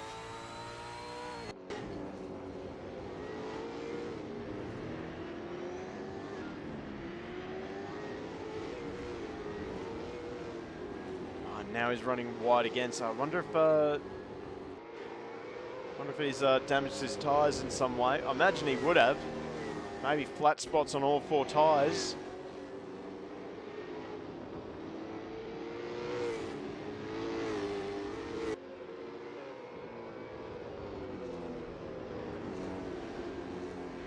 Well, unfortunately what that has done is it has just has taken the, spread the field out a fair bit.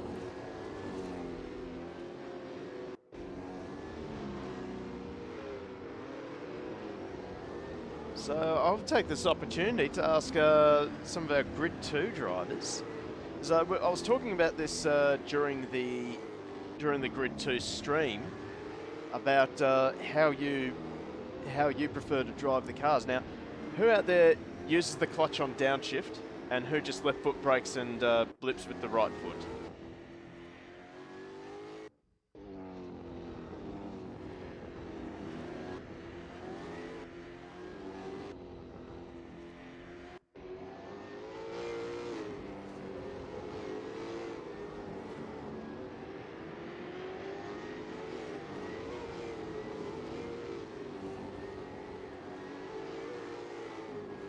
Okay, got a couple of left footers. Oh, Benny Mack, auto blip. No, get out, mate. Get out. Get out. No auto blip for you.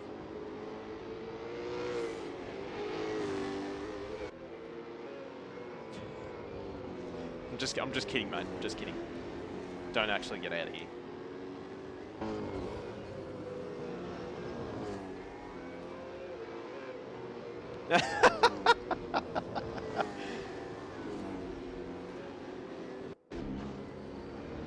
Oh no, Matt Cotter's got it in a drive-through for track limits.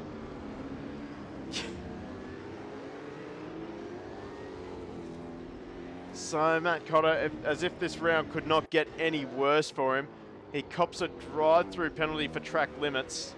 That'll be a trip through pit lane for him. And I think he might be a little bit angry. Torpedo might be coming out.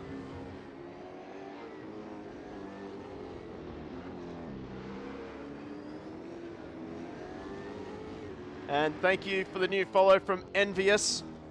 Glad you're enjoying the stream long enough, well enough to hit the follow button.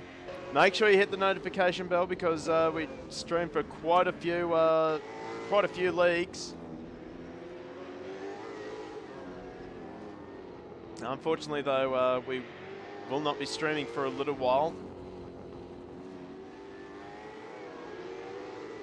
Hey, Benny, don't change the subject. Don't change the subject.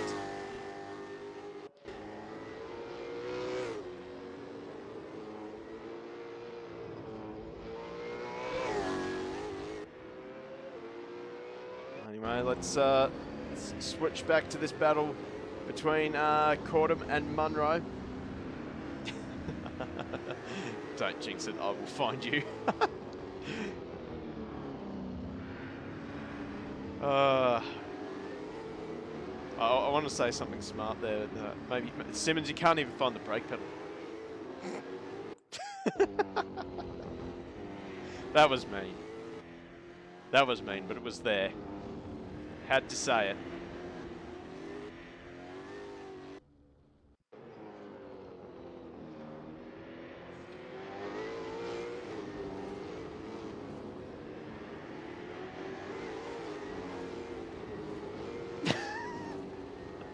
I'm just kidding, Sims. I'm just kidding. I still love you, mate. I still love you. Please come into the commentary box. Please stay in the commentary box with me for the ATCC Masters. Please.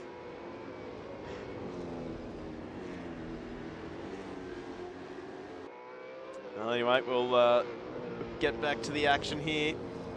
Winding up this race number 2.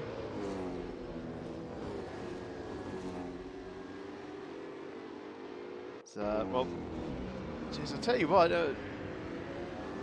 Benny Mac, you're almost on the money with the.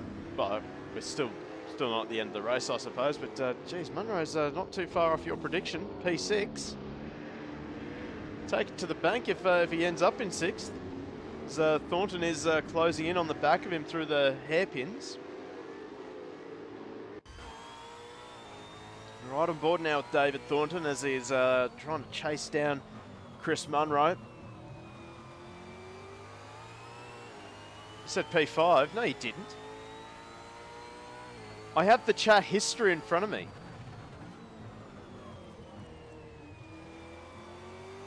Oh, no, you did say 5th. There you go. There you go. Yeah, you did say 5th. P6 for Nichols. Yeah, that's right. Yep, my mistake. I stand corrected. Well, Nichols actually not too far off 6th either. Not a bad night for the predictions. God, glad I didn't put up any channel points. Jeez, you'd be cleaning me out. Oh, here we go. Thornton, Munro's made a mistake between 2 and 3. And that's allowed Thornton just to close up a little bit more. And well, what we've seen so far during this race, Thornton doesn't mind having a bit of a send right at this corner. Yeah, you don't need any more points, Benny Mac. I've got to work out what to do with those channel points.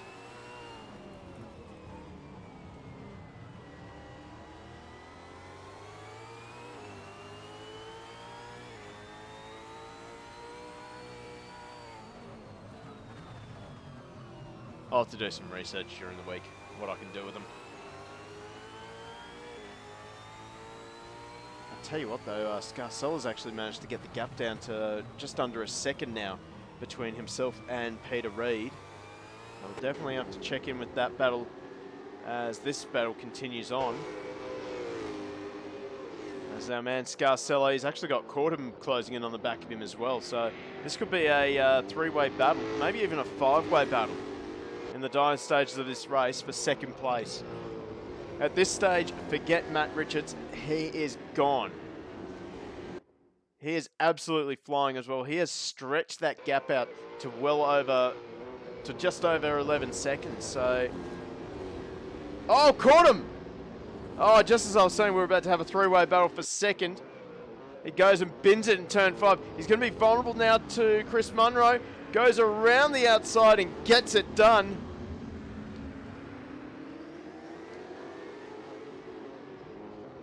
Ooh, caught him. He'll be desperate to get that position back. He's got Thornton just behind him. Got to be careful. Got to have patience.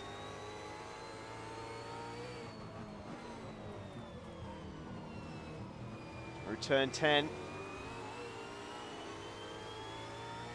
Back Scarcella now. He's really closed up onto the back of Peter Reid.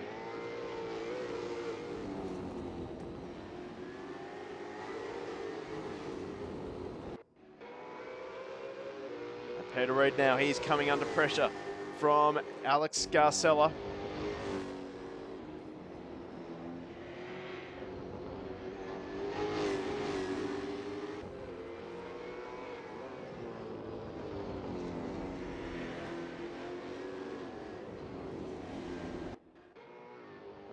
Matt Cotter's just actually got himself back into the top 10 as well, so this will be a good salvage job for Matt Cotter. But, meanwhile, we've got to keep an eye on this battle. This is for second place. Oh, we got a car off the track. That would be Matt Keane in the SLM Commodore. Oh, Scarcella all over the curb in turn number 7.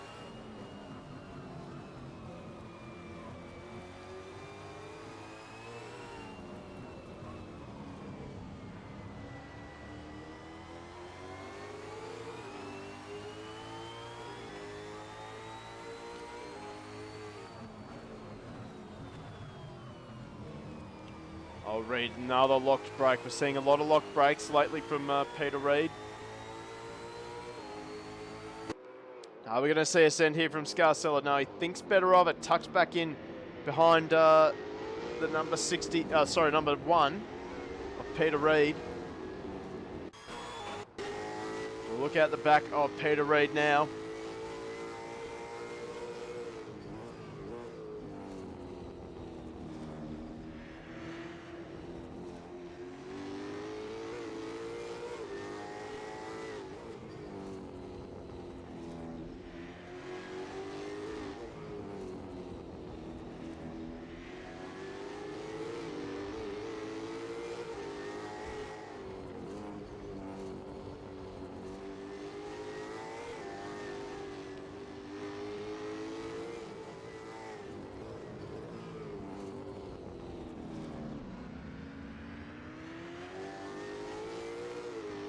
Oh, Scarcella just had to check up their mid-corner to avoid contact.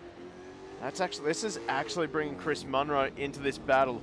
So we're going to have a, 5-way battle for second place on the last few laps of this race. We are winding up to an absolutely dramatic conclusion to this second race. And, well, I cannot wait to see how this ends. Oh, Munro is he's a little bit out of shape coming out of turn number 10. He's got the gap though to Cortum.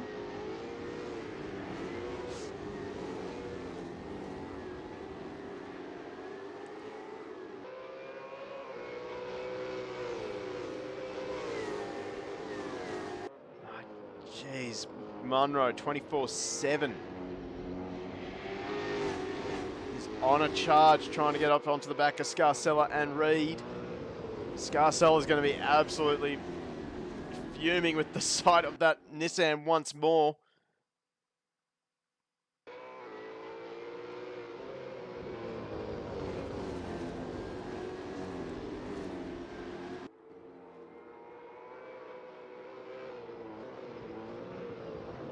Oh, Reed locks up the brakes. Scarcella, he'll be hunting now.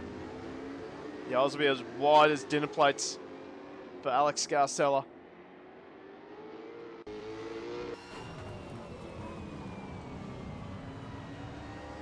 Chris Munro, his eyes will be lighting up as well.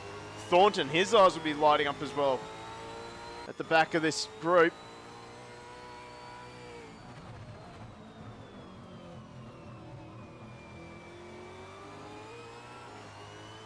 This is what he's seeing out the front of his number 16 Commodore. So we're now onto the penultimate lap for Matt Richards. If there's any statisticians in the chat, is this going to be? Are we potentially looking at a first race win for Matty Richards?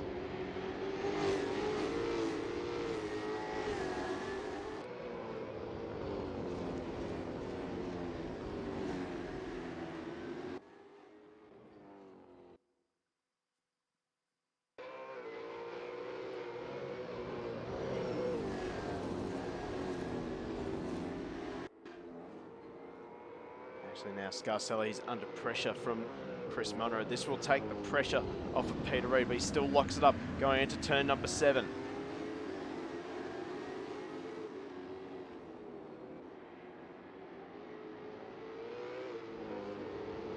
Now for Munro as well, he's going to be under pressure from Cornham. He gets it sideways on the entry to turn 9. Manages to just sort of turn that into a bit of a drift.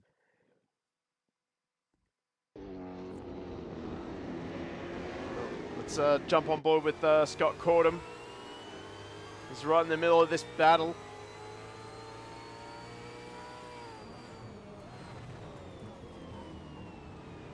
Now leader, Matt Richards is on the final lap. I don't know if Matt Richards has actually won a race in AK racing. Thornton now looking up the inside of Cordham. He pulls out of it for turn 1.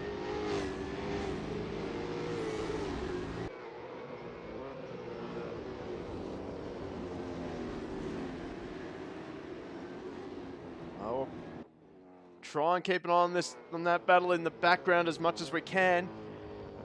But for Matthew Richards, this is going to be a brilliant win for him.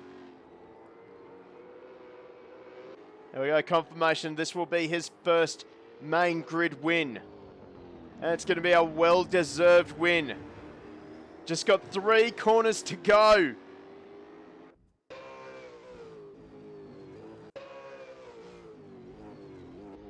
Oh, don't bin it now, Matty. Whatever you do, do not bin it. Richards heads up towards the penultimate corner. And now onto the final corner. No mistakes whatsoever. Rounds the final corner, and this is going to be a win for Matthew Richards in the 101 Repsol Holden.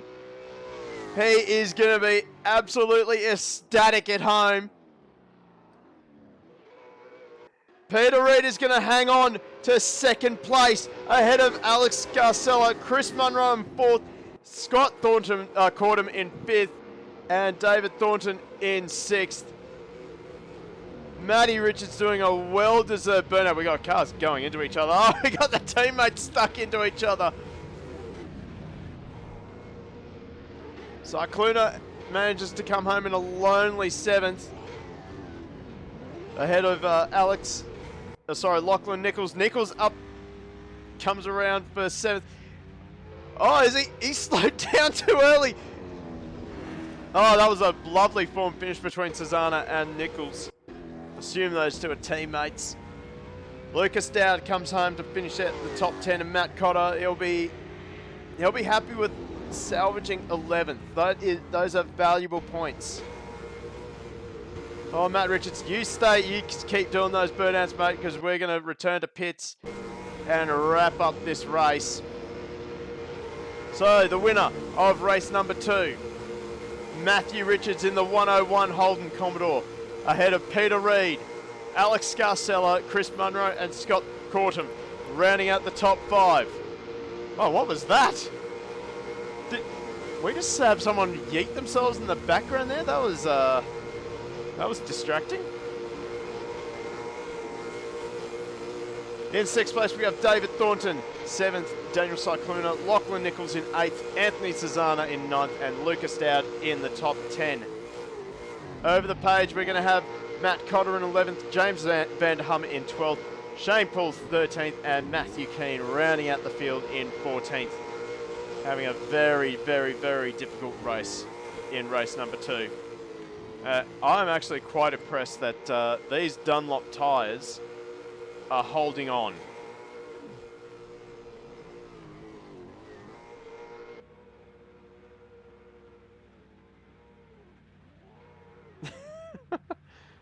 Oh, that is quite an impressive burnout there for Matthew Richards.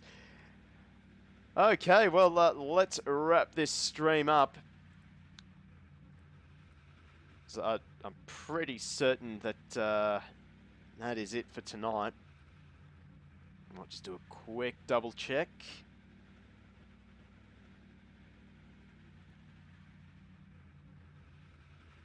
I'm 99% sure that there was only 2 races tonight. Yep, only 2 races, so let's wrap this stream up right now.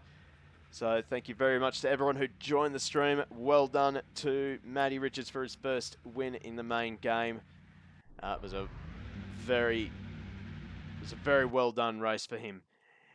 Anyway, before we completely wrap this stream up, love for you guys in chat to put in your nominations for driver of the race.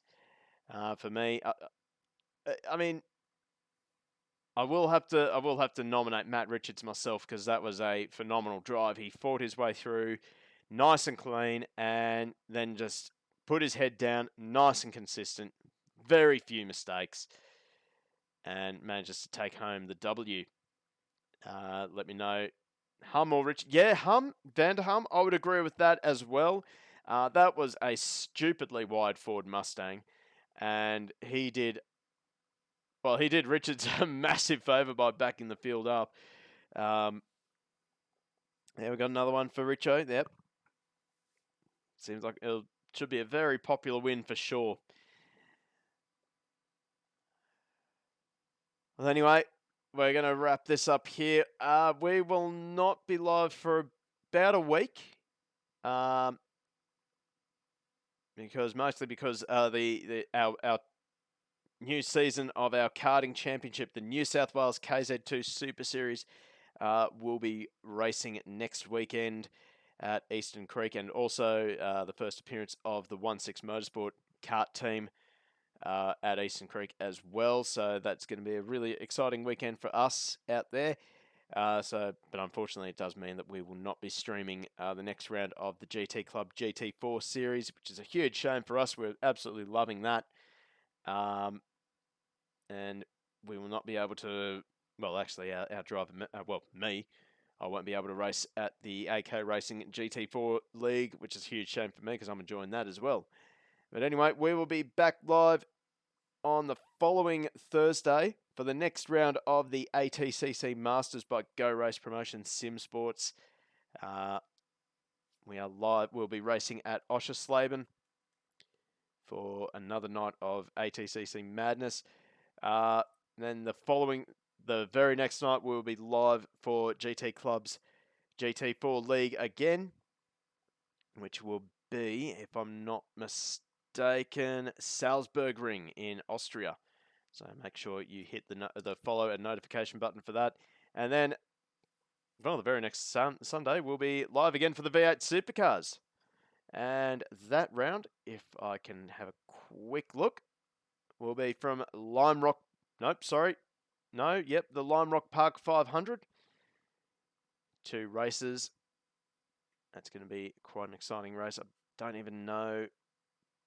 Not even sure that I know anything about the Lime Rock Park track, actually, or the Salzburg Ring. But anyway, we're going to wrap it up here. Thank you very much for joining us. Thank you to all our new followers, our new subscribers, and our continuing subscribers. Much appreciated. It is helping the channel. Make sure you share everything as far as wide as you can, as it really helps get us out there. But anyway, we're going to wrap it up here. We'll see you next time.